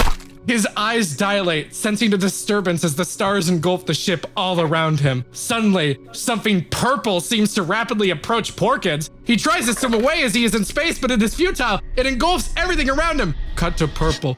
Interior, purple cube. Time is meaningless. Porkins opens his eyes to find Palpatine, staring at him in confusion. No!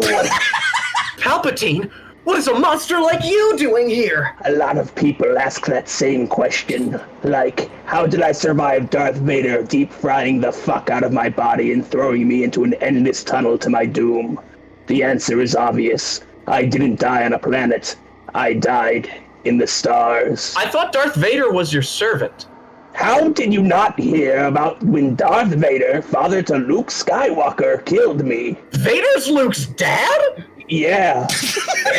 And I was going to kill Luke, but the power of friendship saved the day. Annie was always such a dumb pussy.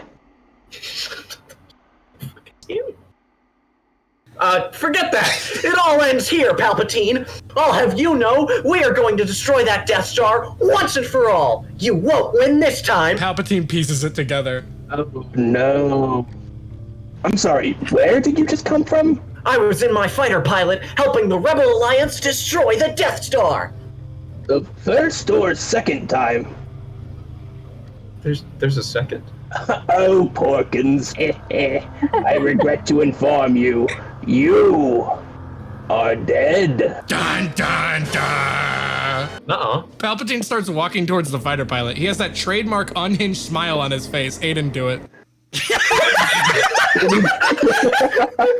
Oh, Porky, you have a lot to learn. No one in the stars truly dies! What? Matter cannot be created or destroyed, and us celestial beings are made up of nothing but matter. Because you and I died in the stars instead of on a planet, we're forever stuck in a vacuum.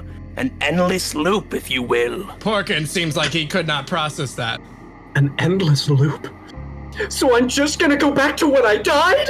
If you just listen to my cool Fortnite announcement, this would all make perfect sense. See, when you were alive, you could keep pretending that everyone on the Rebel Alliance liked you.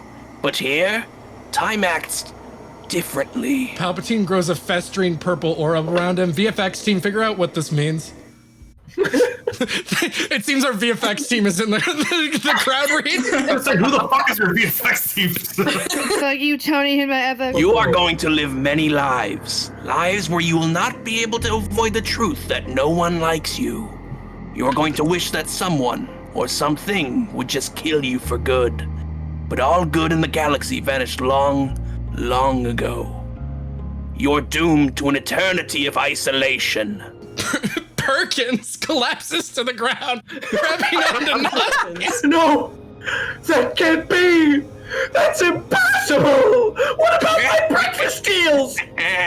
Palpatine laughs some more before looking epically at the frazzled man. Palpatine smiles as he starts walking to the other end of the purple. He stops. No, it isn't. I'm off to go make some people very mad. If you want to go somewhere, just reach out and scream out a number between 1 and 9. Good luck and have fun. He reaches out. 9! He gets ripped through the color, disappearing. Porkins stands in horror, reaching for his comms. Come in! This is Porkins! Come in, Red 3! Come in, Luke Scott! Come in, Red 4! There is no response. Come in, Red 3! Come in! Rogue One! Come in, anyone! Porkins collapses again, crying on the ground as he starts throwing a visible tantrum. He is kicking and grumpy. He lays on the floor, reaching his arm out to his communications device. Come in, Red 3. Suddenly, he's ripped through the color. The purple merged into a hybrid of blue and orange. Exterior fun spaceship. Knight? I don't know. Anakin Skywalker, Hayden Christensen age, is staring at his wife, Padme, woman. She is in disbelief, holding back tears. The father of their unborn children was evil. What the fuck? I don't know you anymore. Anakin, you're breaking my heart. You're going down a path I can't follow. Anakin stands like a mannequin. Because of Obi-Wan. Because of what you've done, what you plan to do. Anakin grimaces as he looks up at the spaceship, seeing Obi-Wan Kenobi, but the Ewan McGregor version serving chair. Stop now. Come back. I love you. Liar! Obi-Wan starts descending down the stairwell as Porkins falls out of the sky, slamming onto the ship really hard. Padme clocks it. Oh shit, is he okay? You're with him! You brought him here to kill me! Anakin, that man just fell onto the ship. Anakin starts force choking her because he's a bad husband. Everyone start booing. Let her go, Anakin. Obi-Wan is a good husband. Everyone start cheering. Yay! Yay! Yay! Porkins gets up from the fall, seeing Anakin choking out a woman who is staring at him. Obi-Wan reaches the base of the ship. Let her go. Anakin grimaces before letting Padme go. She gasps for air. Hey, what the heck, man? All three of them look up. The hell are you? I'm Porkins, rebel soldier reporting for duty. Who must you be? I'm Obi-Wan Kenobi. Here's Anakin Skywalker. I'm Anakin Skywalker. Holy shit, Darth Vader! Porkins grabs his gun, immediately starting to shoot Anakin. Anakin perfectly deflects every bullet with his lightsaber. I'm Padme, but nobody cares, I guess. Perkins again seems to run out of bullets, out of breath for some reason. Are you done? Porkins is defeated, seeming distraught. Yeah, I am fresh out of bullets. Anakin puts away his lightsaber. Good. Well, the Jedi are evil and are going to kill everyone. A laser beam flies through Anakin's skull, killing him instantly. Obi-Wan and Padme scream. Porkins twirls his gun with a smile. When in doubt, make your enemy think you're unarmed. That's a war crime! Father of my two children! Oh! My bad. He was the chosen one, and you just killed him! Well, in my defense, he murdered, like, so many kids and ruined countless lives. But this is a metaphor for friendship. You ruined everything, you brat! Obi-Wan suddenly force front flips trademarks a lot of times with his lightsaber towards Porkins. Wait, I thought we all wanted to do that. Obi-Wan cuts Porkins in half, murdering him in cold blood for stealing his kill. Interior purple cube, whatever the fuck. Porkins opens his eyes, screaming as he feels his neck and head. He was perfectly fine. Holy shit, Palpatine was right. I can't die. Porkins has a giddy smile as he reaches his hand out. He seems indecisive as he reaches into his other pocket for his trusty dice that he always has on him. He flips it in his hand. 5! Porkins is yanked into a white void. Interior, Bespin, that's the name apparently. Cloud City, space-time. Chewbacca, beast. Leia, other women, and Han Solo, Red Flag, are standing across the table from Darth Vader. Nearby is Lando, oldish Gambino, who has just betrayed them. Boba Fett, the Mandalorian, is also there. They are surrounded by glupshitos. What a joy it is to finally see you three in person. What a displeasure it is to see you. Hey, don't say that. You don't talk. Boba Fett drops his head down. He's wearing the helmet that his dad was wearing when he got decapitated in episode 2. There's visible dried blood on the helmet. Here's what's going to happen. You are going to help me trap Luke, and in return, I give you power you could only dream of. Go choke on some blue milk. Boba Fett points his gun at Leia. That's the last words that'll come out of your... Boba Fett, shut up! You don't talk. It's in the rules. Go in your corner. Boba Fett goes in the corner, visibly pouting. Aww. Everybody shut the hell up! Sir, can we go back to killing them? Darth Vader looks at Roto, glupshito, wearing a full suit of armor like Boba Fett, but the helmet had an interesting shape. Whatever he wasn't human. Roto, I was getting there. With all due respect, you always monologue about our victims. Wouldn't it be better to just start torturing them? Darth Vader starts force choking Roto when suddenly Porkins falls from the ceiling, landing on Darth Vader and crushing his spine. He killed Darth Vader! Oh shit! What year is it? Every one of Darth Vader's allies and enemies open fire on Porkins, lighting him up and killing him instantly. Roto shoots him too, trying to blend in. Holy shit, we got him! We did! Chewbacca cheers. Evil dies tonight. The vibe in the room shifts. Everyone stares at Roto. It's him. No, it's him. He's the one talking when he's not supposed to. Chewbacca runs up and grabs Roto, ripping him in half.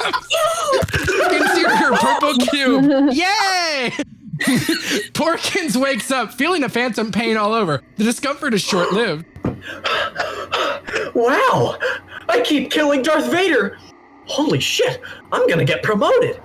Commander Porkins, reporting for duty! He high-fives himself as a loud bang from the other side of the cube echoes out. What was that? That was supposed to be my kill. I had a strategy and everything. Porkins sees the creature underneath the armor, appearing to be a descendant of General Grievous. Roto is an autonomous robot, no mouth with pure hate in his eyes. VFX team show the class Roto. Look in the Discord. Oh my god. Oh my god. Whoa. Dude, he rules. He rules. There's also one other provided by our very own AJ. Who do you think you are? Porkins reaches for his gun, trying to shoot Roto, but he was out of bullets. Uh-oh. Roto starts punching the shit out of Porkins. Porkins is getting his ass whooped. You think just because you're also trapped in this hell that you can do whatever you want? Porkins reaches out. 7! Roto grabs on the Porkins as they are both ripped into the movie. Exterior, snow place, snow time. Kylo Ren, incel, is holding his crucifix lightsaber with hate in his heart. The lightsaber, it belongs to me. Finn, deserved better, is holding the blue lightsaber because he is cool. Come get it! That's funny. Despite telling Kylo to come towards him, Finn runs towards Kylo Ren, and they start fighting the shit out of each other. Kylo's playing around, giggling internally, while Finn is mad as fuck. Finn lands a stab on Kylo, hate re-entering his heart. Die! You watch me now. I'm gonna become a Jedi and murder you. Kylo Ren throws Finn's lightsaber away. Did that just happen? Kylo Ren smacks the shit out of Finn, knocking him out. Wow. What a pity. Kylo turns around, seeing Luke's VFX team confirm if it is his.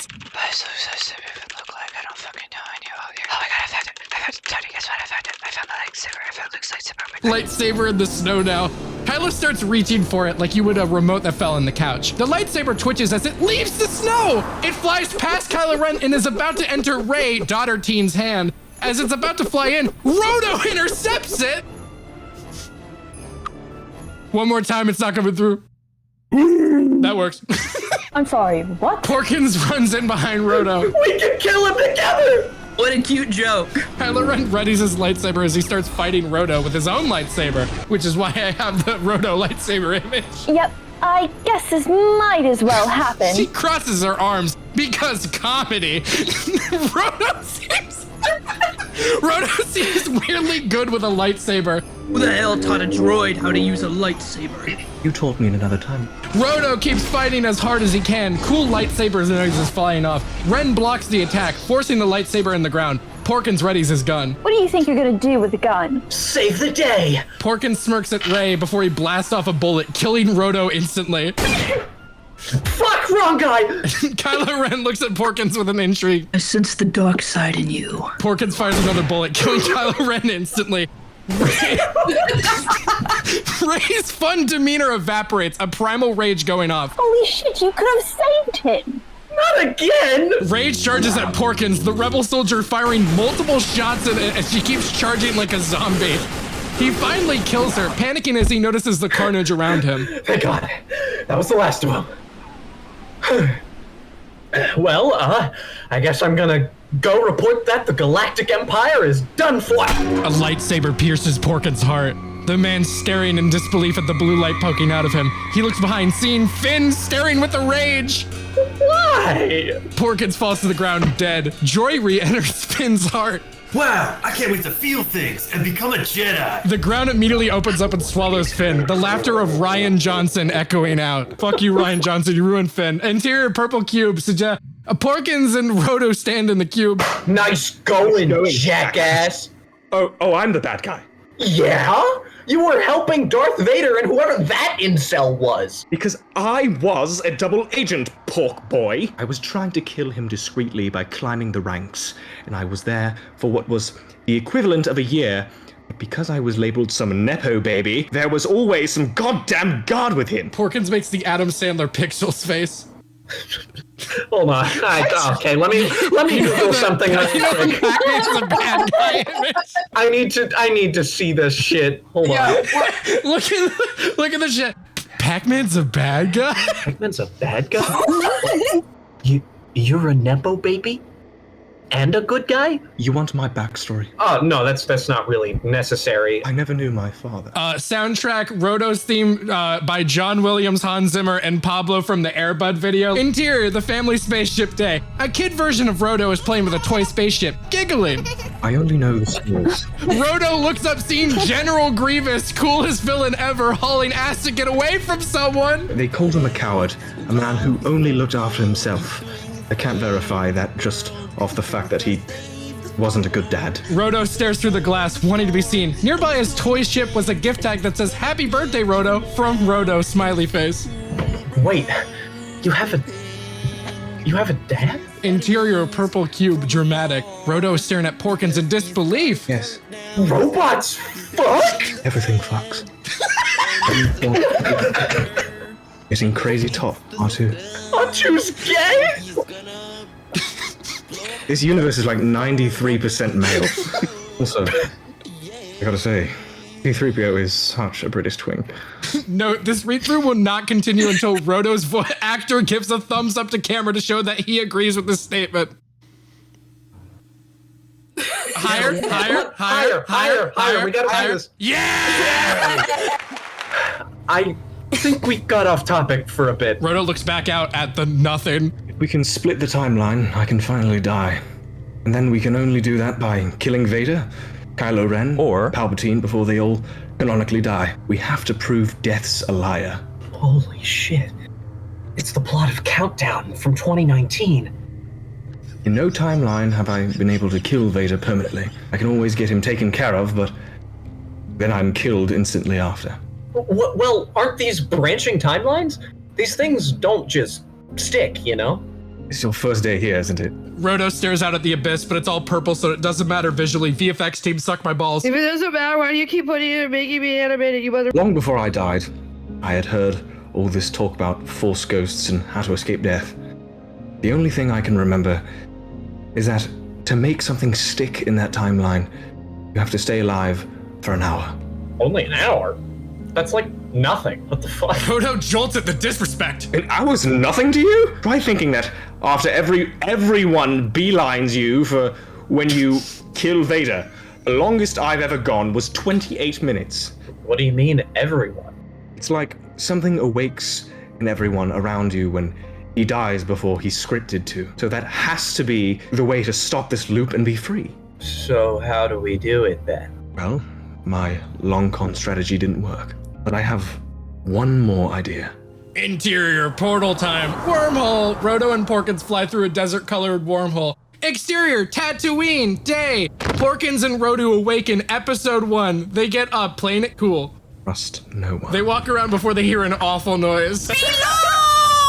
Roto looks like he wants to jump into a pool of water. They both turn around to see Jar Jar Binks. Zooey mama. Misa Jar Jar Binks! What's our username? Dear God. I'm Gormo Taze. This here's my partner, Mac Windu. Wowza! It's a pleasure to meet such a beautiful couple! Oh, no, we're not partners in that sense. Partner means a relationship, does it not? Jar Jar Binks wields a gun. Misa hates bigots! Yes. It does, yes. Plutonium! He giggles, hugging the two of them. As the abomination lets go, he does the Jar Jar walk cycle towards Anakin's shop. Suddenly, Qui-Gon, Liam Neeson age, walks up. Hey, my friend No Mind, he has a lot of wrong up here. Qui-Gon points to his head, snickering. Qui-Gon Jinn, Jedi Knight. Gormo Taze. Mac Windu. Obi-Wan shows up with a fuck-ass rat tail. Ha! That's so funny. That sounds like Mace Windu. But you can't be Mace Windu. You don't have a cool bald head. I do not. You should see it. Watch this. Obi-Wan slaps R2, creating a Mace Windu hologram, Tupac. This is the universe where Tupac played Mace Windu instead of Samuel L. Jackson like George Lucas originally wanted. Holy shit. That's real. You gave me the motherfucker that's voiced by Tupac? It was originally going to be played by Nate. Hey guys, it's me, Mace Windu. Hi, Mace Windu. Well, you can tell it's me because of my cool bald head. It's very cool. Thanks. Hey, Master Windu. Guy's name is Mac Windu. Isn't that fun? What the fuck? Mace Windu seems upset. That's my cool name. The cool bald head can't be the only thing unique about me. R2-D2 beeps in a fun tone. You can't call them that anymore. Qui-Gon kicks R2, shutting off the transmission. Please, join us. Roto and Porkins nod as they hold hands and skip. Interior, Anakin's store place. I wasn't looking up the name. A baby Anakin Skywalker, 9, is working in a shop owned by Watto, slave owner, New Jersey landlord. Annie, you fucking piece of rat ass! Watto, I'm only 9! Likely story! Suddenly the gang of misfits all show up. Padme has joined them too. She's smiling like no human would. Whoa, an angel. Hi. Do you like being a slave? I'm a person. My name is Anakin. At least I think.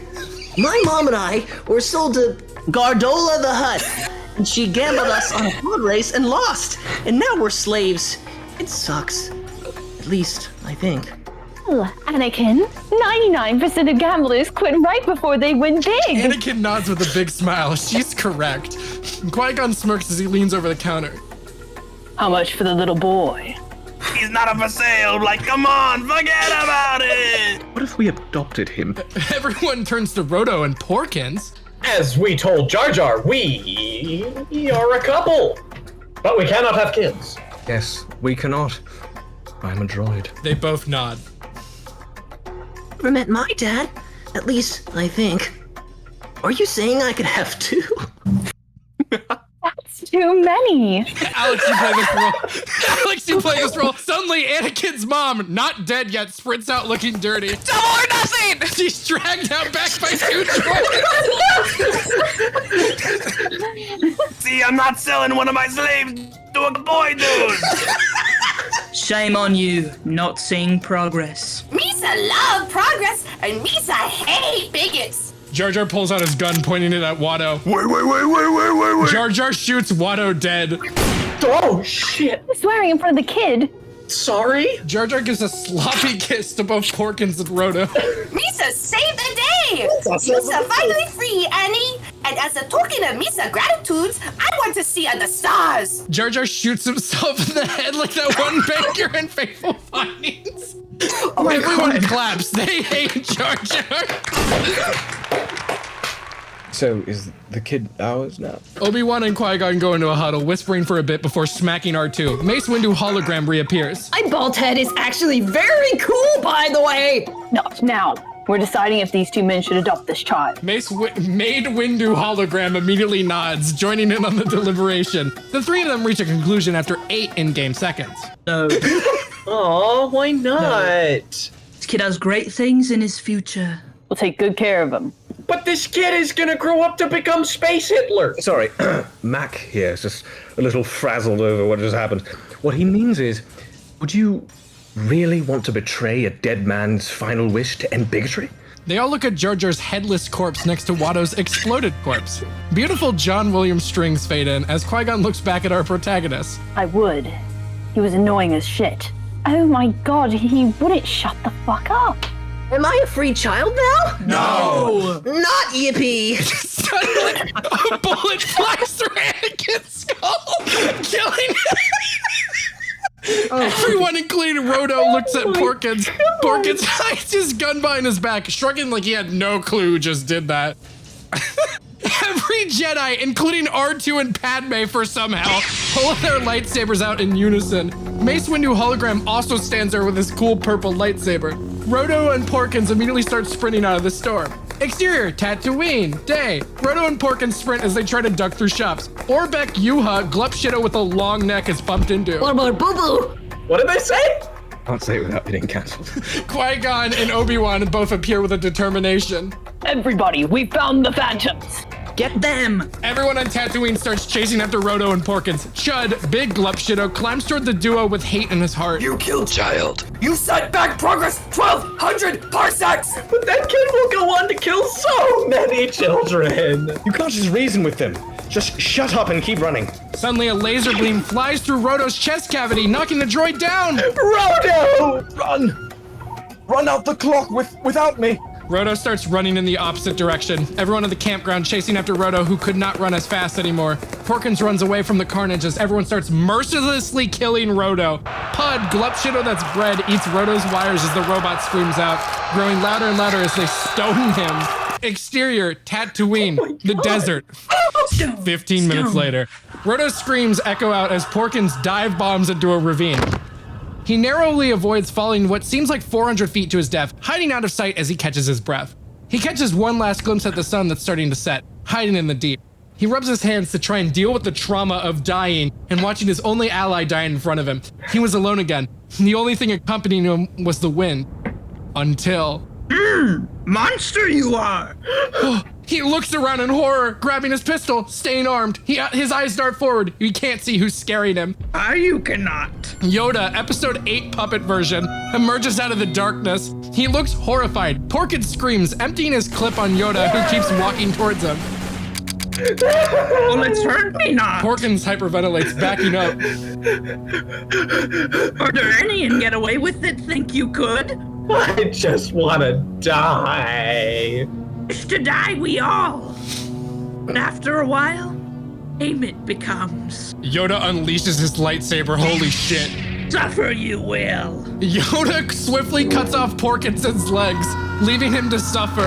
Porkins goes for his other gun, Yoda cutting off that arm quickly. He snickers because he's a piece of shit. Yoda jumps onto Porkins' chest, I like saying that, staring with a look that will traumatize at least 1,000 children all across the world. I will not.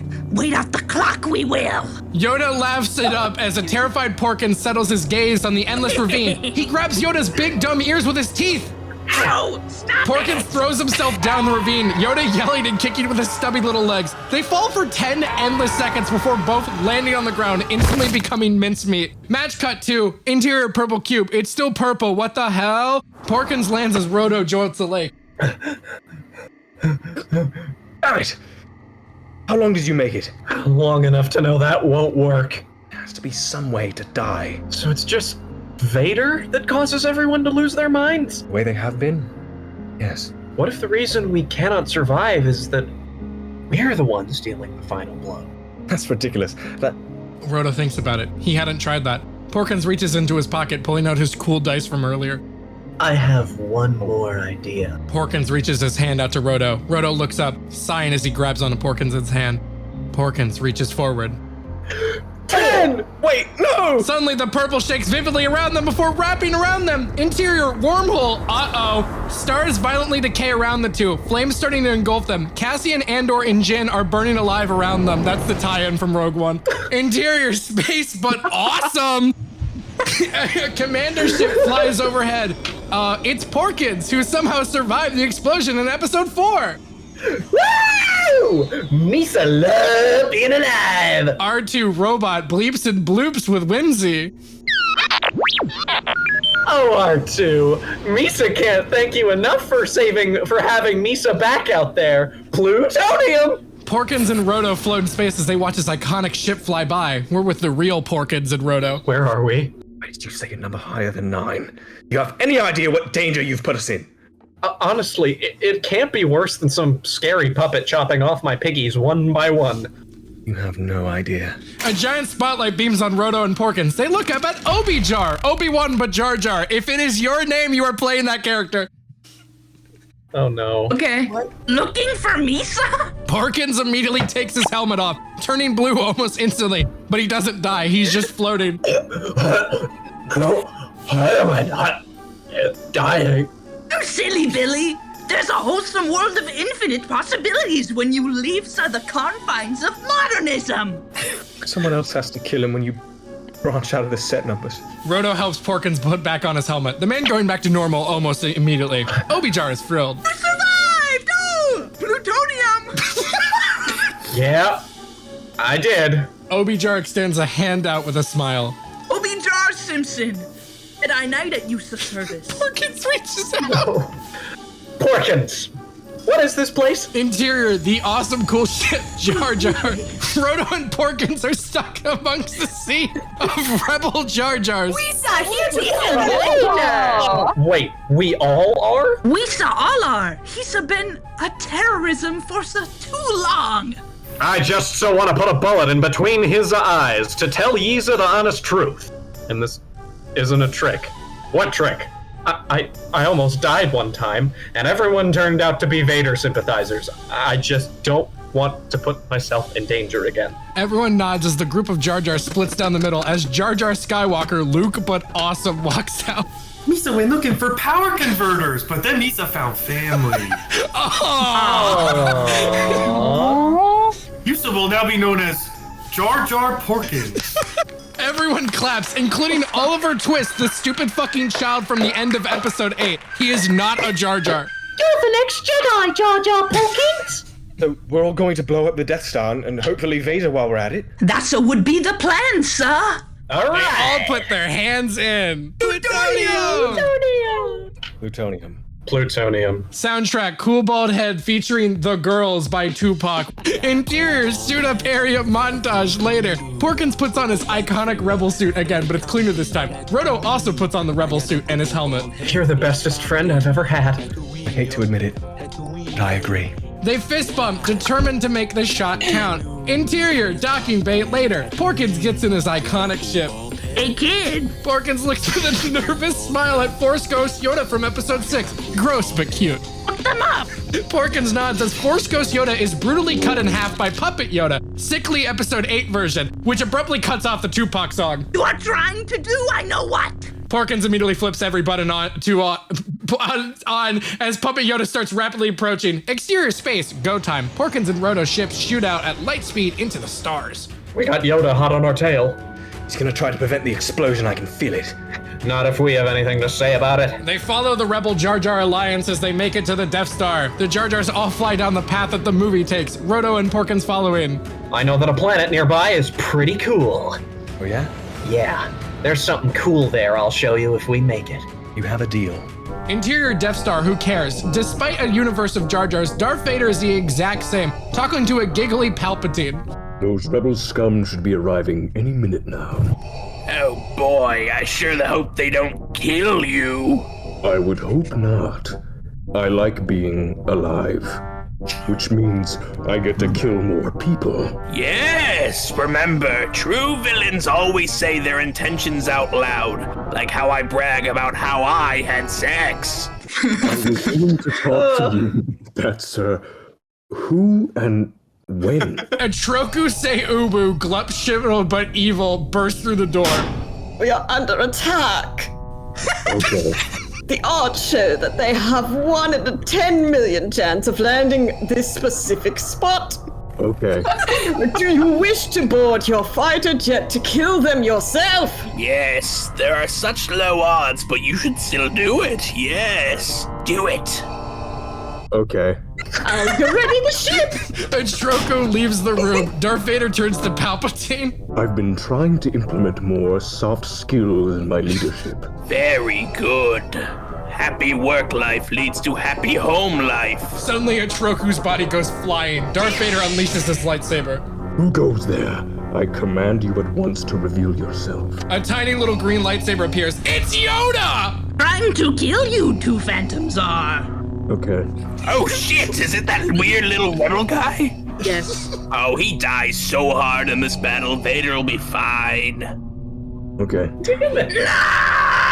No! Yoda starts kicking and screaming, flailing his little arms. Jesus Christ, Adam! Jesus Christ, flailing his little arms around. I love how your bit rate went lower as that kept going. He locks eyes with Vader. Job myself, I will do. Interior Porkins' cool ship, continuous. Porkins is flying with a smile before a weird sense of deja vu washes over him. He sees the knob that he had turned just before he died. Holy uranium! Eject! You know what, Red 3? I think I will. Porkins pulls up out of the tunnel, avoiding dying in space. Oh, well, Misa's so proud of you. Thanks, Red 3. Suddenly, Yoda is flying in Darth Vader's ship with hate in his heart. No! Die, he has to! Porkins turns on comms. Yoda's trying to stop us from killing Vader. Wait. Suddenly, 3 separate Jar Jar pilots kamikaze into Yoda's ship, killing all of them instantly. Shit. That worked. Porkins, you're a genius. Commander Porkins. Well, my apologies. Commander Porkins. They both laugh and smile, #friendship. Jar Jar Skywalker aims the missile at the right point in the Death Star. All right, gangsters. If Misa missed this shot, we all eat some of your Syonide capsules at once, aye. Misa gonna lights this bitch up. Jar Jar Skywalker drops the bomb as they all cheer with joy and whimsy. Porkins turns on his comms. Hey, Rodo. What is it, pal? It's been a pleasure to die alongside you. Right back at you. Suddenly, Darth Vader's new cool awesome ship flies overhead, just beginning to leave the Death Star. Hey guys, really sorry. That little puppet stole my cool ship, so I had to be like a country girl and make do. The Death Star fucking explodes, killing Vader instantly. The Jar Jars continue to giggle and frolic as Rodo and Porkins immediately hightail it to a certain planet. Don't think Yusa could have done it without Misa. Don't get so ahead of yourself. Jar Jar Solo, you're so funny. They see us. Porkins looks in the rear view that's still there, seeing no one chasing them. I don't think so. Stay quiet. Come in, all fun pilots. Let's a party like Jar Jars. Last one there gets a waterboarded. They all cheer! Until... To feel something off. The vibe shifted. Porkins and Rodo hold their breaths, continuing towards Tatooine. Why does Misa see red? Why does Misa want blood? Sir, the phantoms are escaping. Misa, don't talk. Stop talking. Shut up. Boba Fett. Boba Fett. Boba Fett where? The Jar Jars are too distracted by Boba Fett as our duo continues to dive bomb as they re-enter the atmosphere of Tatooine. The ships start to beep in distress, turning red because bad. Hey, Rodo. What? You know when I said you're the bestest friend I've ever had? Yeah? I meant it. You're the only real friend I've ever had. There's a long pause as they continue to hurtle towards the atmosphere. I didn't hate to admit it.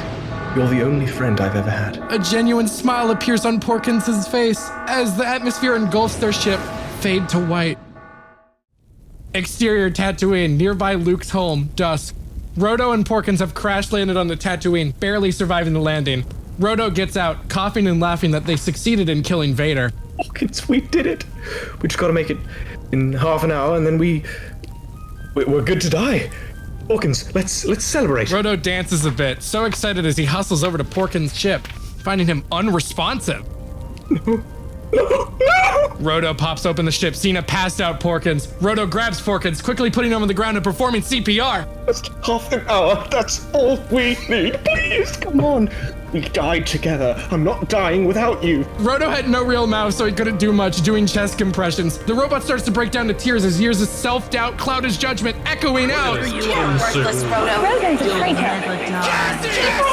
Everything cuts out as one foreboding voice echoes out. You were a mistake, Roto. Roto looks up, seeing General Grievous standing before him with a disappointed look. You were my biggest failure. Look at you.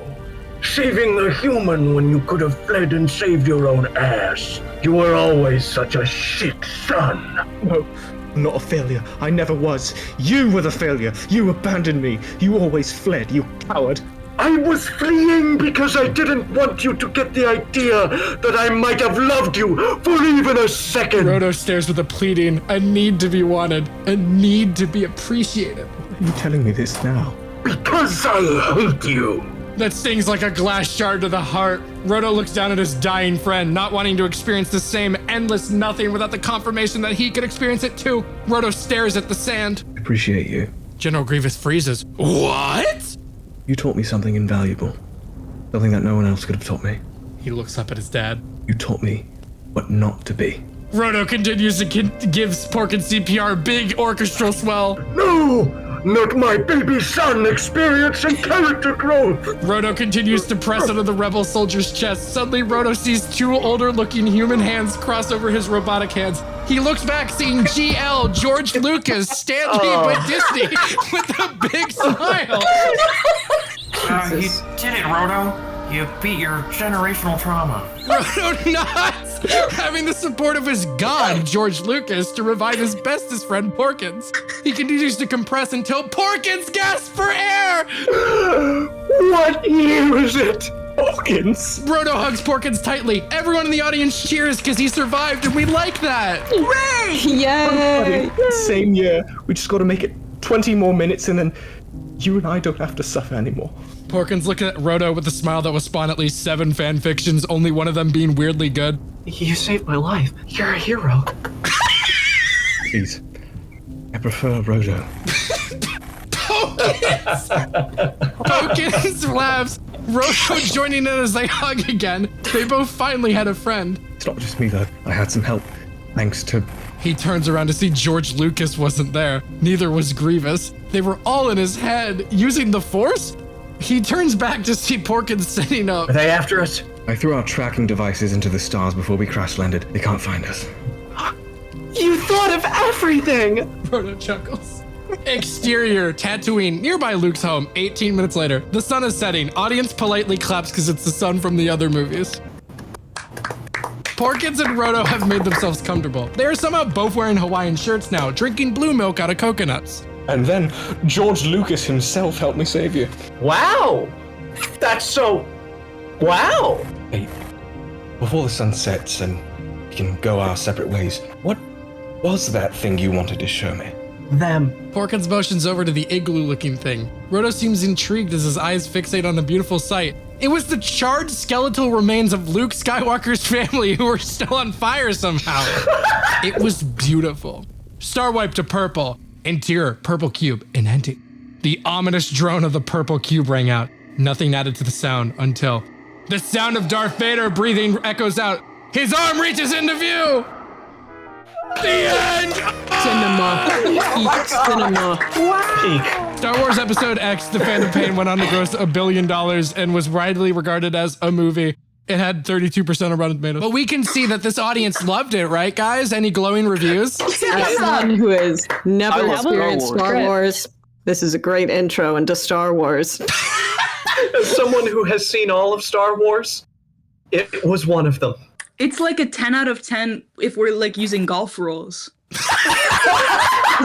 AJ, you were with me when I rewatched episode 4. Now that I'm here, did I do the franchise justice? I mean, you definitely get a lot more of the inside jokes based on your writing skills, so that's something. Wait, Tony, do you believe that General Grievous is a robot? Is he not? I was wondering the same thing. No, he's a cyborg. Same thing. Well, that makes What? sense. Plot Take hole. offs now. Why is he like that then? He's a little freak. Have you not seen his Fortnite skin, Tony? God, how much Fortnite do you have to play? Why do you have to play Fortnite to understand this fucking franchise? Honest ranking for episode 10. That's a C tier. I'm gonna give it. Was it better than 1? No, my fight scenes weren't better than 1. Was it better than 7? Not as pretty as 7. I'm going. It's better than Clone Wars. Yeah, I'm putting it in a C tier, bottom C tier. Yeah, I think this is a perfect list with no qualms with it whatsoever. When Ryan Gosling's fuck ass movie comes out, we will be reviewing it. Wait, you're right. Why are you putting just a picture of Ryan Gosling? He's just lurking? Yeah, just in case there's an F tier. Put him in every tier. Put him in every tier. We're covering our bases for if the movie sucks. This is a perfect list. Final tier. This is the perfect Star Wars list. Oh, thank God. Now that we've done everything, I can finally answer the question, is Star Wars good? About 50% of it. Is this the Han Solo song? Is it? Oh shit, I'm gonna hit this shit. Alright. I'm so ready. I'm so ready. Our friendship has built up to this. That's me. Guys. You gotta do hot. Alright. Do it. Alright, here we go. Here we go. Here we go, ready? Can't stop my shot. I'm singing my hands in the sky. I'm solo. I'm on solo. I'm on solo. I'm on solo. The castle run. What's this? Whoa. Whoa. I'm too drunk for this. I'm so happy the covenant is gone. I'm moving on. I'm so happy that it's over now. You ready? He's gone. I'm feeling like a bitch. I can't eat my ass. One moment I can eat my fucking ass. I'm on solo. I'm on solo. I'm on solo. Dude, we're doing really good. Oh, the fucking glove shields in the back. Yeah, shit. I like